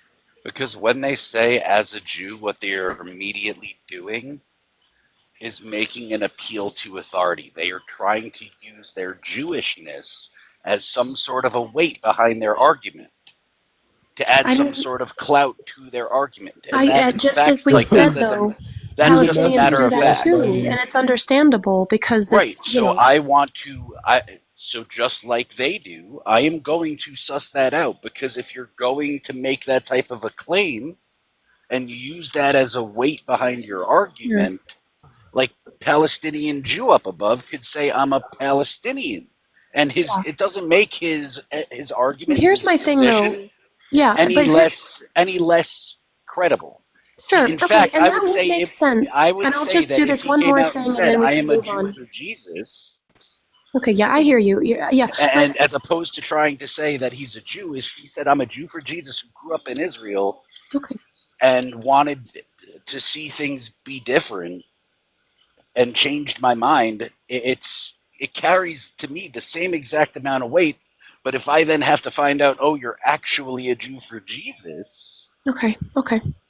it's, you know what I mean? Like, there's a I get what you're saying. So here's my question in response, or maybe not even necessarily a question you need to answer on this panel, maybe just kind of like a request, because I've never actually witnessed anything past that part of the argument. What ends up happening when that's brought up is it's a conversation stopper. It stops any critical thinking beyond that point. It stops the topic of discussion from being talked about. It completely deflects and derails, and then it's never actually addressed. So really, and I hope while Palestinian Jew is here, I really genuinely hope that maybe even if it's just this one time, you can maybe take into account that they are who they say they are, and actually look at the quality of the conversation versus your opinion of who they say they are because of what they say is not necessarily. I mean, I appreciate that, but no, if you're going to lead the conversation with that, I would find it far more effective by then for them to come in, make a good argument, and then just drop on us, oh, and by the way, I'm Jewish, I grew up a Zionist, and now I'm not anymore. But when you're going to present that as your argument in the beginning, I'm sorry, but you're trying to make yourself sound credible, and we're going to try and suss that out every single time. Because Sure, but again, it would it be is not different very if it just normal. moved. Why don't we suss out the information, though, is all I'm saying. Why don't we suss out I the information appreciate instead that, of the but no, person? that's not how it works. I'm Sorry. sorry. Why doesn't it work that way? Because it just doesn't. I'm sorry. Here's what I want to know. When you're Listen. leading that with your, then don't lead that with your, don't make that your lead argument Hold on, as a hold on. Jew. Hold on, Coach. Whoa, shit, guys, come on. What I'm trying to get in here, and I'm happy to let everybody have their 2 cents. We're talking about somebody who's been sitting here now for about 7 or 10 minutes, just sitting there listening to people talk about him. What I'm curious about with anybody, whether it's somebody who's pro-Palestinian who has now come to see it differently, or whether it's somebody was formerly pro-Israeli or Zionist and they've since had a different change, what led them to those changes of views? That is interesting to me. So I know he said last night it was a longer term process. It wasn't as simple to describe, but maybe we can do it this way. What is it that this is to Palestinian Jew. First of all, welcome back. What is it about Zionism or the state of Israel that you find objectionable that has caused you to shift your thinking? their agenda, the policies towards the ethnic cleansing policy. Okay, first of all, as far as I don't know how I'm leading the argument by by calling myself a Palestinian Jew. Mr. Coach, how do I don't understand what you. Your what you name, say. when Yeah. last night you told us that you're a You have a problem with messianic my Jew. name. You have a problem with my name? Is that Because last night you told us that you're a messianic Jew, that you believe in Christ. recently converted to Messianic Judaism? Yes, recently, very recently. In fact, Jews disrespect it Christ was- in their it was Torah 2 and their weeks ago. Talmud. How would It was we 2 weeks ago. disrespect Christ in our Torah when Christ wasn't alive when the Torah was written? What's that? What's that? He Christ said we was- disrespect Christ in the Torah. We disrespect Christ in the Torah? That's what he said. I did not. The Torah, I the did Torah not was say written that. before Christ was born, so I don't know Are how we, that's are we, possible. are we going to talk about Christ now, or are we going to talk about the subject? I don't know that guy. Do you know? Okay. So as far as me leading my statement with my name, that is fucking ridiculous. I don't know what. Well, you're trying to give yourself an added sense I'm a of Jew. credibility. I was born a Jew. I recently converted to Jews for Judaism because I think that the Jewish religion was hijacked by the Zionists, which turned it into Satanism. That's the only reason. That's the only reason I converted. By the way. Only reason, not because Christ yes, is this your is Lord. the only reason Because, because Palestine, Judaism- can you explain when you say they turned it into Satanism? What does that mean? It means into genociding other people. I mean, look, I've always, I grew up believing we're the chosen people, we're better than everybody else. Everybody else is our enemy, and they're all anti-Semite. If they can speak, if they don't say anything good about Israel, they're anti-Semite. Everybody's anti-Semite. I'm 73 years old, my friend. I've come around to get to know a lot of other people. And I've never met a Palestinian whom I didn't like, to be honestly. I never met one Palestinian I didn't like, but recently I've met a lot of Israelis I don't like. A lot of them. Have you ever met a A lot of Palestinian? the people I grew up with and served in Golani with as a combat soldier, mind you. As a combat soldier, all the 80 people I served with, I don't like them now. Because of their genocidal ideology, because they cannot let go of it, because they cannot accept Palestinians as human beings. For them, they're all cockroaches that need to be exterminated. Did you hear that? You tell me if I'm wrong about that. Just good. Do you live in Israel? Here's a Are you question. Israeli? Real quick. Here's a question for you, Why Palestine. do we bring in religion all of a sudden? Hold on, Like no, this is- religion this is- got not. Hold on, real quick. This is a quick question. This is important. So, what I hear a lot of is that the only reason this conflict exists is because of this religious fervor and a desire for the Arabs, or in this case, Palestinian Arabs, to unalive all the Jews. Have you met a Palestinian Arab who said he wants to unalive all the Jews in your life? Me personally, I swear to God, I never did. I never did. I haven't either. I've never have either. I never have, but I met a lot of Israelis that want to unalive all the Arabs. Not the Palestinians, all the Arabs. They're saying it out loud. They're saying it out loud on their TV and radio and all the communication channels. They're saying it out loud. I never met one Palestinian that expressed any kind of level of this type of sentiment towards Jews. Never. It's always with respect. We respect you as a people of the book, they say. That's what they tell me all the time. Muhammad taught us to call you the people of the book and respect the people of the book. That's all I hear. That's all I hear. Has anybody ever asked you how much you're getting paid by Qatar? Oh, how much I'm getting paid by who? Qatar, the leadership. Qatar, yeah, right. Yeah, I'm getting. Oh man, my house is full, floor to ceiling with shekels. So I'm getting paid. if you could sit down with the Israeli leadership and give them some guidance as to how you think they could do things better, or even Israelis that you think have different views that you think are wrong-headed, how would you guide them? Because I know they have a lot of advice for us. I guide them all the time. You know, I talk to these people still, believe it or not, and the default comeback to what I'm telling them is that we got to unalive them all. There'll never be peace unless we wipe them all out, and the greater Israel, and they cannot accept anything other than genociding them all, especially since October. I heard that. Especially since You're October. right. Now, I have a more burning question. Talking about names. Okay. Hey, Federico, how did you get an Italian name when you identify as a Palestinian? I'm an international man. I'm an international. I'm Italian. I see. Very good. Very good. I am Italian though. Yeah, I didn't know that names carry Italian, that much weight Lebanese, around here. Yeah, I didn't know that. Lebanese, You are Italian? Palestinian. Can I? Yeah.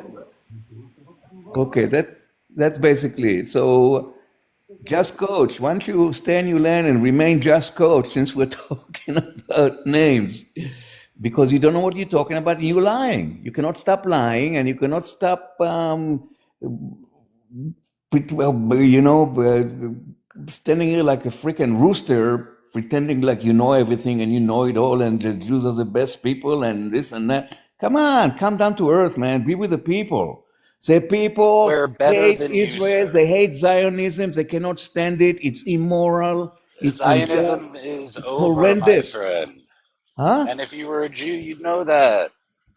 I know what. Zionism as a political ideology is over. So what does it have to served do with its Judaism? So what does it have purpose. to do with Judaism? Because there are Jews around the world who face Jerusalem when they pray. So what? There are So Jews what? around the world They can face who say next Jerusalem. year in Jerusalem. Zionism, however, as a political ideology, ended because it served its goal. The goal of political Zionism was to establish The a state. political ideology of Zionism brought you straight into the abyss of hell. This Israel is not going to last. Without it, you would not be here, sir. Without it, I wouldn't be here. Yeah, if you were born in Israel, that is debatable. That's if you were debatable. born in Israel, you wouldn't have had your parents I would have probably been wouldn't born have met, somewhere else. I don't and know. you would not be born. God acts in mysterious ways. What can I tell you? I mean, I don't know. No, you if would I- be a completely different person. You wouldn't have Maybe been I born. would. I don't know, but I'm not now. You're dealing with you're dealing with this Palestinian But that's Jew my point. right now. What's your point? It served its purpose. Zionism And its purpose was to as a political produce me as movement an is Israeli over. who defected Coach, Zionism. may I ask Palestinian Jew a question? I don't care. Palestinian Jew, wait. Do you think that you said that you see a lot of Israelis that hate Palestine, right? I mean, I do agree with you. Many Israelis hate the Palestinians, and it is wrong, 100%. But don't you think that there's also many Palestinians hate Israelis as well? Many Palestinians love Israelis? Hate. Maybe, if I was a Palestinian, I'll tell you, I would hate Israel, absolutely. Hands down. I'm surprised. I'm really surprised when I talk to Palestinians who tell me they respect the people of the book no matter what, that they really respect the people. I'm really surprised. How can you not hate? Wait. Palestinian Jew, if you were a Palestinian, would you support the, let's say, 7th of October attack?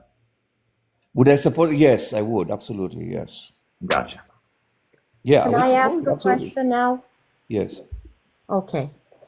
I will tell you that, like, I live in Canada, and we have some other people here live in Canada.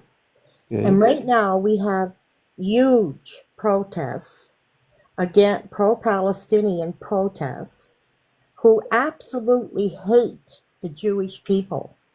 As a matter of fact, we have to put police in their communities to protect them. I have never seen the Jewish people protest, nor the Asians, nor the Ukrainians, nor the only other protests that I can think of in Canada. We had the truckers protest and gay protests, and gay people don't cause a lot of harm, but these pro-Palestinian protests are causing a lot of harm here. And What kind? so Okay, okay. they don't like the Jewish people. No, they don't. What did they say or do that said specifically they don't like the Jewish people? Well, they're in the Jewish community. Are you in what part of Canada are you in, Chip? I'm in the United States. I'm not in Canada. Oh, okay. Okay, so they're protesting. They're breaking up the Jewish businesses, breaking their windows and threatening them that way.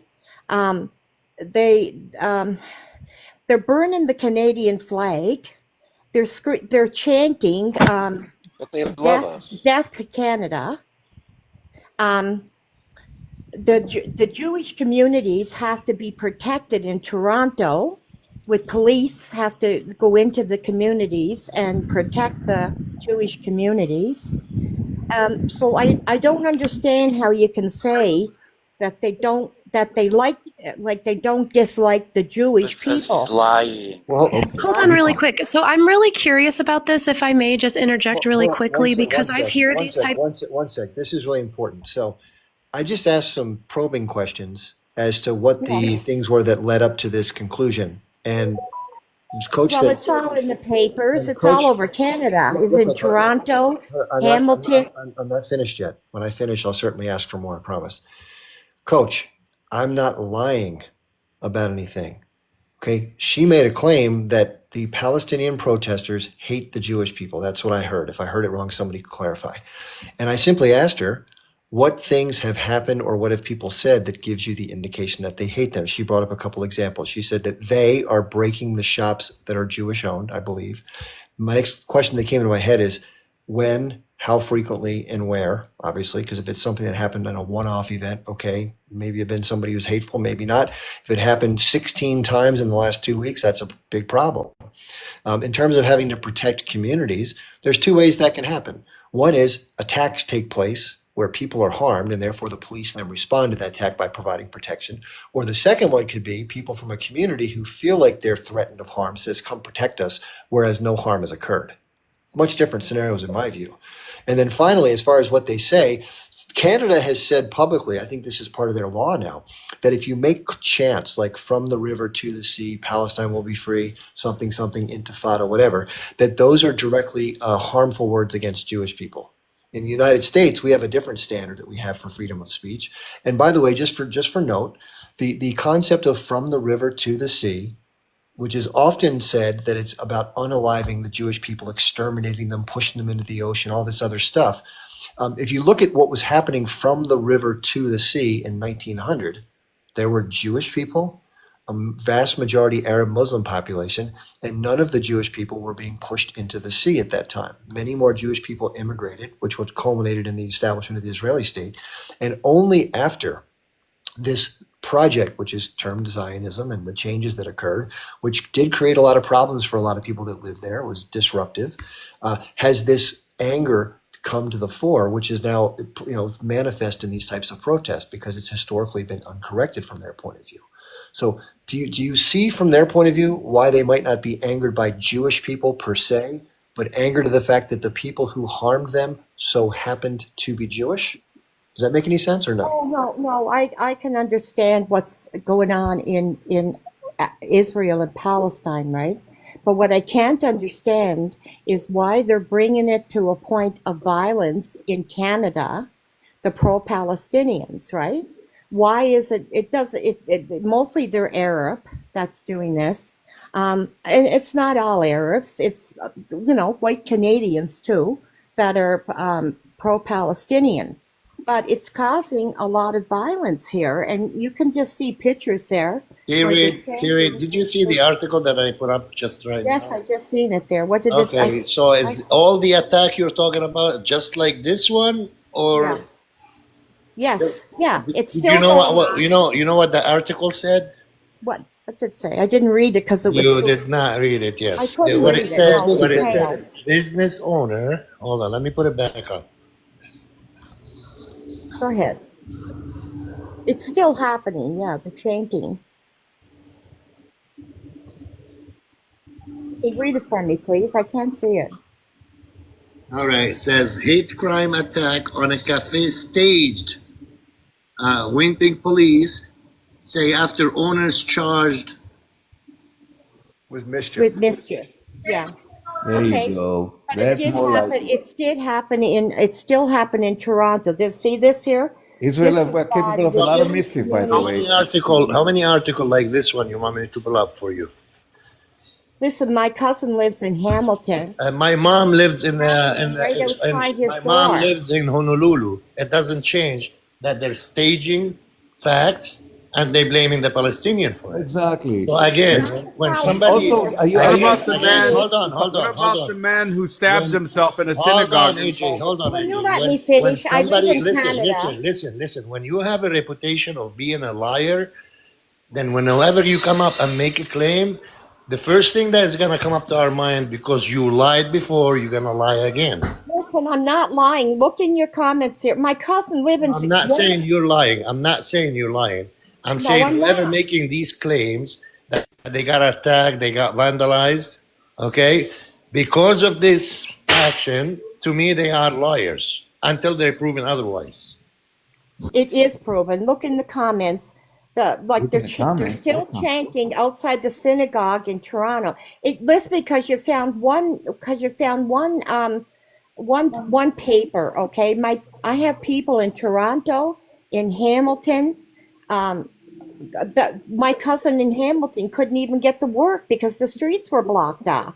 And they I'm do not block the crazy. streets. What if Can I just make a quick comment? So the right to protest is not allowed anymore, especially when a Yes, it G-side but is going on? But the right to make trouble is not allowed, but the right to protest, Listen, sure. the right of protesting is granted to everybody. Yes, but why they're not allowed to make trouble the way. What if I went to your country and I held up flags of You your mean by my country and I? Well, hold on. What do you I mean don't by know where country? you are. What do But you mean let's by say I country? went.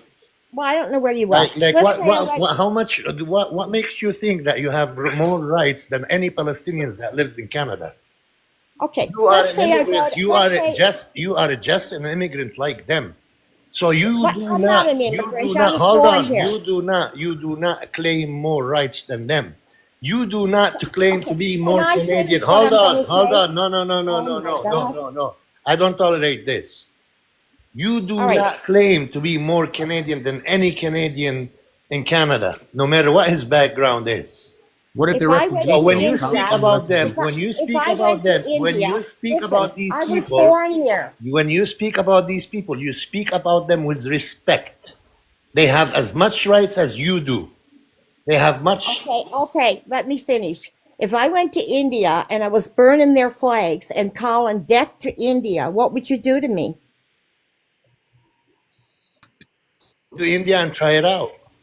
Yeah. Yeah, I don't have to. I know what they're going to do to me. Before we get away from this. Something to you, right?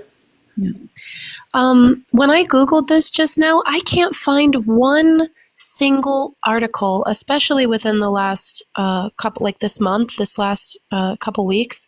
I can't find anything where any Jewish people were directly threatened or, anything like that. So what I am thinking is that, and I've heard these claims a lot over the last year and 3 months, to be honest with you, and it seems to be an overgeneralized claim, especially when it comes to any of the pro-Palestinian protests. They do it here in the United States as well.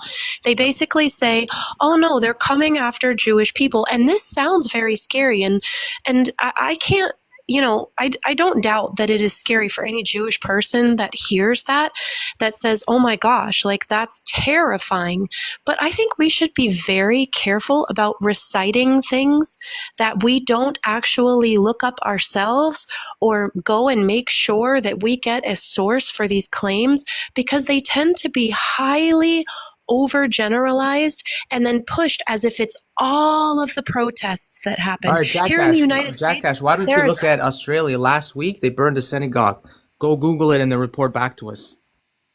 Sure, and that may be, but that we were talking about Canada. So we can't just flip. And King, don't get me wrong, I hear you. And if Okay, that Canada, happened, go that is Google the hor- reporter. Just really quick. All right, just tell you Just because really you don't know what quick. you're talking Hold about. on, I know. really I'm fast. Canadian too. I'm not Canada, saying that I'll tell you what there I is. do know In what I'm saying. Canada, Just if I could just finish really quickly. because you're saying this doesn't exist. I'm telling you that it exists. I'm not saying Well, it that's what doesn't you're saying. exist. That's your point. No, I'm not actually, and I would love a chance to clarify. You said you Googled it and it didn't, and you couldn't find I'll tell you what to anything. Google if you want So me to. Anything maybe within it this last Google month. and then Okay, come back and can I see if please you want to say clarify? the same thing. No, you're Please. gaslighting Just us. finish. Fucking I'm not Yes, you are. gaslighting. You're He came up gaslighting here us, and said, Gav. You're no, gaslighting I'm us, not, Gav. Yes, actually. you are. You're a reporter. You're muted, Chip. We can't have so many folks talking at once because we can't hear anybody speak. Now, I know we all feel strongly about these issues, so let me say something in general, just to be fair. So if there are specific instances of activities that are documented in articles or whatever the case may be, let's bring them to the fore. That's a good thing. I think what the point Jack Ash was trying to make, and I've seen examples of this too in my country.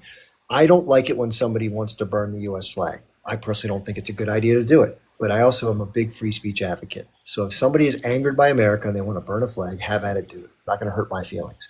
As far as people of violence, being inconvenienced on your way to work is not violence. You may call it troublemaking, but that's part of the free speech process. Now, I'm not familiar with Canada's free speech. Actually, no, Chip. That's false. Hold on, let me, Coach, If they block that, let me finish. Let me finish. Don't jump in, please. I'll give you a chance to finish. I always do.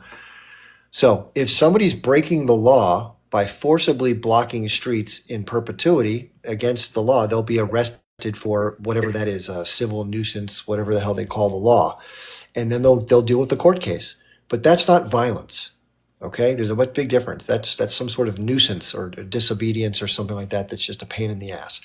Now, if somebody's going down a neighborhood with a torch and throwing it in somebody's front door saying, we want to unalive all the Jews, that's a much different type of protest than one that's going down the street saying, from the river to the sea, Palestine will be free.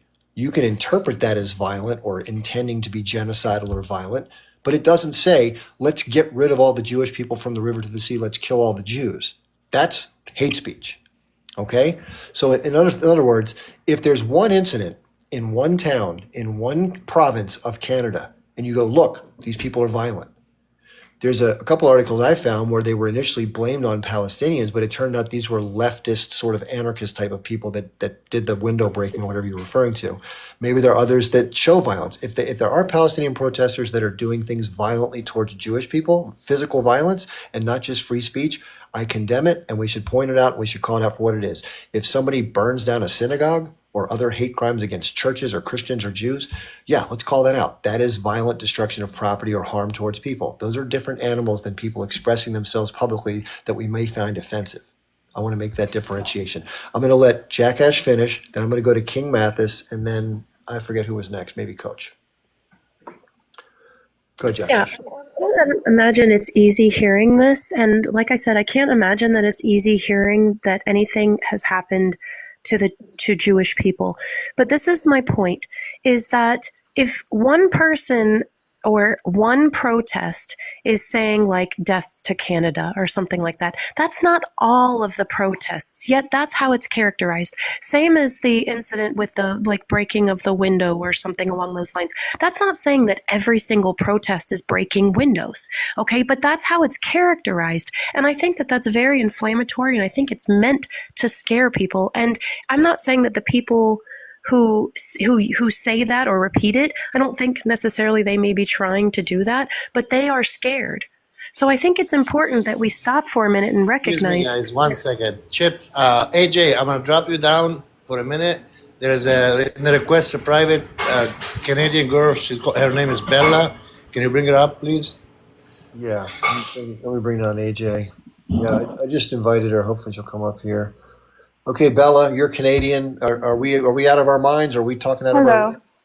Hey, If Bella. I could just finish my comment really quick, and then I can drop too, you can bring somebody else up. Okay. Anyway, the point that I'm trying to make is that these one incidences don't take on all of the character of all of the Palestinian protests, okay? And when we do that, we diminish the value of what they are actually saying at these protests. Oftentimes, 99% of them are peaceful. 99% of these protests are peaceful, yet somehow they are all characterized as being these horrifyingly anti-Semitic things. When I go and look this up, and anybody, I welcome them to do so, Look it up. None of them are coming, or the majority of them are overwhelmingly peaceful. So they're not like anti-Jewish people. These people aren't saying anti-Jewish things. They are talking specifically about what is happening in Gaza and what the state of Israel is doing. And it is very important to create that differentiation there.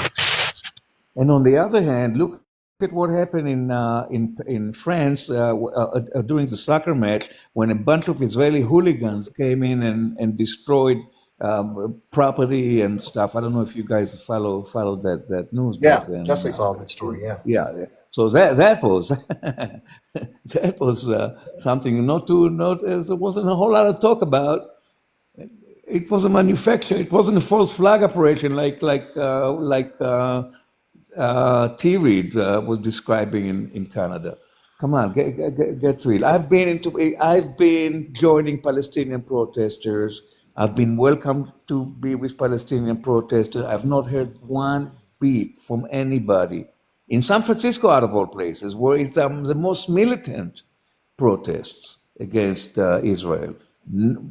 Welcomed by everybody. No, they know I'm Jewish and So I'm curious though. civil people. What we've been talking about though are protests in front of synagogues, places of worship, and I'm just Well, so it's better than curious. it's better to protest in front of synagogues than to buy masks. Why in It's Canada, better if to like you guys say, hold on, if you guys say it's about the Zionists and not about the Jews, would you be protesting in front of a synagogue since you guys say that not all Jews are Zionists? I have an Does the answer. I have an synagogue answer. say that I have an answer for hey, you. we're a Zionist synagogue? Well, No. look, Can I there's just only interject, one Palestinian? synagogue. There's only one synagogue in the U.S. that declared itself not Zionist. Only one. I think it's in Colorado, if I'm not mistaken. Maybe somebody can Google it. But only one synagogue so far. All the rest of all the synagogues that I'm aware of, why are you lying? Coach, Synagogue let's that go I'm back. aware of, Why are you lying? Let's go to the Canada subject. Let's let Bella go. Yeah. Look, for what Thierry is saying, that's completely false. Okay. So, yes, the police had to be involved at one point when there was the protest on the bridge in Toronto, but that's only because it was the counter protest that started, and it's recorded and it's also been reported. They're threatening to unalive the protesters. Literally on video, you have an Israeli, a pro-Israeli, going with the sign where you put your thumb under your neck and you go from one side to another. In Hamilton, no, there's nothing happening in Hamilton. Thierry, do you know that? I know that. So I don't know where you're going on with that. Was there a one-off where someone burned a flag? Yeah, but for the most part, people like Thierry, whenever they see a protester from these people that live in Canada, and Thierry, I was born here, so I don't know what you're talking about. Peaceful What about protests. the gunshots to this children's Jewish school that happened in Toronto? Don't you remember that one? No, actually, I need to look that one up. I did not get that one. I know that there's So been what a lot. happened was Hold they on. shot the guns to intimidate the school. King, give me a second. Let me look that one up and let me verify and validate, because we still have like that whole thing with the Second Cup owner that was going with the kufiyah chanting Shmatzi rhetoric. And her second cup was in the Jewish hospital in Montreal. She turned out to be a Jewish person herself. No, she's Okay, not.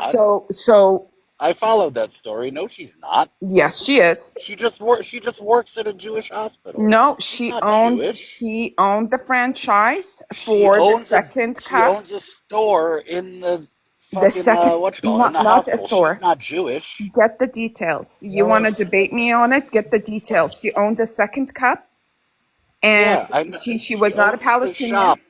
No, and they shut it down right away. You need to do some deep dive into it. They She's not fired even her a pro ass. They got Pali. They closed the store down. They They got rid of her actually lease. didn't close it down. What they actually did is they took the ownership from her, and head office went and got other locations to manage it. Okay, so go do a deep dive. Go do a deep dive into it. There was a one-off where someone did burn a flag, but no, that is not common practice. In 14 months, that's a one-off where it happened. Hold on a second. What about the bomb threats Hey, too? hold on, Coach. T-Ray, That's in instead Toronto. of you writing in the comment, she's misinformed. Tell her how she's informed. Also, Bella, I'm from Toronto. I was taking the bus. Okay, this is a true story about me. I was taking the bus on 29 Street, 29 bus, and I look over to the left and I see graffiti. It said 2 words, F. No, sorry. It said Israel and then the K-I-L-L-S, okay? Big, huge graffiti. I'm looking at everybody every day I'm taking the bus. It just says that graffiti. Now, I was the one who called the police and had them remove it, but those kind of graffitis are all over Toronto. So Yeah, you well, have you should see the anti-Semitic graffiti. You should see the graffiti Oh, that we I have thought in that Montreal. wasn't happening though, Bella. Hold on. What You is the should see graffiti the say? graffiti that's happening in Montreal. Those are juveniles that did them. The graffiti, Wait, there's wait. both graffiti What on does the both graffiti ends say? happening What does in the graffiti Montreal. say? Sorry, I can't hear you. What'd you say, Palestine?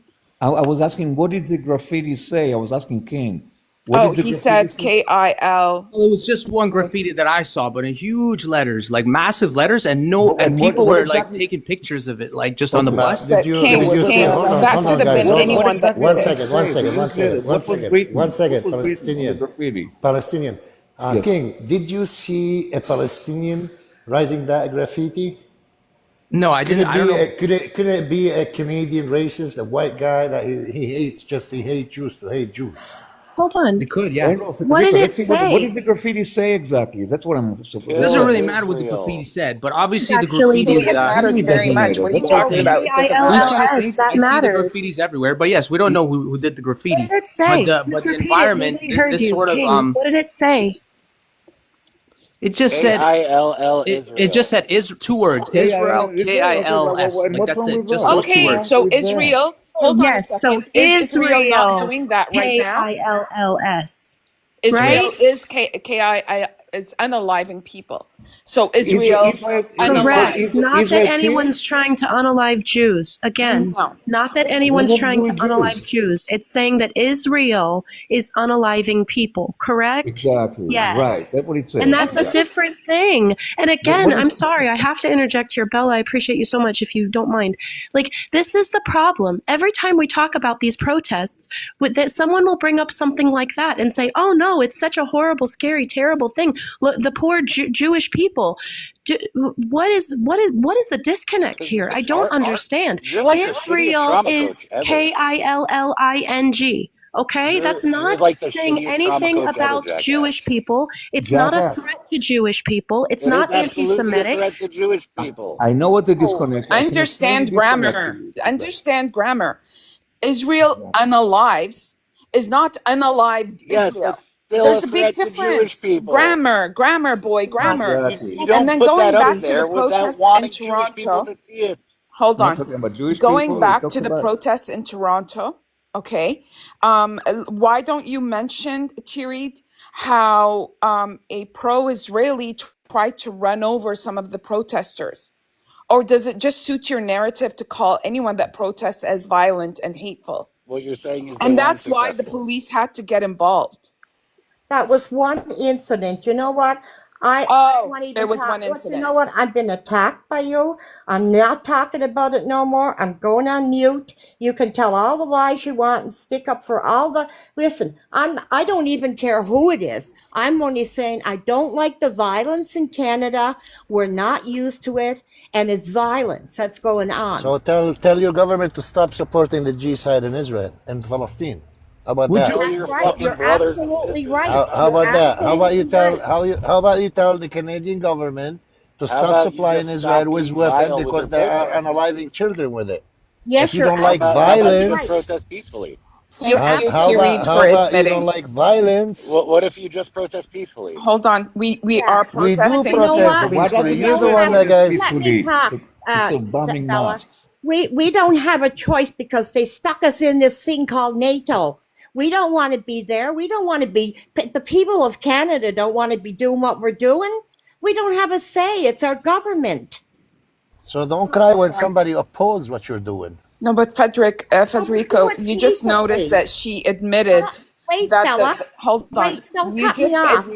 You just admitted that the pro-Israelis have tried to run people over, have chanted death threats to the pro-Palis. So when they're doing, hold on, I'm in the middle of a sentence if you don't mind. No, I was, and you cut me off.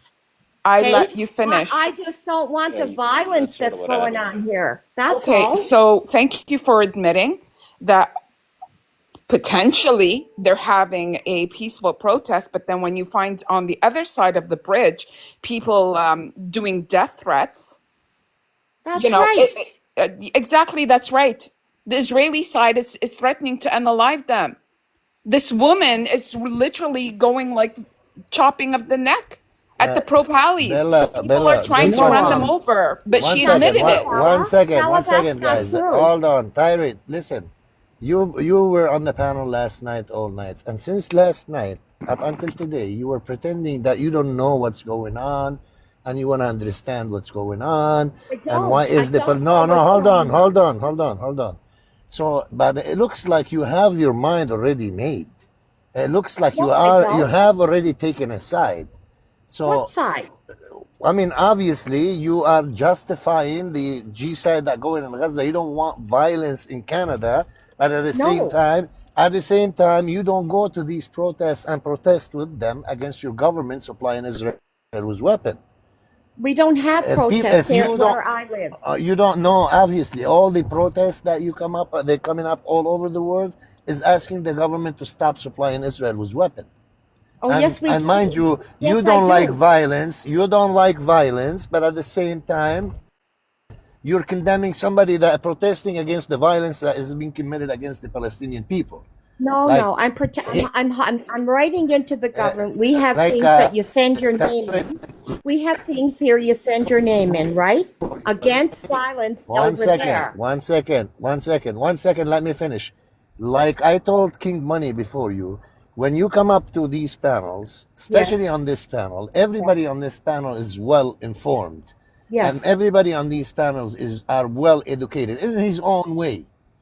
But for you to sneak in between You're wrong about me.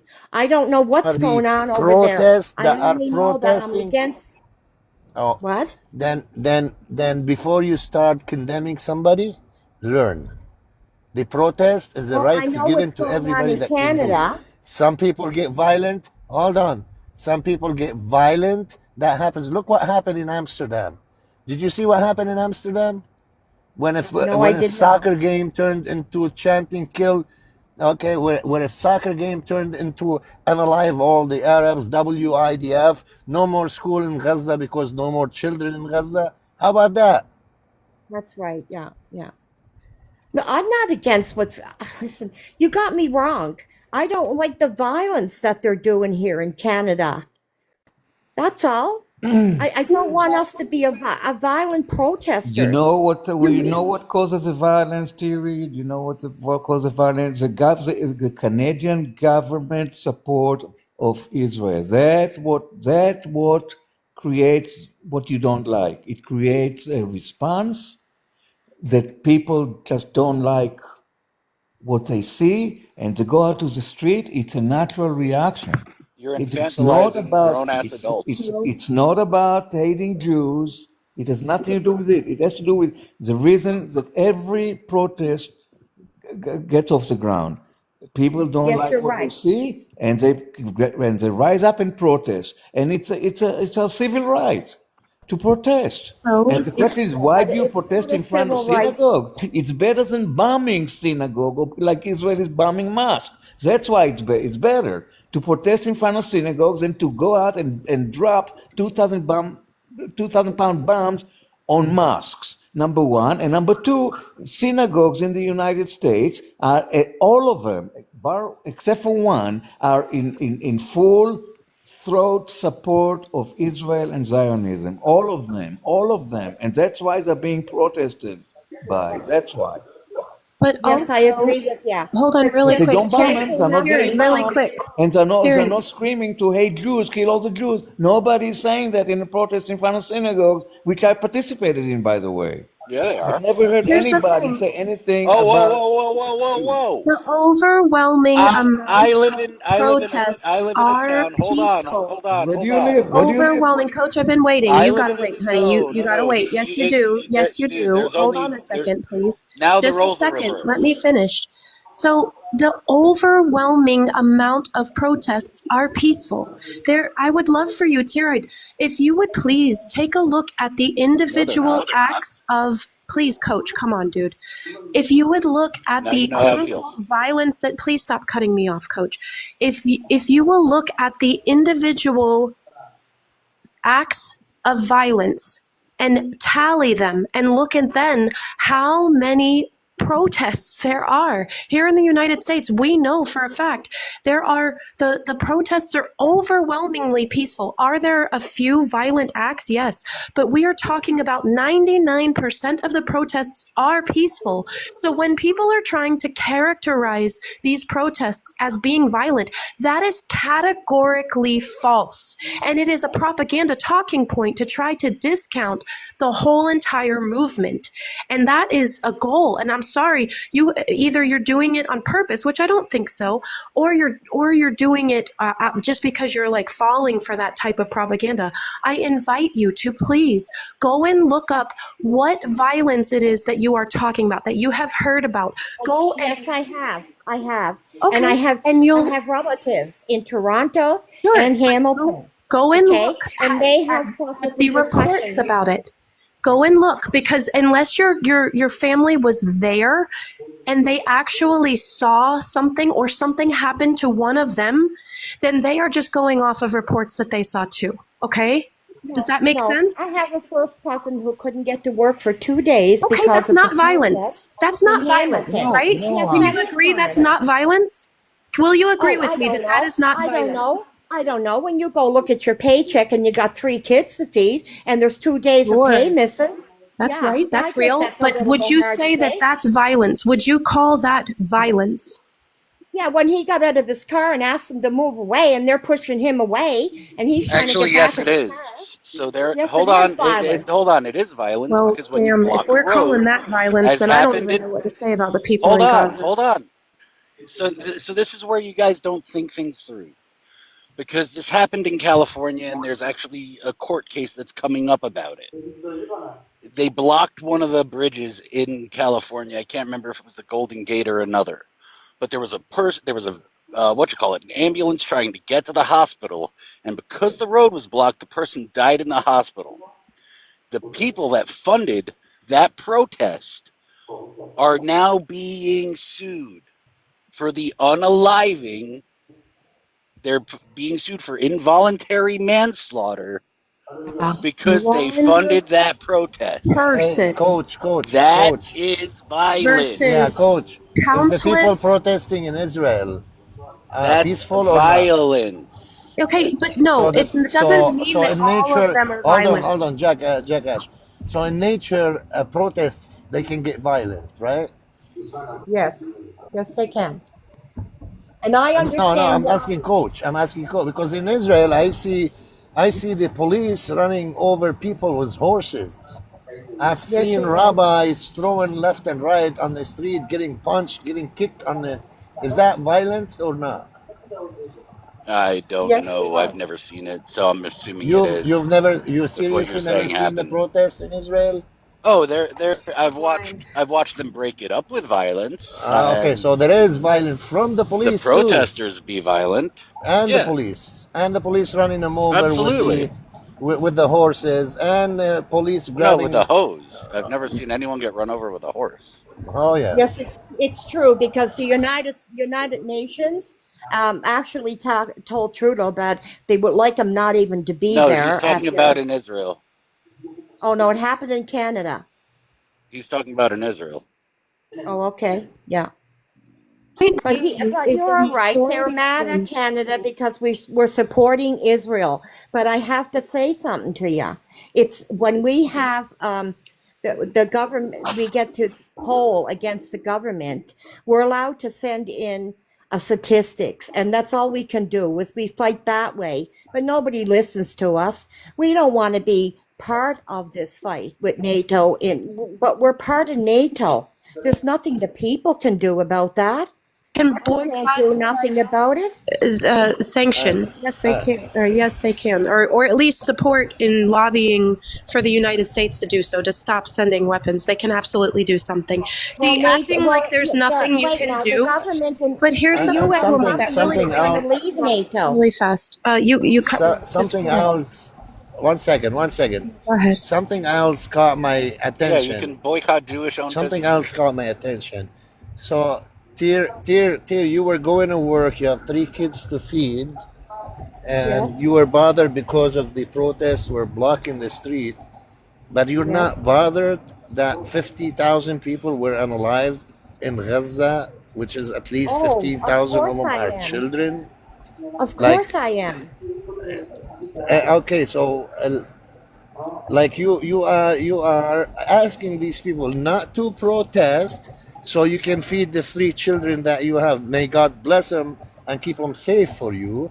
But at the Yes. same time, you not acknowledging the children of Palestine that they're getting They're being analyzed on a starved to daily death basis. too. Cry Have you me a seen the river, build images me a of bridge, children don't burning start a in the war. hospital? Talking about eating, they're being starved to death. Oh my God, I see No, now. they're not. But why do they want to make my children hungry too? That's not true. You're conflating this. It's not to say that your children go hungry. One day missing of work is not going to make your children hungry. Can Yes, you it agree with that? does. Yeah, no, I One don't day agree with is that. going to We're starve your living. children to death. Listen, we're living One, from no, day answer to me. You don't day. know how Answer much me she the makes. question. Genuinely, is You don't one know how day. much money she makes, jackass. Okay, but it doesn't matter. Jackass, You you have know no that idea that's what her not financial true. situation And is. here's the thing. We started Oh this my God. conversation saying that there was all of this overwhelming violence from the Palestinian protesters, when again, I have There not is. had any of you on this panel actually say you're right. The overwhelming majority of the But you're Palestinian not. protests are peaceful. Yes, they are, coach. And when you push that line of propaganda, it just shows that you're being disingenuous.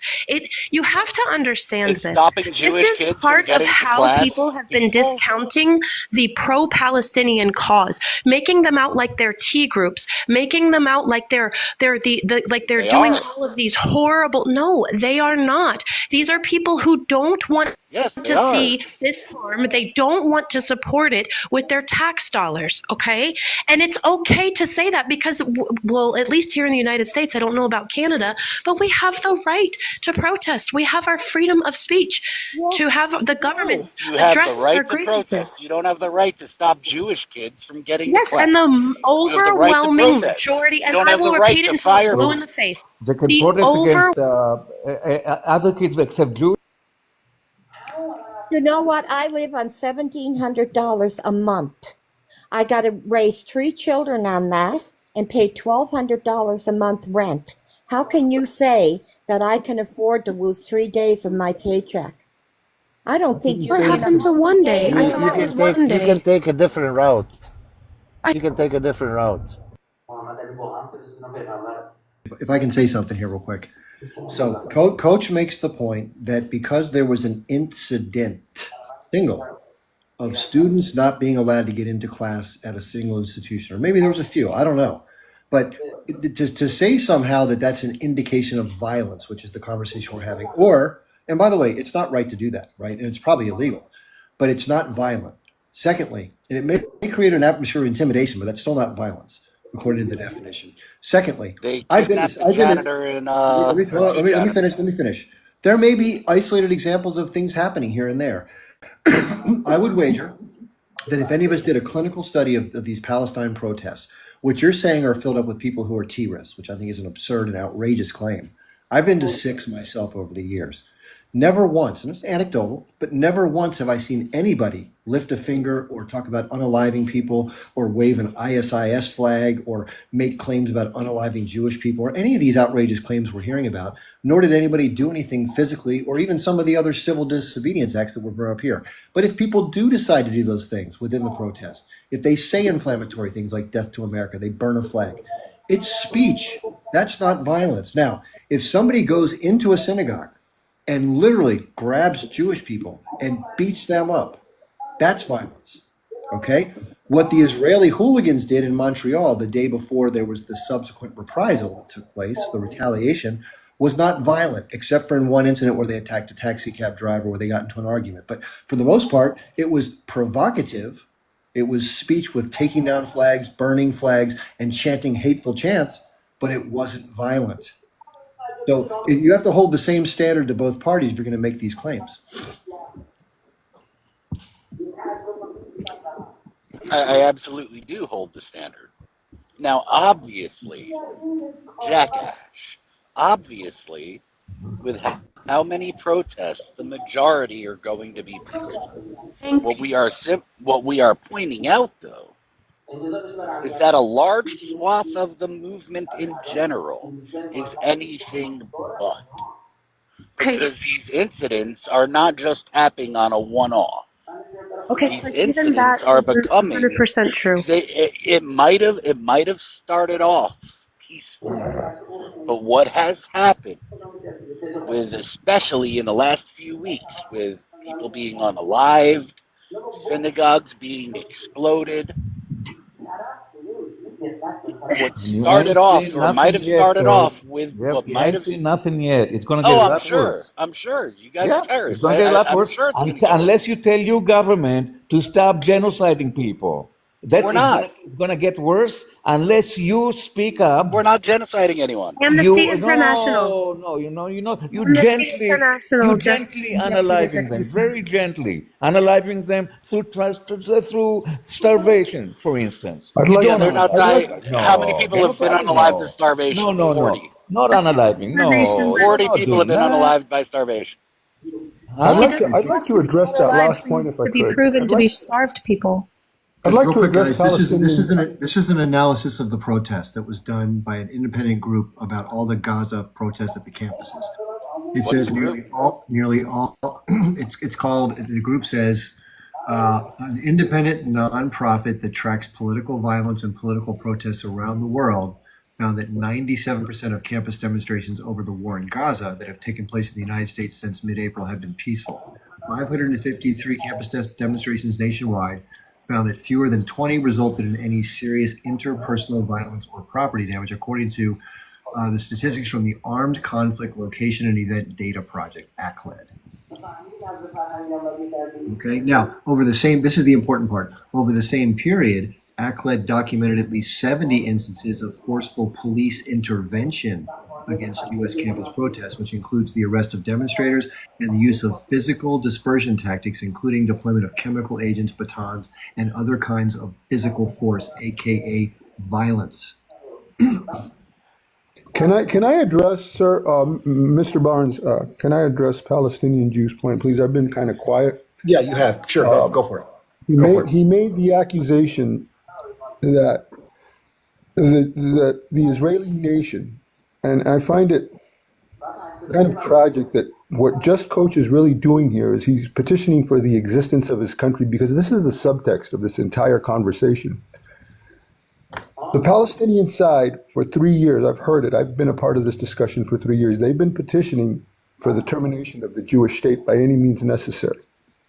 And by doing that, they've stated their advocacy in just about every instance. And it's not, the danger isn't whether or not these particular people are prosecuting violence against that is, of course, a very big issue. But the real issue is they're actually supporting a group that has ruthlessly done this. They say that group is necessary. They say that they don't support the specific incidents, but if you support the groups, you support the significant, the individual incidents, like what took place on October 7th, like what took place during this second Intifada. You're supporting the group. And then when Israel, as a recognized nation by the United Nations, the same United Nations that you validate when they make points in your favor regarding the plausibility of genocide, you call to them on those instances, but yet you completely distance yourself from the United Nations, recognizing the existence of that Israeli nation. So now somebody like Coach has to endure a double standard, because the bottom line here is that even if you were to find some plausible link between excessive violence or apartheid or anything else, what you are protesting for or protesting against is the existence of their nation, when in fact nations like America, nations like France, nations like Great Britain have committed far, far greater atrocities.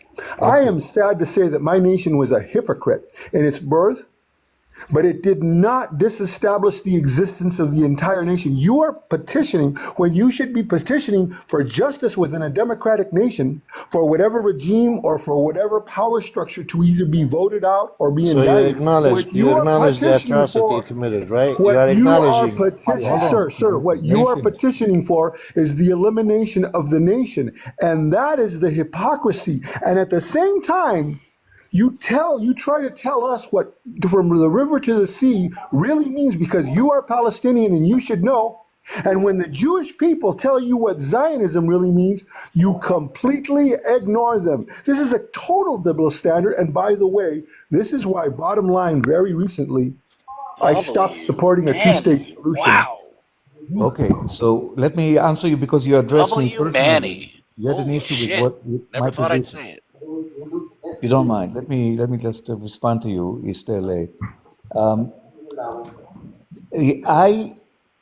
Okay, nobody is for the destruction of a Jewish state. They're for the destruction of an apartheid state. I cannot support an apartheid state. I can support a fully democratic state where religion is any religion, anything goes. A free, truly democratic state from the river to the sea. All the inhabitants have the same right to vote, and that's it. And government gets elected by the people, for the people. That's what I'm for. It's not about Judaism. It's not about destroying the Jewish people or destroying a Jewish state. This Jewish state is not legitimate. It's not legitimate. It was taken by force.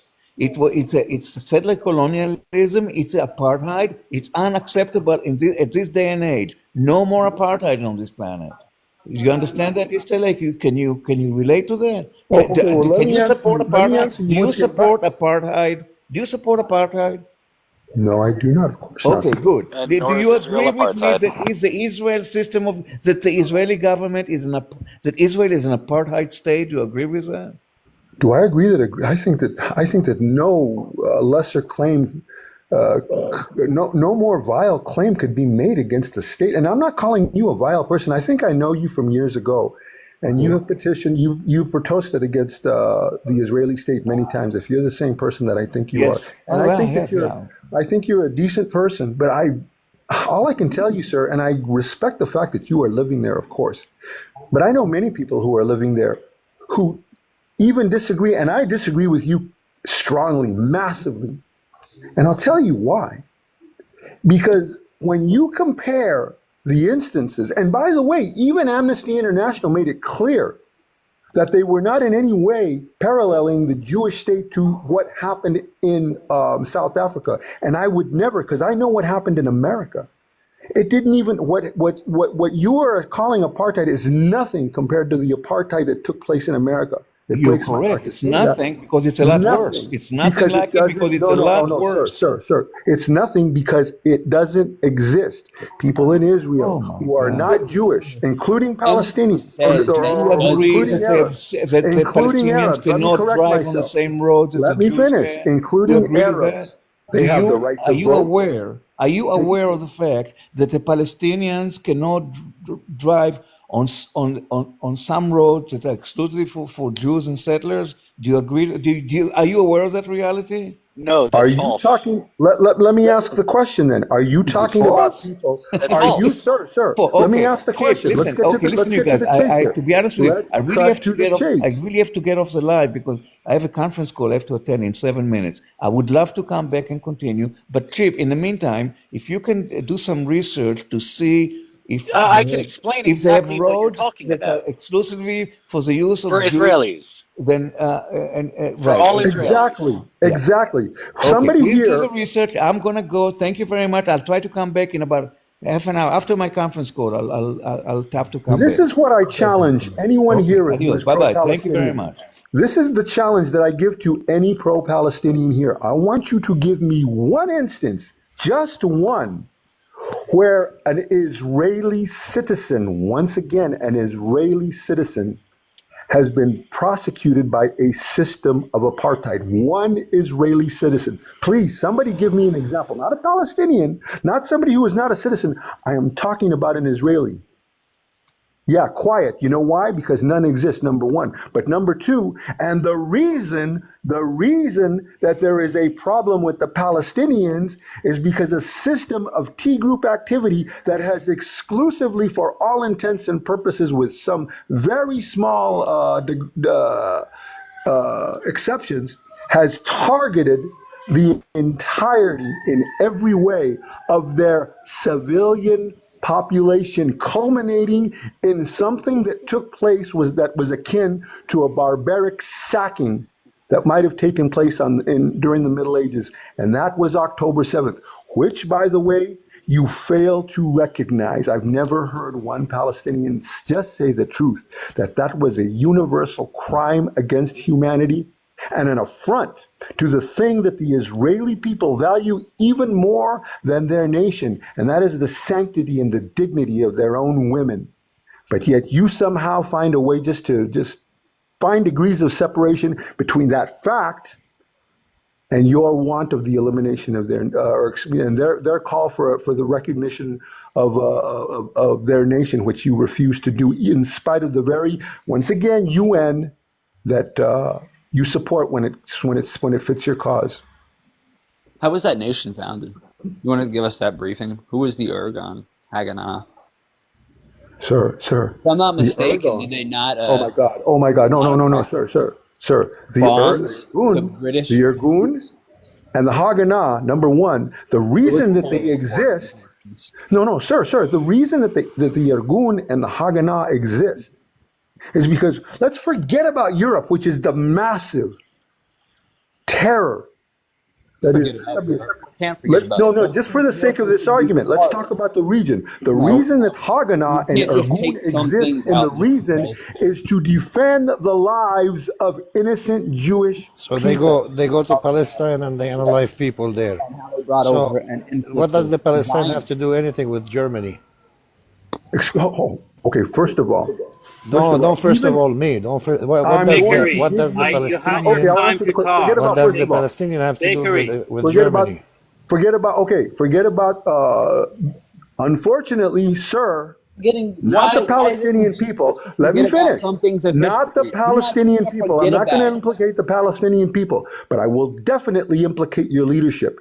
Your leadership forms a connection to the Schmatzi regime in that they prosecuted the exact same can I kind call you a of Nazi? indiscriminate. Oh, that's a bullshit. That's a bullshit, Bakery. Oh my! That's a bullshit. No, sir. That's a bullshit. That's BS. That's BS. Can I call you Nazi? If I can finish a statement, if I can finish a statement, because I will. No, you had your time. You said a lot of things. One more sentence. Rodrigo, what happened to? It's my turn, Coach. Coach, you made a claim. Hold it, Coach. Might Hold not it, hear Coach. some things that Coach, you're you made a happy with. claim. You made a claim that people were blocking the bridge, Golden Bridge, or something like that. I couldn't remember which bridge it was. And now they're being prosecuted for some there's a sort lawsuit. Okay. It's a made up nonsense. You made it up. As usual. You made up a lot of nonsense from your black hole. Okay. Well, first of all, they will not be prosecuted because if they did it deliberately, they did not have. That's why it's involuntary manslaughter. Let me finish. No, they're not.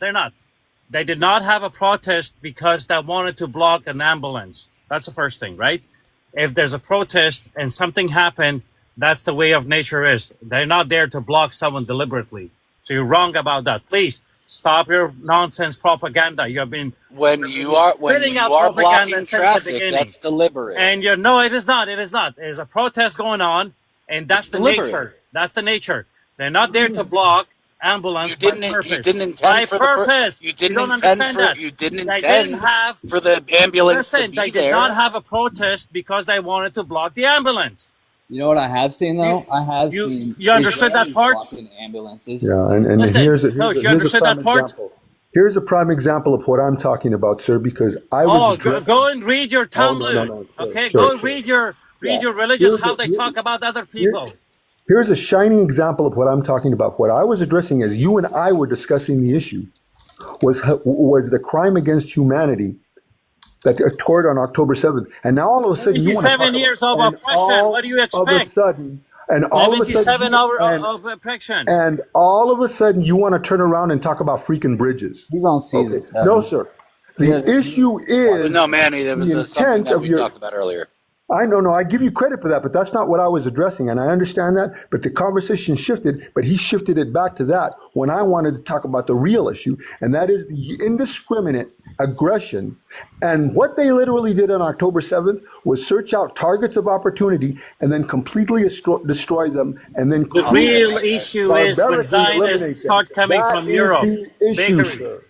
The real That is- issue is when the Zionists start coming from Listen. Europe. The Zionists, when they start I- coming I from wish- no, Europe, no, you know what? I wish- that's where the I wish- started of the issues. What- This what I- problem did not start on October 7. The clock did not start clicking what I regret right on now October is I- 7. I You got to beg listen on to my what I'm knees. trying to tell you. I Bakery. beg on my knees. I Okay? beg on my knees for Coach to come back because he is much No. more important to the No, discussion than I don't care. The Please, thing is Coach, that you're come back. double standard. You're Please, very Coach, double come standard back. towards your opinion. Okay. The problem Double in Palestine standard? did not start in October 7. It started when Zionists start coming from Europe. You know, and I know. So once again, and you show the real double standard because you refuse to acknowledge that Zionism has nothing to do with with aggression, has nothing to do with colonizing, and everything to Sure do it with does. Founded Sure on it what does. are you talking No, about? I will Sure it define it does. for What are you, you sir. talking about? I will Theodore define the Herzl's Genesis. whole memo I will was define the colonization Genesis of and the Palestine. revelation of East Zionism. LA, And I you're will not say it making very sense briefly. with that. You're contradicting yourself, East LA. I Honest to will God. I've been define. Yeah, listening to you you're for 15 attacking me, minutes, and but I'm you're making a point. contradicting yourself. You're The country attacking was me, and I'm founded on gonna- Zionism, dude. You're The country was attacking founded on me. Zionism before it was even conquered. You're Don't tell me attacking me. otherwise. You're attacking me, and listen. I'm No, gonna no, make no, you a listen. point. You've been living in East LA, I don't know how long, but you need to understand about the region. Theodore Herzl already orchestrated this from the beginning. It was either Argentina, Uganda, or Palestine. They needed a country for them, and they had a purpose. Theodore Herzl wasn't even religious. The guy was an atheist. So it was something called of a colonization. That's when the term was so much of a norm. People were speaking about it. Once That's why they had again, other nations once allow again, it because the only thereby- other, listen to me, East LA. Tell me why is it the only nations that agreed with so-called Israel are the nations that colonized other people? And at the same token, at least they had the audacity. These countries that agreed for Israel to exist, Yeah, they at least I had can the give you a audacity. damn. Listen to me. Don't cut I me can off. give Don't you- cut me off. I've been listening to you for 15 minutes. At least they had the audacity to give some kind of respectful living conditions for the natives of the land that they stole. Now, from. let me answer And your on question end, directly. listen to me. You have not lived in Israel or in Palestine. You've probably let been me- living in the States all your life. So please, Yeah, well, you as may- you're okay. taking this luxury, Let me- take it respectfully and be humble with it, dude. Because you have not lived on both sides of the When are you going to of let the me border. answer your question? You asked me You a don't question. tell when are me. you gonna let Listen, answer it? LA. It's common sense when you say it's a war. It's a war is between two sovereign nations. Two sovereign nations, regardless if they're powerful or not. But if I am the sovereign nation of the natives and I'm bombing them, that means it's not a war. It's G-side. Do you not understand it? I control everything that goes in and out. So if I only allowed a few weapons to go in, just so I could have the audacity to say, "Oh, well, you know what? I got a justification to start carpet bombing for 4 days straight," knowing they're civilians. Who the hell does expect that there's actually any hostages left with the freaking the freaking way that Israel's been No. handling the situation? Do you think any of them are still alive? Now I doubt I'd it. like to answer. Honest to I'd God, like I to doubt answer it. your Those most. people that are still crying for their families, I'm so sorry for them. But they gotta I'd like to. understand that their government is way too radical. You guys, it's over. That's it. The international community is sick and tired of it. Everybody's kicking out every single Zionist member in their Congress and in their House of every country. The last one is going to be this country. And you know what's going to happen? You guys are going to be all kicked out. Every single Zionist person is going to be kicked out the same way they were hunted in Germany. Simple. So Now when I'd like people to are kicking out answer. Nazis, I'm gonna in come back. Germany, My this is what's connection going to is happen bad. around the Now world let me because you answer. guys Let me reacted answer. too Let me aggressively. answer. Let You me guys answer. can go in. Listen to me, Let LA. me. It's common sense. It's common sense, right? If a T guy, listen, let's say a HT guy is inside Tel Aviv, inside one of the schools, and he got one of this. Let's just play to your standards of stereotyping, and he got the kid as a human shield, one in the front and one in the back, one on top of his head and one between his legs, right? He got 5 kids as human shields. What are you guys going to do? You guys are going to drop a big ass BOMB on top of the whole school? No, you guys are not, because you guys look at your lives different than every other person's life. The moment you have that ideology in your mind, you're very much, you're not one of the Homo sapien race. You're out of the Homo sapien race. The minute No, you I'm think not. that your life exists Okay. and is more valuable than anybody else's, then forget about it. Right. Now You let me guys answer. out of Let's the Let take me some answer turns your here, most. guys. Let's take some turns. So Yeah, let's let me let answer East your So LA. most. LA, you could have the type. Thank Let's you. let Let me East answer LA your. respond, please. Thanks. Go Let ahead. me answer your most scathing because you made several points. So I want to answer. Hold on I really want to quick, answer. just 10 seconds. I want to say something to you, East LA. A land for a people without a land. Okay? That was the claim that they were talking about when they were going to Palestine, that there were no people there. However, there were people there. And the Jack, irony Jack, is, and of course, the Jack, you irony need to is that no. understand. Hold on, LA. Hold on, LA. You need to understand, Jack. The thing is the grace and the humble and the respect wasn't even returned in the same way it was given. Because you remember, Judaism was being extinct all over the planet except in the Islamic world. That's the only safe haven they found. Their language was extinct. If it wasn't for our Semitic language, they would have been extinct. Right now, their language is literally a hybrid language of European mixed with Semitic. It's fine. But at the same token, we gave them safe haven. Why couldn't they give the natives of the land that they just stole it from the same way? They couldn't do that. That shows you they're not actual Semitics. They have no principles behind their movements. Now I have to address Jack Ash's point. You just said a land for a people with no land. Okay. You right now, as Palestinian people, are petitioning the world for a land of your own when you have no land. But Because yes, it was you stolen. want to deny. You cannot jump to Oh, other. my. Listen, He- East LA. no, okay, You cannot okay, look it. jump to No, look different. it. All You right, just before you interrupted guys me. showed up on the boats, what was it called? What was it called before you guys showed up on the boats in '48? Because the world did not start in 1948, my friend. Yeah, I really yeah, could what tell you, was and it I got a called? video Yeah, I that know. shows. Listen, East LA. I'm sorry to burst your bubble, but I got a video that tells you the Zios worked with the Nazis to orchestrate the whole thing just so they could get the numbers. I will play it right Okay. on this live, but I do not want this live This to is go what bad. I'm I respectfully respect you. requesting. And I he respect you. knows I would it. love to send that to you. He knows it. He's one of them. Like Let- he's. this I is what understand. I mean, It's for him to fine. speak And if about he's one the of those Christian Palestinians that Zios, way, he's even worse. And you know he what's even is- more disgusting? Is the he Christian is a Zios. neo-Nazi. No, listen to me. Hold on. The worst ones of them all are the Christian Zios. They're the ones that are actually helping and inducing and fueling just so they could have a turn to be like, all right, now they're all in the Holy Land. Now we could all play what the Bible said. Let's go get them all. That's what they all want. It's all a sick game of going at each other. Instead of them having a two-state solution, they were like, you know what? Let's have it all. We want a greater Israel. Why the hell ISIS only exists in the areas where supposed to be greater Israel is in the future? Why is that? How come they never thrived in Yemen? And I was there. They lasted in Yemen for only a month. They only exist. ISIS is literally a branch for Israel. That's They their work justification together. to go in. Mind They you, work. ISIS never targeted Israel. If it's so-called Islamic, no, they're not. Envy, real quick. Envy, I know you're very passionate, but in fairness, there hasn't been much exchange back and forth, although East LA did get a chance to speak a lot before you came in. Let's give him a chance to address at least one of your points and have a dialogue. The most, thank you, Chip. The most scathing indictment, and that is that Israel is being supported by the illegitimacy of colonist societies. Okay, well, you're talking about, sir, you're talking about the United States. You're talking about nations like France and Great Britain. And yes, Correct. Great Britain. Let me finish, please, sir. Those nations, and I'll just address my own nation. And I hate to say this once again, but we actually did prosecute a genocide against people. Okay, and as a result of that, okay, terrible consequences. But you see those consequences. You see the drastic change of the numbers of the people. You see that right now they have no nation. They don't. And they've been restricted. I'm sorry, LA. I really don't, LA. Finish, sir, Go ahead. please. You see that those people are restricted to so-called reservations rather than having right to self-determination, okay? So you see the terrible consequences that exist today. But as the other side of that coin is, as a democracy, we are still in the process, and we have made progress into addressing every discrepancy that you have listed in the past. I'm sorry, LA. Now, I don't want your democracy. see, I don't want your democracy, man. Don't I bring do. me your democracy. I do. I don't no, want sir, it. sir. Don't sir. bring it to me. Don't bring it to my country. Yeah, okay. Don't colonize me with the pretend Guys, of democracy. hold on. No, sir.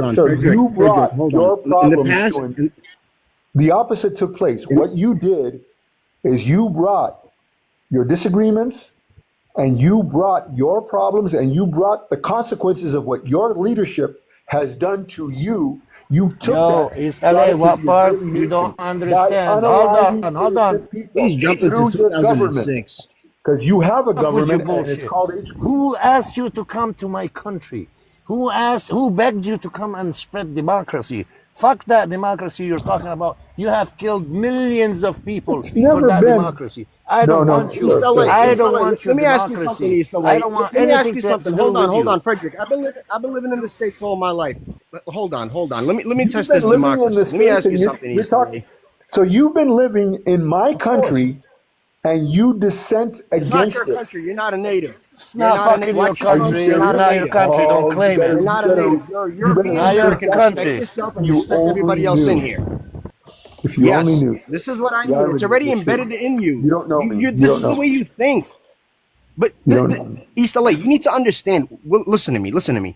I don't really disagree with racism, but racism needs to come with a backing and principles behind it. In order for a person to be racist towards me, I expect his history and his lineage to be proper, to be honorable, to be freaking noble, to be on the top of status. Like if anybody were to disrespect him, he won't even step down to disrespect that person. That person, I would love for that person to be racist towards me. Fine. I'm pretty sure my son can't marry his daughter. That's understandable. But when your past is so fucking wrong and is full of with shit, you have no justification, no right. And most people would expect you to, hey, if you're gonna be racist, at least name your father to your all the way up to Sam, or up to Japheth, or up to Ham, son of Noah. Name any of them. I mean, most people that want to be racist nowadays are literally mutts. They don't know their own lineage. And they expect to be racist? What makes you racist? What lineage do you have? What history backs you up that makes you qualify to be a racist person? I'm not a racist. You're not a native of this land. If you're one of the tribe members of the Native Americans, I would gladly take the passport, burn the fuck out of it, and get the fuck out. I would gladly move out. But you're not a native. If a person that stole something is telling me to do what to do, that's not going to work. Unless you clean up yourself. So therefore, you have no right from here all the way up until Judgment Day to tell so any let me person answer to get you out of this directly. country. You're not Let a me native. Let me answer you Your directly. ancestors are from Europe, so respect yourself. And honestly, God, we all know the first people that arrived to this country and why they were kicked out of Europe.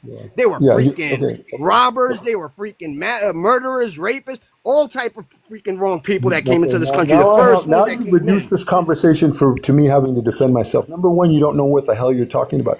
My lineage comes from the southwest of the United States of America, specifically places like Albuquerque, New Mexico, and Bisbee, Arizona.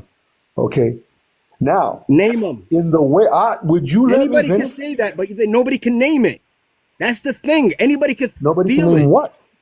Nobody can Name name it. what? Name it. Name your father and your father's father all the way up till you get me something that could be more credible.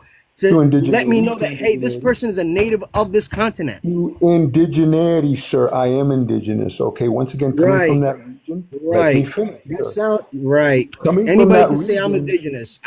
Listen, dude, I went to school with people that had No, 14 my family. different nationalities in their family in the 14. My family had our at the roots. age No, of no. 14, at the age of 16, they were one race. I Please. have a Everybody fluent. jumps to race.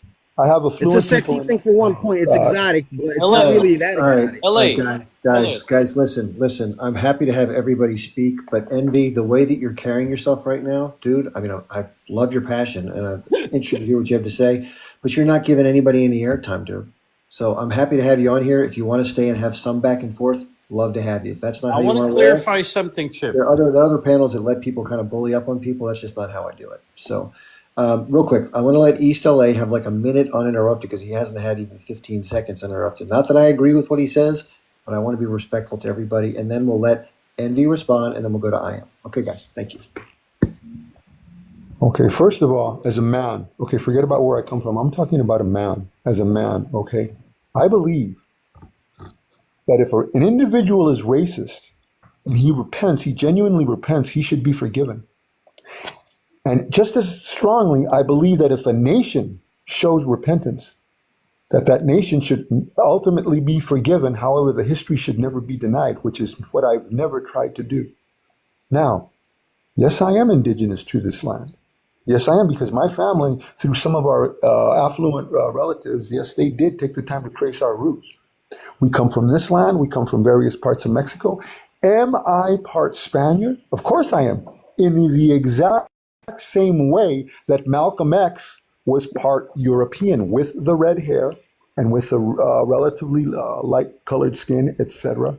But did anyone ever have the audacity to not call Malcolm X a black man because his blood was interfered with by the colonization of the so-called European man?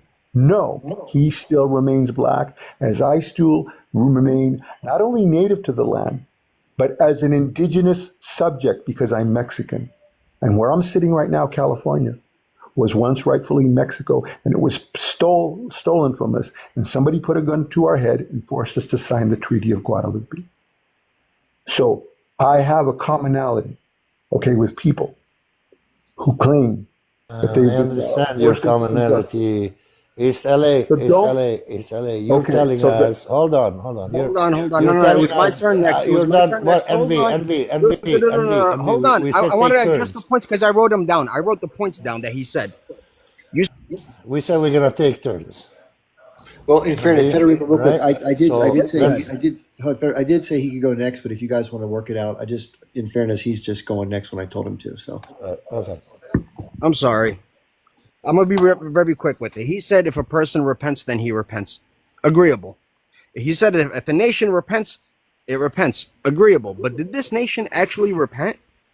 Mind you, we have an open checkbook for military use, but we don't have an open checkbook for educational use. We don't have an open checkbook for ground use, for roads or any kind of infrastructure. We don't have an open checkbook for none of that, but we do have an open checkbook for WAR. Now, if you want to use Google or ChatGPT, feel free. But Google how many nations has this country been BOMBing or have operations in or taking out leaders and putting other leaders in. I mean, we've been meddling with almost every single nation on this planet, for God's sake. And you're telling me we repented? No, we haven't. Our democracy, our Democrats are literally foxes, and our freaking Republicans are literally wolves. A fox always lies to me, and then he goes and eats my chickens. The wolf tells me, hey, ow, I'm going to come and eat your chicken, and he comes and eats my chicken. I'm already known with it. But since 1960, my friend, that's when we had a chance. 1963. That's when AIPAC introduced itself to America, and ever since JFK went to sleep, may he rest in peace, ever since then, we've always had an AIPAC president. And you telling me that I'm going to answer you. I'm going to answer you, sir, with history. I'm going to answer you with history, okay? You talk about but 1963. Mind you, before you jump, I want to say I'm very sorry to your people that were forced to sign that treaty, And I wish you guys would have a revolution and take back what's rightfully yours. And everybody should have their own land. If you want to migrate to another land, so be it. That's fine. But be respectful of that nation that you're going into. Don't expect your norms to be pushed on other people. Okay, now Right or you wrong. talk. Everybody Okay, migrates. no, That's fine. you- People you're- migrate. In my opinion, sir, your logic is completely convoluted, and I'm going to tell you why. Because when you're talking about America, all right, yeah, you're talking about a nation that has. Once again, we're not going to deny the history, but see, I'm here. I'm free because of a First Amendment to address the history in any way that I see fit without fear of repercussion. Number one. Number two, personally, in spite of all the hypocrisy, I've lived here all my life, and I'm going to tell you something, and I'm going to guarantee this to you. As someone who has seen hypocrisy practiced against my people, the Mexican people, okay? As someone who has seen injustice, there is no way I'm going anywhere else. I love this nation. And my ultimate loyalty, above anything else, I acknowledge my culture. I bleed like a Mexican, but I think like an American. And I swear an allegiance to the Constitution of the United States because it's the one unifying factor that gives not only hope to me as a person, but to my nation and to the entire planet. Now, what you talked about regarding foreign intervention, right? That intervention has existed as a result of somebody who struck first blood, okay? When we were attacked, we always had our right to self-determination and respond to those attacks, which we did. When Israel was attacked, they did the same thing. What you were denying is in the case of America, you are Hold on, Oh, denying our right to defend ourselves. How was Yes. Israel attacked? How was Israel attacked? Oh my God. Do we really have to No, reestablish the I'm whole going to history? go there. I'm going to go there. How was Forget that. Israel? No, hold on. It's my turn, Envy. How was Israel attacked? Resolution 181. How was Israel attacked in I'm October about to 7? answer the. I'm about to answer On the same October question. 7. Oh, how were they attacked, sir? By whom? By the group that represents the group that represents your government in Gaza, H group. Okay, so By the is military Gaza wing, within by the the boundaries Al-Qassam of brigade. Israel? You violated. Listen, answer my question. Is Gaza within the boundaries of Israel? No, of course not. It's not? No. Gaza, Gaza is is not Gaza part of is the a boundaries of region. Israel? No, Gaza is a region Then what outside the business boundaries Israel of have Israel. to be inside Gaza? Gaza was occupied. Then why Israel is controlling Gaza borders? They gave it back to you, hands To down, who? free To of who? any strings, Then to why? the Palestinian Then why people. Israel is controlling the One boundaries? second. Oh, hold on. Why are they? I am Palestinian. I understand. I'm getting Hold him. on. That has to be the most redundant question that I've ever heard in my life. Why? You don't know what you're Because talking you about. have You have don't know done what you're nothing. talking about. You're saying You have war, nothing. but you can't say what war is about. Please don't yell. Please don't yell. Thanks. No yelling. No yelling. Yeah, I'm not yelling. Showtime. Oh, hey. What's up, guys? Thanks, Chip, for having me. Assalamu alaikum, Federico. I don't know if you remember me from yesterday. But I'm just hearing like a lot of, I'm going to get my chance to speak, but it's a heated conversation between you guys. So you can skip me. I don't know if you can skip me or something like that. But Yeah, Federico's got control. I'm not sure how to even do Showtime. All right. So my biggest hold regret. on, LA. Hold on. We're gonna take turns. We're gonna speak. We're not gonna yell. We're not gonna personal attack. And let's time ourselves. Take a minute. I don't want to put it back on Showtime. I don't like Showtime, but I know it's emotional. So let's keep it under control. But I have a thing or two for East LA. East LA. No matter what you're gonna say, he's gonna go around it. He says that he's indigenous. Somebody put the gun to his head, and I forced him to sign an agreement or whatever. But at the same time, he agrees with the Israeli putting a gun to the head of the Palestinian and take their land. He claims that he represents this country and the constitution of this country and the freedom, and he denies it to the Palestinian people. He puts the blame on the victim and support the aggressor. East LA, Uh, I don't know how old are you, but I know that you live in LA. You live with a roommate. You have no job, but coming up here on TikTok and supporting. If you're getting paid, just say I'm getting paid to do that, because I don't believe a I word think that it's a you say. promotion. I don't believe a word you say. I never talk personally to anybody, but anytime I have you on a panel or I talk to you on a panel, you always run with the same rhetorics by supporting a genocidal state that is committing a genocide against Palestinians that have been living in an open air prison, and you justify it and you blame the victim. You always blaming the victim.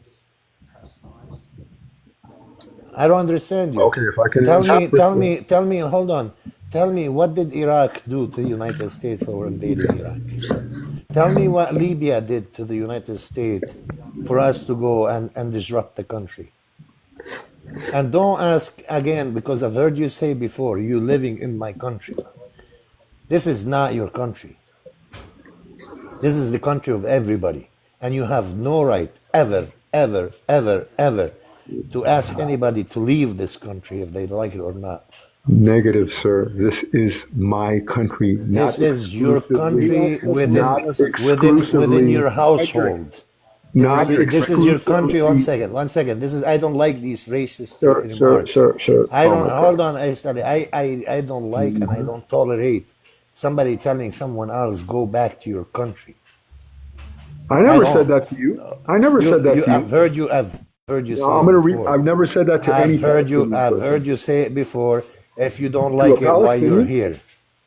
No, I said if you no. What I'm saying is I find I'm not questioning your right to stay here. And by the way, I want you to stay here. Okay, what I'm saying is if you're going to stay here and you're going to petition, I'm not waiting for you to tell me if I can stay here or not. This is what you don't understand. Okay. You have no right. You have no right to question my existence here. Yes or no? I am asking the question: if you dissent so strongly against the basic principles of this nation, then why are you even here? Why don't you go to a nation where You're the one that.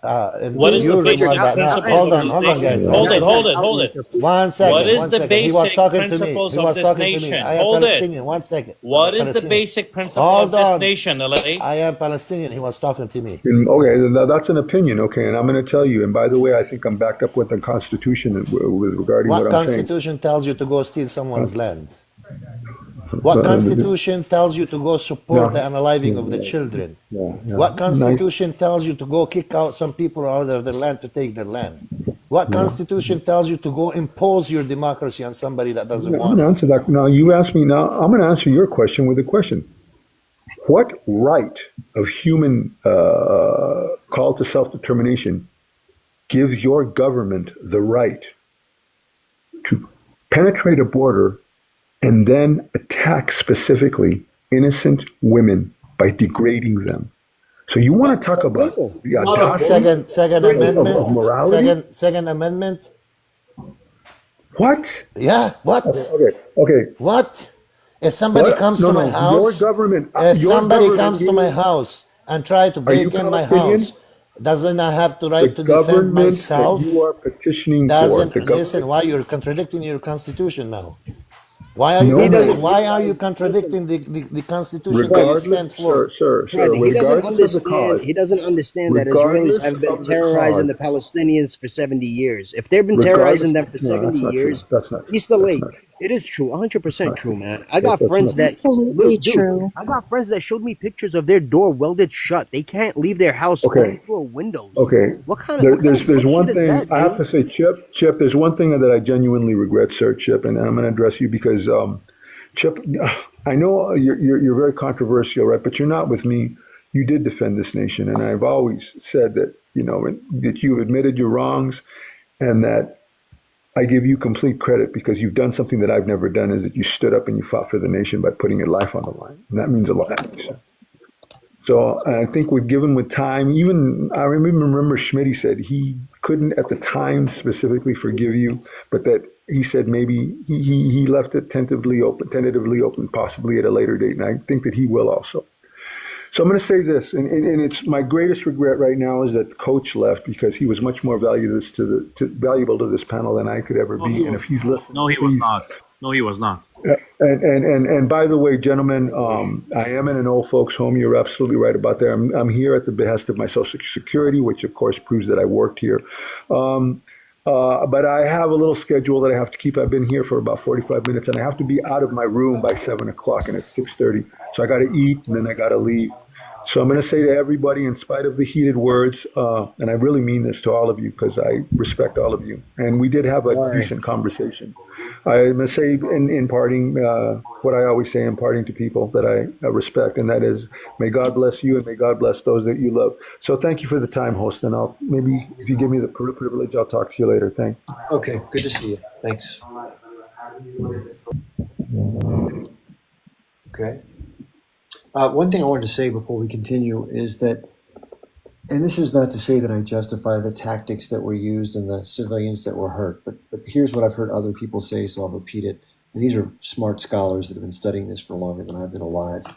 And that is, if you enclose somebody in a small 25-mile, 5-mile wide sort of enclave that's fenced in, you convince your neighbor to the south to basically be complicit in blocking everything from coming in and out other than what can be smuggled in. You only let a few people in and out periodically on work permits. Otherwise, nobody gets to leave. They don't have access to control the water, the fuel, food, electricity, the medical supplies. A lot of things can't get in that are just normal everyday stuff just to be punitive to the people. You can't leave the territory. You can't have an economy where you can export goods. You can't grow your economy. You can't bring in cement to grow your infrastructure. Your infrastructure gets bombed and destroyed. You're living under someone else's humiliating control for decade after decade. What do you expect somebody to do under the circumstances? Like smile and send you a postcard? Honest to God, me as an American, I would not respect anybody that would live in those conditions and stay quiet. If you're going to stay quiet in those conditions, I'm not respecting you at all. I'm not giving you a shred of respect or dignity. Who would want to live like that?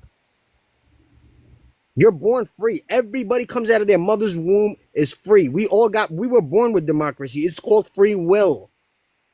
But what he was talking about, democracy this and democracy that democracy back then was being oppressed by the queen. But the democracy now, it's way totally different. Our news is being censored. Meanwhile, all our media is not. You got kids that are like 9 years old dancing in ways that are very, whoa. Like, God damn, what happened? And you're telling me this is democracy? We're going down the drain. We're very, very low moral now. Like, it's ridiculous. And they're telling me it's democracy? That's not democracy. I mean, democracy is America 1950s. 1950s, there was no no, hold on. You need to understand. 1950s America, you would not be seeing a guy trying to holler at a girl. If anything were to come out of his mouth, it would be something as if he were to woo her by a half a sentence or two, and it won't even be direct. Yes, true. That's how poetic they were. But nowadays, it's literally like, it's like Sodom and Gomorrah open for free for everybody. It's all like, do whatever you want. There's no consequences to all of it. Like, whoa. We're not savages. We're not animals. Envy, I want to go back to one of your points. Guys, if you don't mind, before you start, I'm gonna have to drop. Chip, thank you. Like always, great live, man. I love your lives. Thanks for all your help and moderation. Thank you. Thank you, guys. You have a good night. Thank you. Want to go back to one of the points that you made, that when our government was hijacked by the APAC, we can see, Chip, and you know more than I do, that before World War II, America did not have a lot of conflicts around the world, especially in the Middle East. But you can see that since World War II, America has been involved in over 250 armed conflicts, mostly because of the Cold War and Middle East. And then you question yourself that what happened? Why the foreign policy of this country all of a sudden flipped to something that we cannot even understand, right? Why this country is being involved in and being dragged into so many conflicts that we don't have any interest.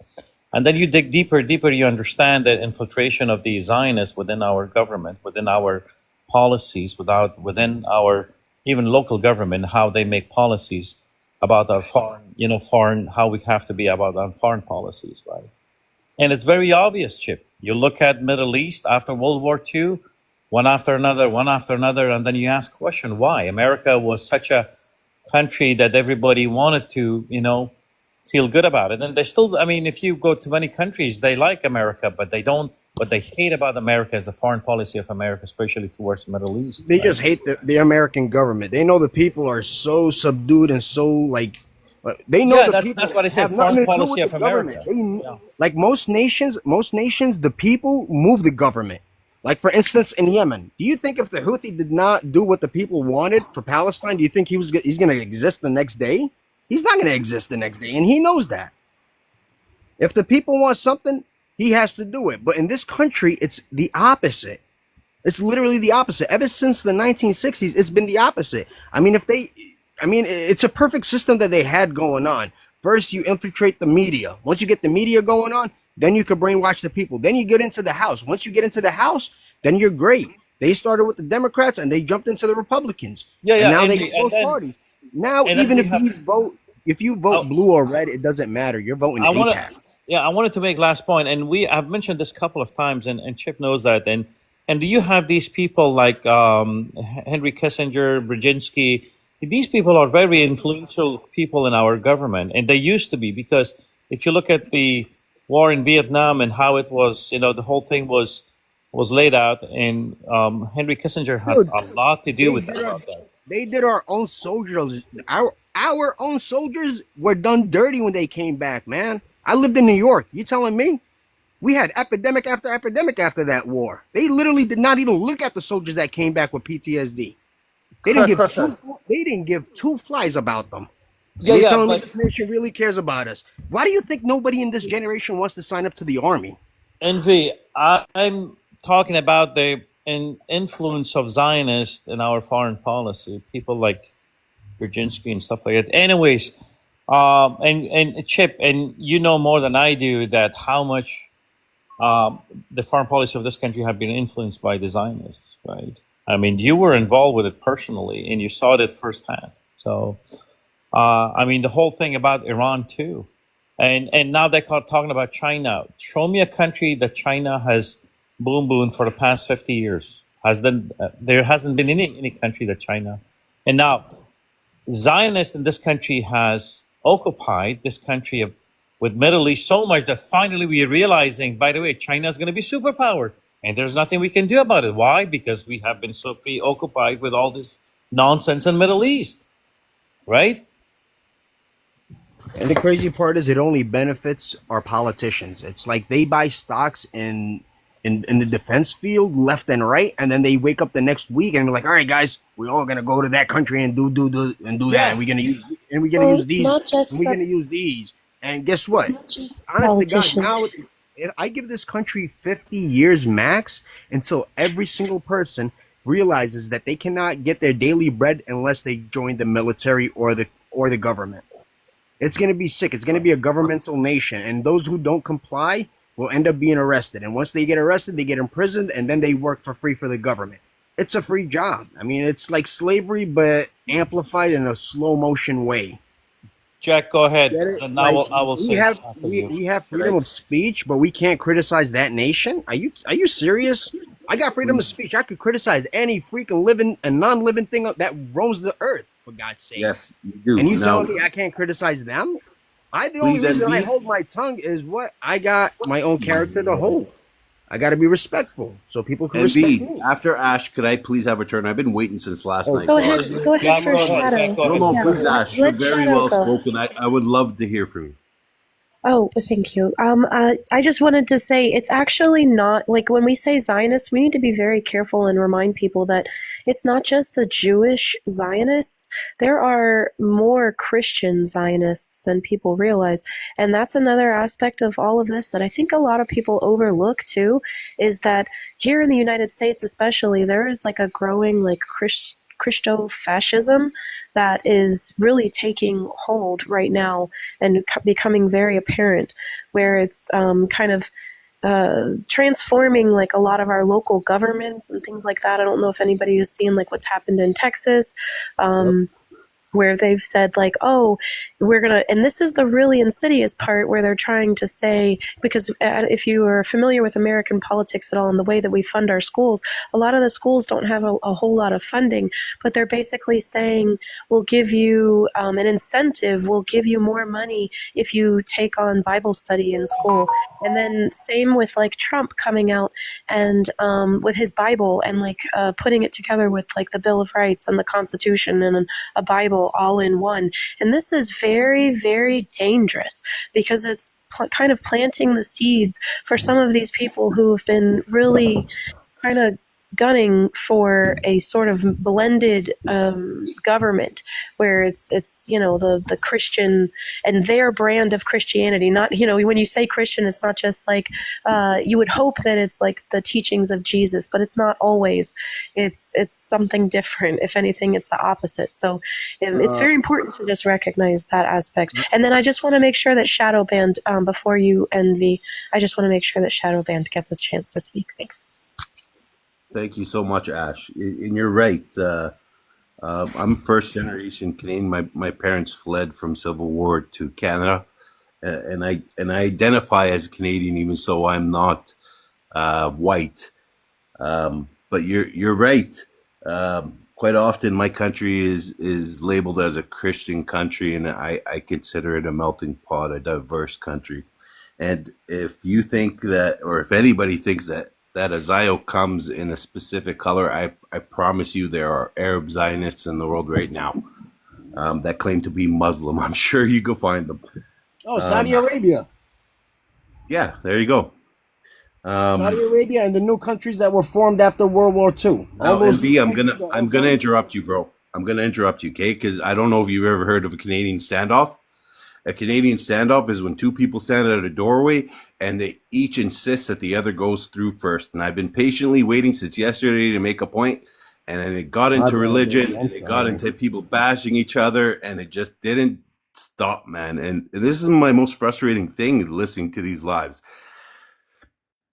Where is the humanity? Where is the commonality with each other? Why does it always have to turn to you did and this happened and you are, and it's just atrocious, man. Like what happened 3 generations ago, I'm going to hold somebody accountable to it now? That's just insane. But like I said, considering myself being Canadian, I always try to be polite and I try to be as patient as Chip, but I know I'll never be that patient because after I got into that live yesterday, I had to vent so bad and I ran into a pure Zio group and they were just bashing this one poor guy and I just let off on them and I really regret it because it's not my nature. Hey guys, thank you for bringing me up, Chip. I live in the Netherlands, and both of my parents are from. You're mute, Chip. You're mute. There was somebody who came in just before you, Benny, named King Matthias. So I'm going to let him go first, and then we'll go to you next, okay? All right, thanks. Thanks, Chip. So I was just going to comment on this discussion about freedom of speech. Freedom of speech is you could say it's a Western value. It's a privilege. It doesn't exist in the Middle East other than Israel. And so when the Middle Easterns come to the West, they love to use Here we go, propaganda. the privilege of freedom of speech against that very country that they come to. This kind of thing, you can't do this in Palestine. You can't do this in any other Middle Eastern country. And let me give you an example. The son of Hamas, none other than Mossab Yusuf, he is a paid actor by the Israeli entity. We all know that, bro. No, but that's not my Nobody point. know That's not my him. point. Come on, That's not my bro. point. My point is about freedom of speech. Let him finish. He's not allowed to say things against Palestine. He's not allowed to do that because the sentence for freedom of speech is death in Palestine. So my point is, you guys talk about freedom of speech, and it exists in Israel because in Israel you're allowed to talk against. So if you even agree that there is a state of Palestine, why don't you give them a state? Guys, let's do this. Let's let King finish, and then each person can take a turn responding. It just makes it easier to hear. My point is that Thanks. we had Palestinian Jew here earlier, and Palestinian Jew is a Jewish person in Israel, and he gets to talk bad about Israel, and nothing's going to happen to him. He's a 70-year-old man. He's still alive. If you're saying the same kind of stuff that Palestinian Jew was saying, but you're a Palestinian and you're saying bad things about the resistance movement, then you're instantly labeled a traitor and you're going to get unalived. That's my point. So freedom of speech doesn't exist in Palestine and exists in Israel. And I respect your opinion, sir. I do respect your opinion, but at the same time, I'm questioning, like, I'm not even from the Middle East, but I do following it closely. So why do you guys go into Syria if you don't even have to do anything with it? Because what I'm seeing from a year ago from now, you invaded Palestinian territory, Lebanese territory, Syrian territory. You bombed Yemeni guys. You bombed Iraqi guys. So what's your end game? Is it Greater Israel? And if it is so, just be honest, bro. Just be honest, because it looks like it. It looks like you really want to create Greater Israel, and that's wrong, my friend. That's really wrong, and you know it. So the Greater Israel, to me, it's King, like you had your time. Okay, go ahead. You don't mind? All right.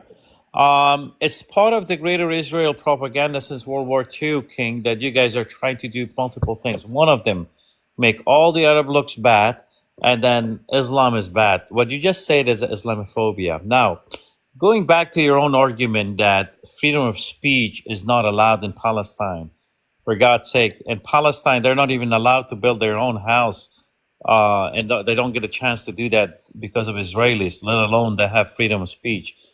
It is the self-inflicted wounds done by Israelis. That's why Palestine is like that. If you go back in time and look at the pictures and look at the footage of Palestine, Palestine was a beautiful place before you Israelis, before you Zionists came from Europe and destroyed that place. Exactly. And that's the truth.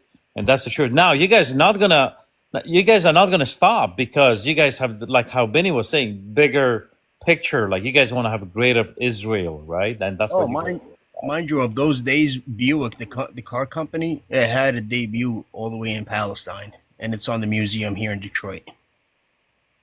Like, I really don't understand. If you're gonna call the country, the effing joke is you guys don't even hide it anymore. You guys just say it in the open, in all sort of media outlets, even if it's on a YouTube podcast or you just go to Israeli media. You just don't hide it anymore.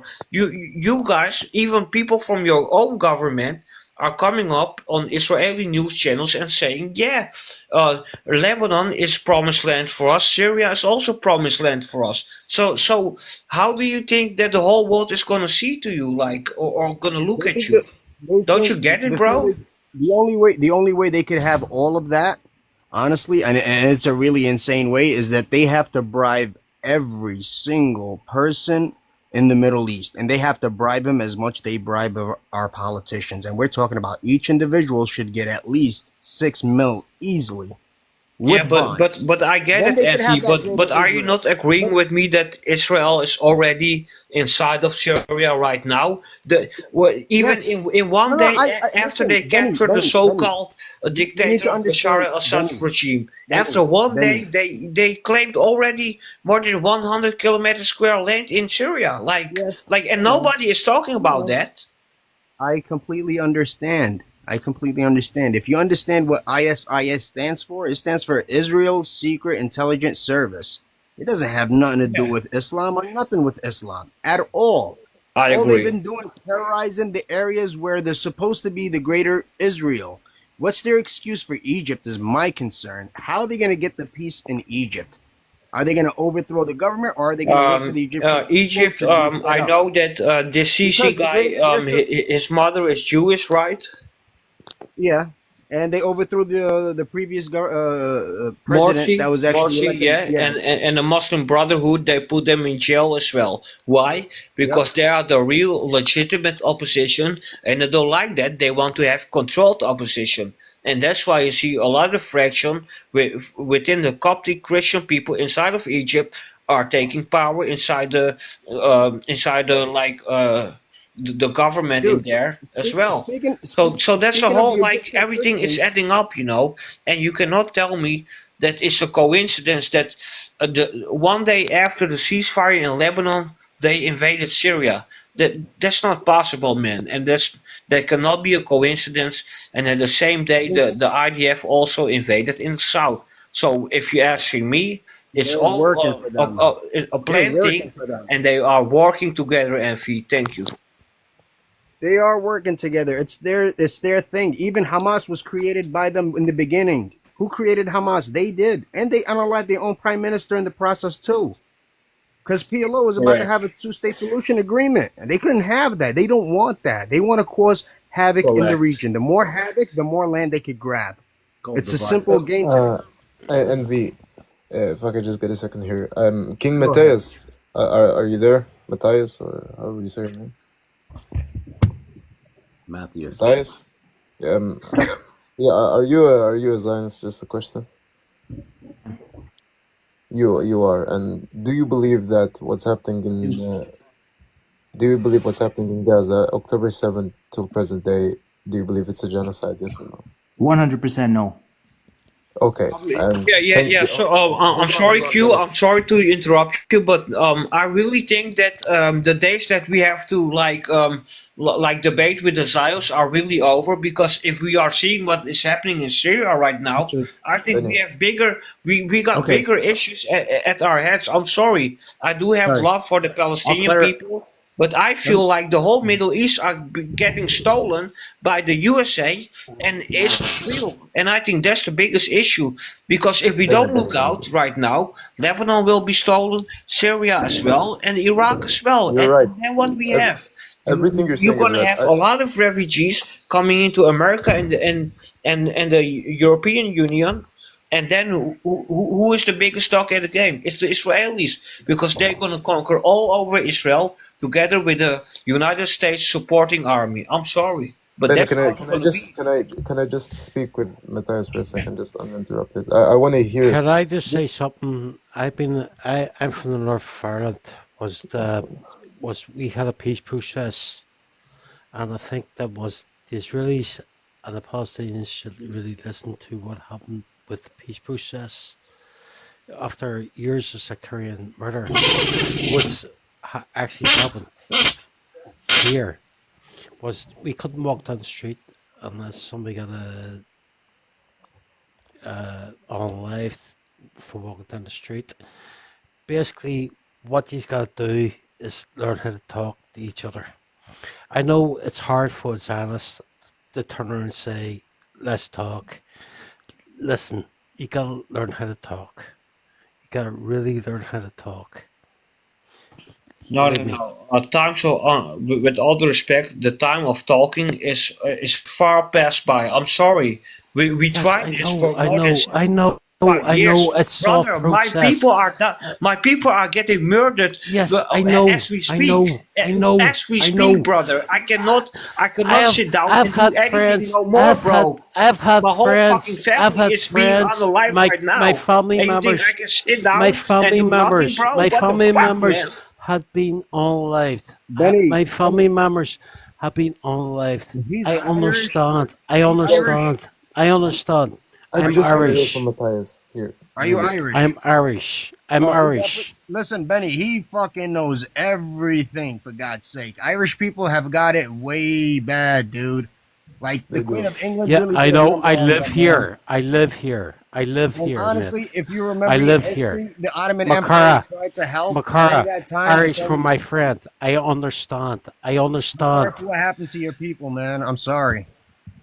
Yeah. I understand. happening in I Ireland- understand. Very strong. What I happened in Ireland understand. is difficult. You got to especially- understand. It's see what happened. A little See bit what happened here. emotional. I'm sorry, You no. got to understand. You got to understand what happened. What happened here was sectarianism, which is happening in Palestine, Israel, right?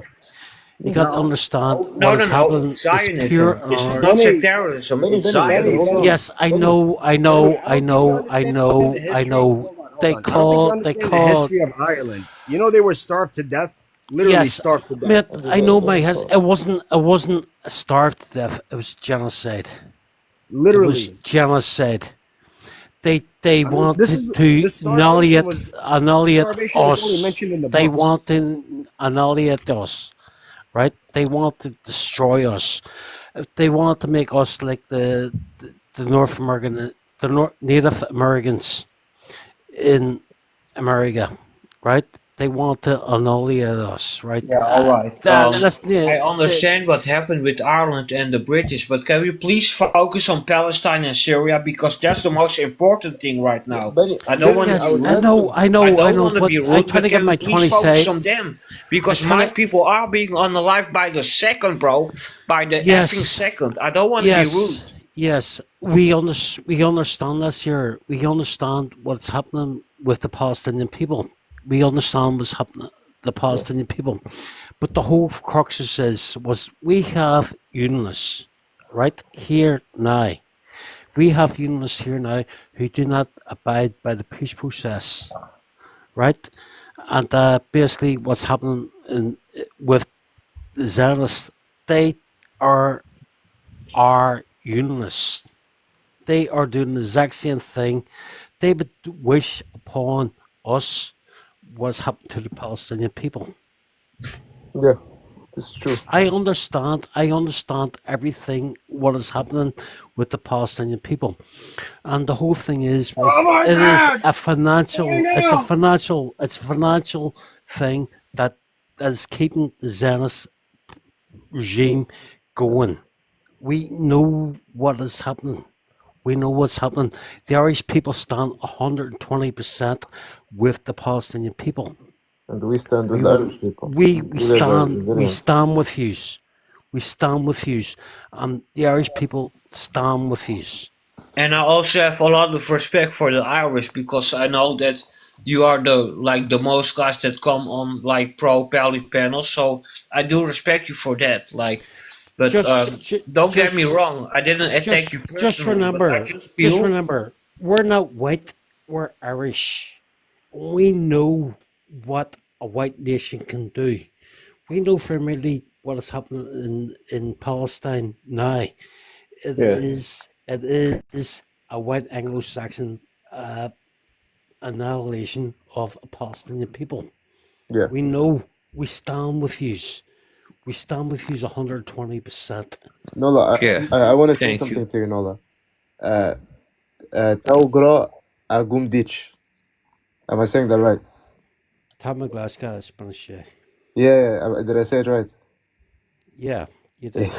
Anyway, if you're done, Nola, I just want to continue with Matthias. Just remember Bobby Sands. Do you remember Bobby Sands? Yeah. He says our greatest victory will be the laughter of our children. Correct. That's lovely. Nola Geradel. Can't say your name proper.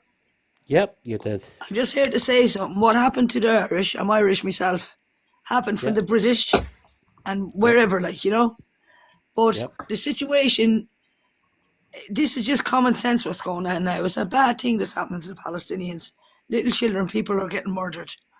But if anybody just go to the beginning of the Bible, you will see that land was gave to the Jewish people. No. Get the hell out, Mary. If you go into the Bible, you are a genocide. You are a genocide supporter. That's what you are, Mary. You are a genocide supporter. You're disgusting. Ben. No, you're disgusting, Ben, because you want me to talk.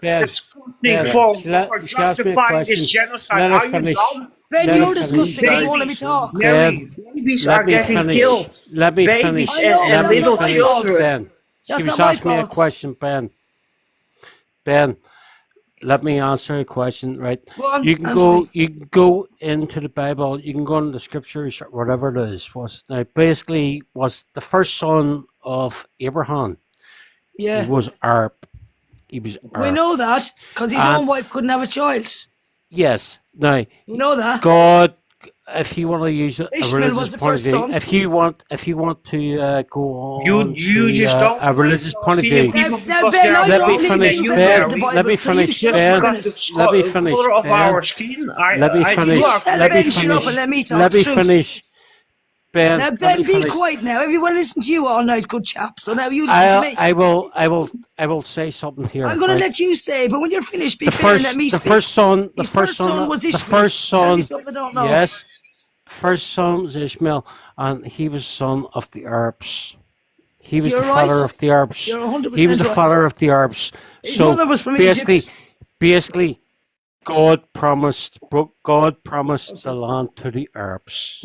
Listen, He was the now father. you. He was Alright, the show me father. which part He of the was Bible the it father says of the that. Arabs. So and let see Noah what the finish. Zionists turn around and say. See what the Zionists turn and say. It's Blarney, Why, right? Right? It was Blarney.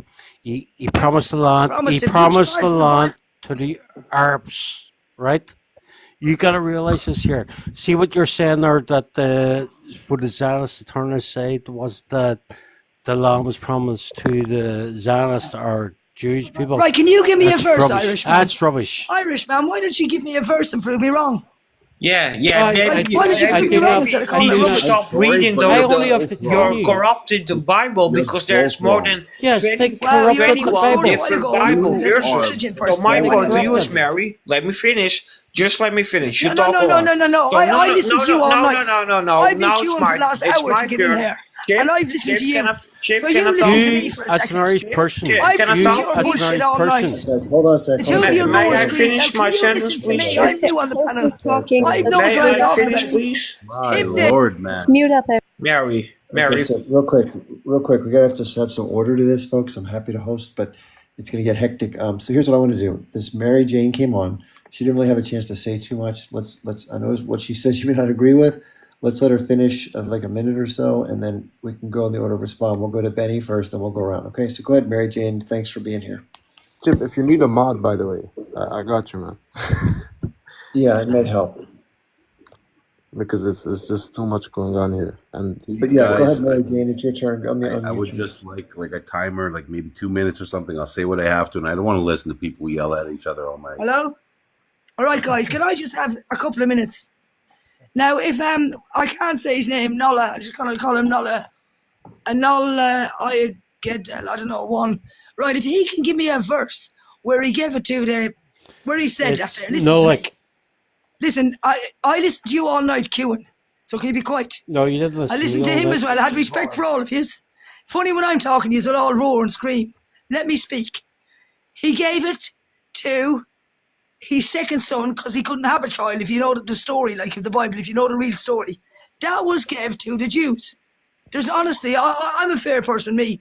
I don't Miriam. like what's happening. Miriam, are you a traveller? Why? No, it doesn't matter if I'm a traveller. No, it doesn't matter. But the Why whole did you thing ask is, me I'm a traveller? do you know your history? Do you know the history of the travellers? What's that got to do with it? I thought this was about Palestine and Israel. I'm gonna give you a bit of history. No, here. you won't. Right. Please blank him. No, You're I will. racist. I know a I don't history. wanna- I know know my own history. history. I know. I do know. grew up in the You're north. throwing us out of Ireland. You can't stand us. I do know my own history. No, Please blank him. I will Go. give you a history. I know what the I don't want British. I know what the British. Hold on I a don't second. want it. Just real quick, the last thing I want to do is get into biblical or British history, folks. This is getting way off the tracks.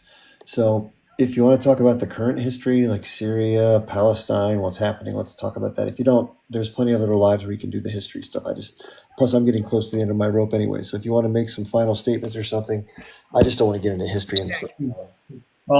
First of all, I just want to say to Mary and other people in this life, again, stop talking about religion. It's not about religion. It's about land grabbing, money, and power. Every war that the USA have went to, Correct. it's money and power and strategic interest. So stop talking about Zionism or whatever it is. It's not about that. That's just a big smoke curtain to let you think it's about like that's the Holy Land, but it's not about that.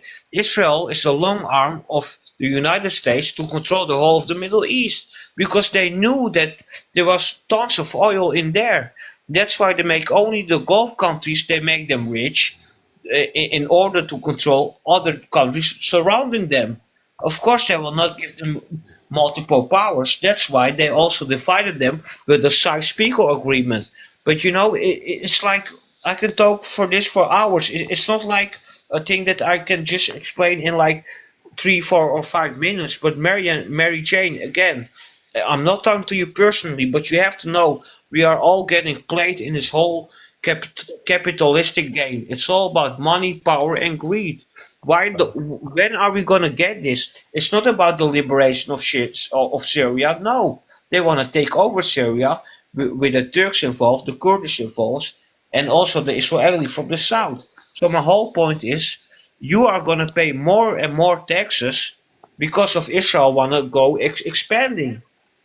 So me as well, because I also live in Europe right now. So that's the whole thing. We are paying for the expansion of Israel, and if we look at the whole situation in Ukraine, it's the same thing.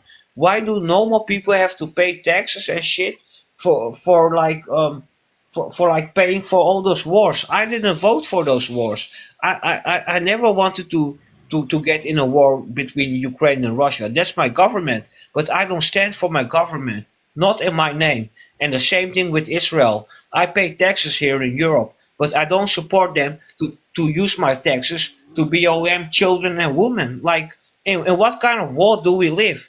And in what kind of world do you want to live, Mary Jane?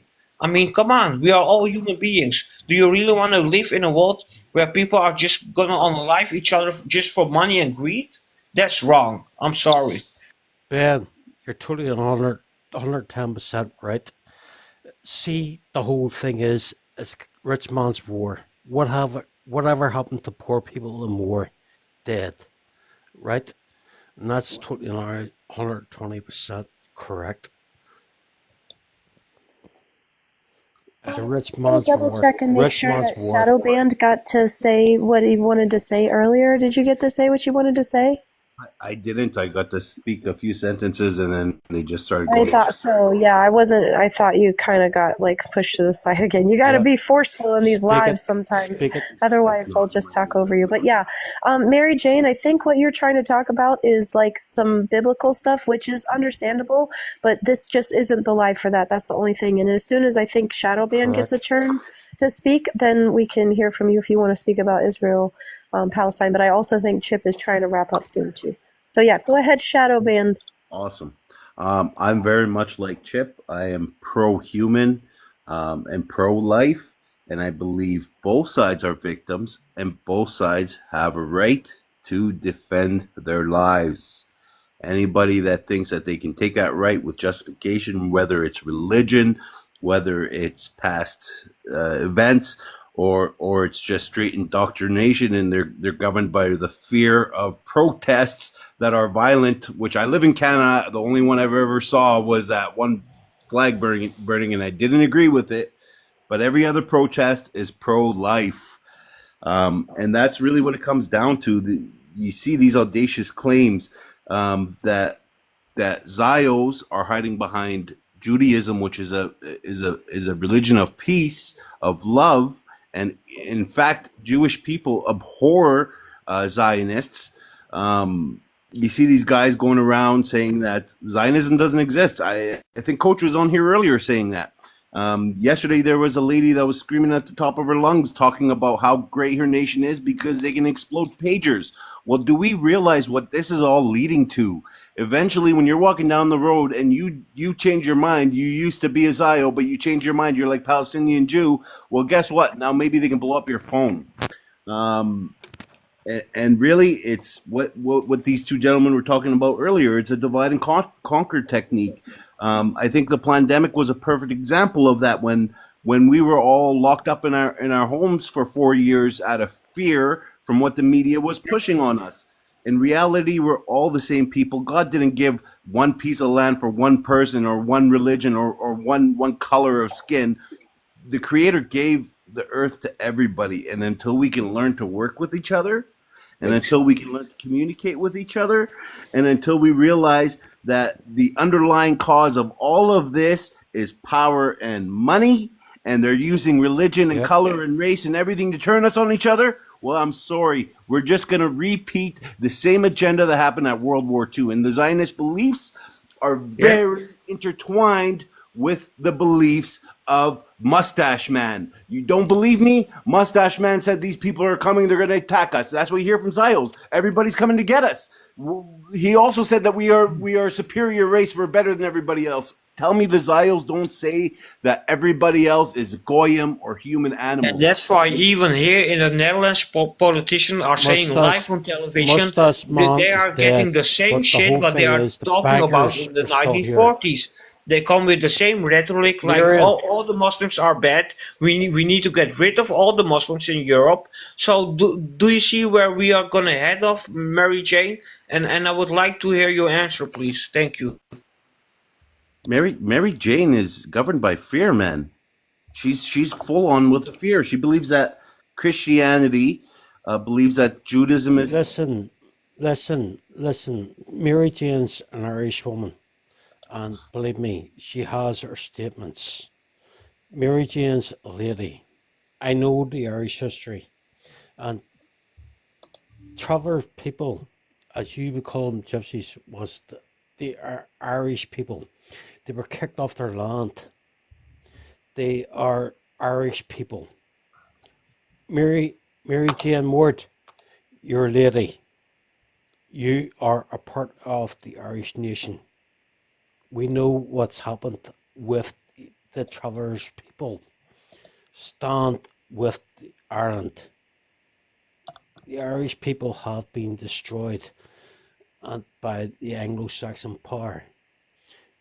Believe me, we know what the Palestinian people have gone through, like the Chickasaw people and the Native and the rest of the Native American Indians and the Indian people and the Chinese people. Empires have destroyed our nations. We're not destroying people. We're not destroying Irish people. Are not destroying people. They believe in trade with people, and that's the only thing that has destroyed civilization. One power thinking that it's better than another power, and the whole thing is the destruction of a human race. Us Irish have had 800 years of it, and believe me, we know what it is. We know what it is to be destroyed. That's the reason why the Irish people stand with the Palestinian people and the Chickasaw Nation and the rest of the Native American. Can I take it a step further and can I say that we all just stand for humanity? I mean, there's all these drones flying around right now, and you have congressmen in the States claiming that it's Iran and that we should go to attack Iran. They're just trying to divide. That's bullshit. That's bullshit. That's bullshit. The Americans see these Bible pumped freaking American congressmen who are being bought off by Zionists. We know what's happening. And the only reason why I can think about the reason why Irish people are 33 million Irish Americans, as they call themselves, was voted against Biden is because if you look at the Gassier, they called it vote of Jill Steins, but the way the America goes, socialism bad and capitalism is good. Nola, I don't want to interrupt you, bro. It's 8 o'clock. I still haven't made supper. I just have a quick question for Chip before I wrap up. Well, it's about 3 o'clock in the morning here. Yeah, what's up? I believe strongly that I believe nothing of what I hear and only half of what I see, but I also believe if I want to see the future, I have to look to the past. With all that's going on right now in the world. Yeah, never forget your history. Never forget your history. Yes. No one has an argument. No one has an argument about the Jewish people being genocide. Nobody has an argument about the Jewish people being genocide. Just right. Hold on. Nobody has an argument. Nobody. He was saying something and you jumped in. Just go ahead and finish, Shadow.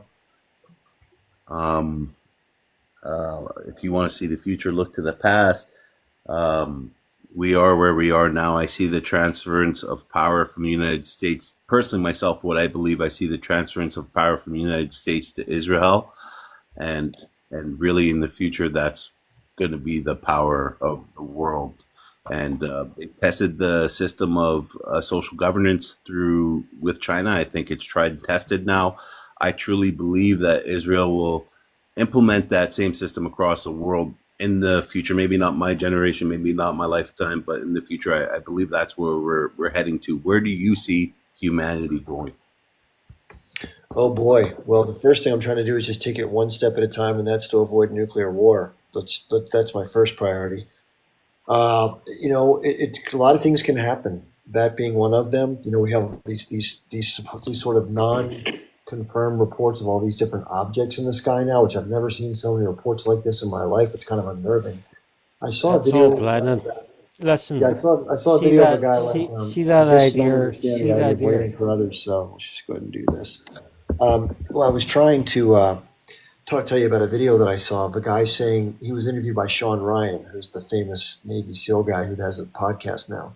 And the guy said, I can't tell you details, but he says, enjoy every day you have right now, is what he said. Meaning that something impending is coming from these external, I don't even know what the hell they are they're talking about. That's kind of unnerving. I'm not one much for, you know, I don't understand that stuff, but I mean, I don't want to have some alien race come and enslave us, although we probably deserve it. So I don't know, but I think in the long run, we have to find a way to get along with each other. I mean, we can't even have conversations on TikTok. How are we possibly going to get along with each other and not fight each other? Yeah, exactly. But like, can I just add one more thing for this, Chip, please?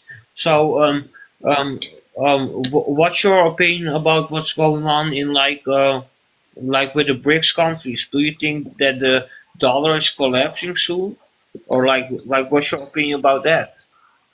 Well, not soon, because if you know much about the history of the dollar, it has been so widely circulated in so many places. It's so deeply entrenched in the system that it's like it takes time. It's like a big ball of yarn that takes a long time to unwind. But it is starting that process, and over time, you're seeing the beginning of it now. Things are starting to cost a lot more in the United States, so we're going through inflation, which will continue indefinitely, in my view. And yeah, over time, these new nations, they're backing up their currency with gold, which is really smart, by the way, and they're moving away from the dollar. They're going to have a huge advantage over the countries that stay tethered to it. So the United States, by the way, we are done. Now, we don't know it yet, but we're done. Like, we're finished. We've crested as an empire. Yeah, empires don't die. It takes years. Clarify that. Why are you saying you are done? Because I do think that America has a lot of resources as well that they can keep going on for like another 50 years, maybe. Yeah. What I mean by that is we've peaked, is what I should say, and the fate of our empire is written. So in other words, we're not going to go in an upward trajectory. China's on the ascent. We're on the descent. But it's going to take time for that to play out, just like the U.S. dollar. I think the empire will outlast the strength of the dollar. My guess is that, and again, the UK was the supreme power, Britain, but they're not gone. They didn't like here. I think that the American empire will be in a secondary position to China in the next 15 years. So, do you think that China and Russia will be the next world superpowers, like let's say in like 10 years? I think China will. All right. Yeah, I think the drones are probably from China. One last question for you, Chip. Okay. Are you a believer in creationism? I'm what's called confused. It doesn't seem likely to me that it was a creator, but at the same time, I can't dismiss it. But I also don't understand what other explanations there would be, because the whole thing is beyond my ability to comprehend. Yeah, but I mean, like somebody created your house and somebody created your iPhone or your Samsung. So most probably somebody created us people, Chip. Like, it's not logical that we came out of the Big Bang in my eyes. Benny, can I just please finish? I agree with that. So I'm just not sure. I can't get my head around any of it. Now, a big part of the division technique on what's going on in Palestine is religion, right? And like the Jews don't believe that Jesus will. No, that's what we just told you, Shadow. It's not about religion. There he goes again. That nobody talking. money. No, Mary Jane. I asked you simple questions and you didn't reply on me. And now you're talking. Because I was I'm locked sorry. off. I didn't know how to No, get back I'm on. sorry. I asked you different You could questions see and you that. You didn't knew my reply mic on was me. off. And now you want to interrupt me. That's very funny, to be honest. No, you're But again, interrupting this Shadow, guy here. again, Speaking it's not Shadow. about religion. It's no, but because you wanted to have It it is about about religion, religion. That's why it all Mary Jane, I started. told didn't say you. it was about So why are religion, the bro. Jews and the Palestinians fighting? So Mary, it's not religion then. let's be respectful, Mary. Let's just be I'm not saying respectful. nothing wrong. I'm just saying it is about religion, Let's, though. So what's it yeah, about then? A jam sandwich? I You know understand what it's that. about. I understand it, but it's not about. It's about Listen to land me. and money Is it and about a greed. jam sandwich or religion? I want your answer. Is it Shadow is about a asking. jam sandwich or religion? Shadow was asking You you believe questions. it's about religion, Benny. You I'm don't. sorry. I'm just trying to ask a question to Chip. Yeah, I don't want to mute people. But And Benny, I I have a polite request, Benny. Rather than jumping in mid-sentence, just when someone finishes and they've kind of finished, then jump in. Okay, so go ahead, Shadow, please. Thank you, Benny. Now, a big part of the agenda of divide and conquer in Palestine is part of the agenda's tool is religion. Now, Look at it. Islam believes Jesus was a prophet of God. Christianity believes Jesus is God. He is God. Okay, awesome. Judaism believes that neither one of the two. Correct. At the end of the day, all of what's going on right now, not just in Palestine, but in the world, has been prophesized through those three major Abrahamic religions. And whether or not you're not sure or you're on the fence yourself, Chip, 85% of the world believes in one religion or another. True. There might be something to it. Yeah, I don't disregard it, and I've tried sincerely since I was younger. I was raised as an Episcopal Christian, and for the first 15 years of my life, I was going to church. I was, praying. I was trying to connect with whatever it was. And what I don't want to do is that in anything in life, I don't want to lie just to try to make others feel like I'm fitting in or something like that. So what I've honestly said is that I've struggled with being authentic in the connection that others seem to be have made more simply than I am. But I don't want to be arrogant and be dismissive, because I think that's also a very arrogant place to think from. So it could very well be that everyone, and maybe it's all the same center thing people are pointing towards, it's just from different angles. The principles seem to be very closely aligned as far as love and peace and kindness, which are all things I try to live by.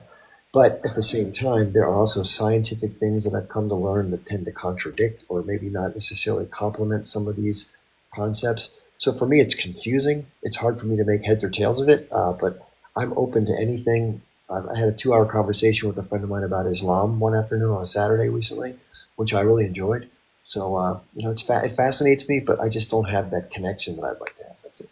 In the Quran, it talks about Said men. that Chip asked, but my whole point is like, so do you personally believe it's about religion inside of Israel Palestine, or do you really believe it's about money, land, and greed, and the longer hand for the USA to control the whole of the Middle East? Do you think Israel is in Gaza because of only money and land?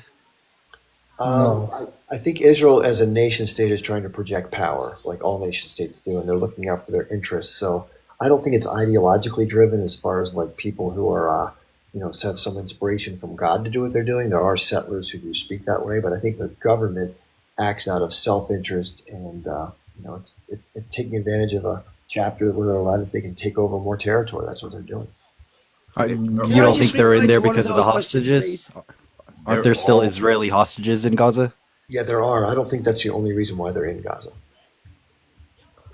But Is it more so they're trying to take Gazan land over actually rescuing But the hostages? Gaza land is owned by Israel. It's Israel's land. Well, it's not And they've Israel. already given it to them. Oh, okay. So now they are saying something. They are both saying it's Israel's land. So that's the biggest problem.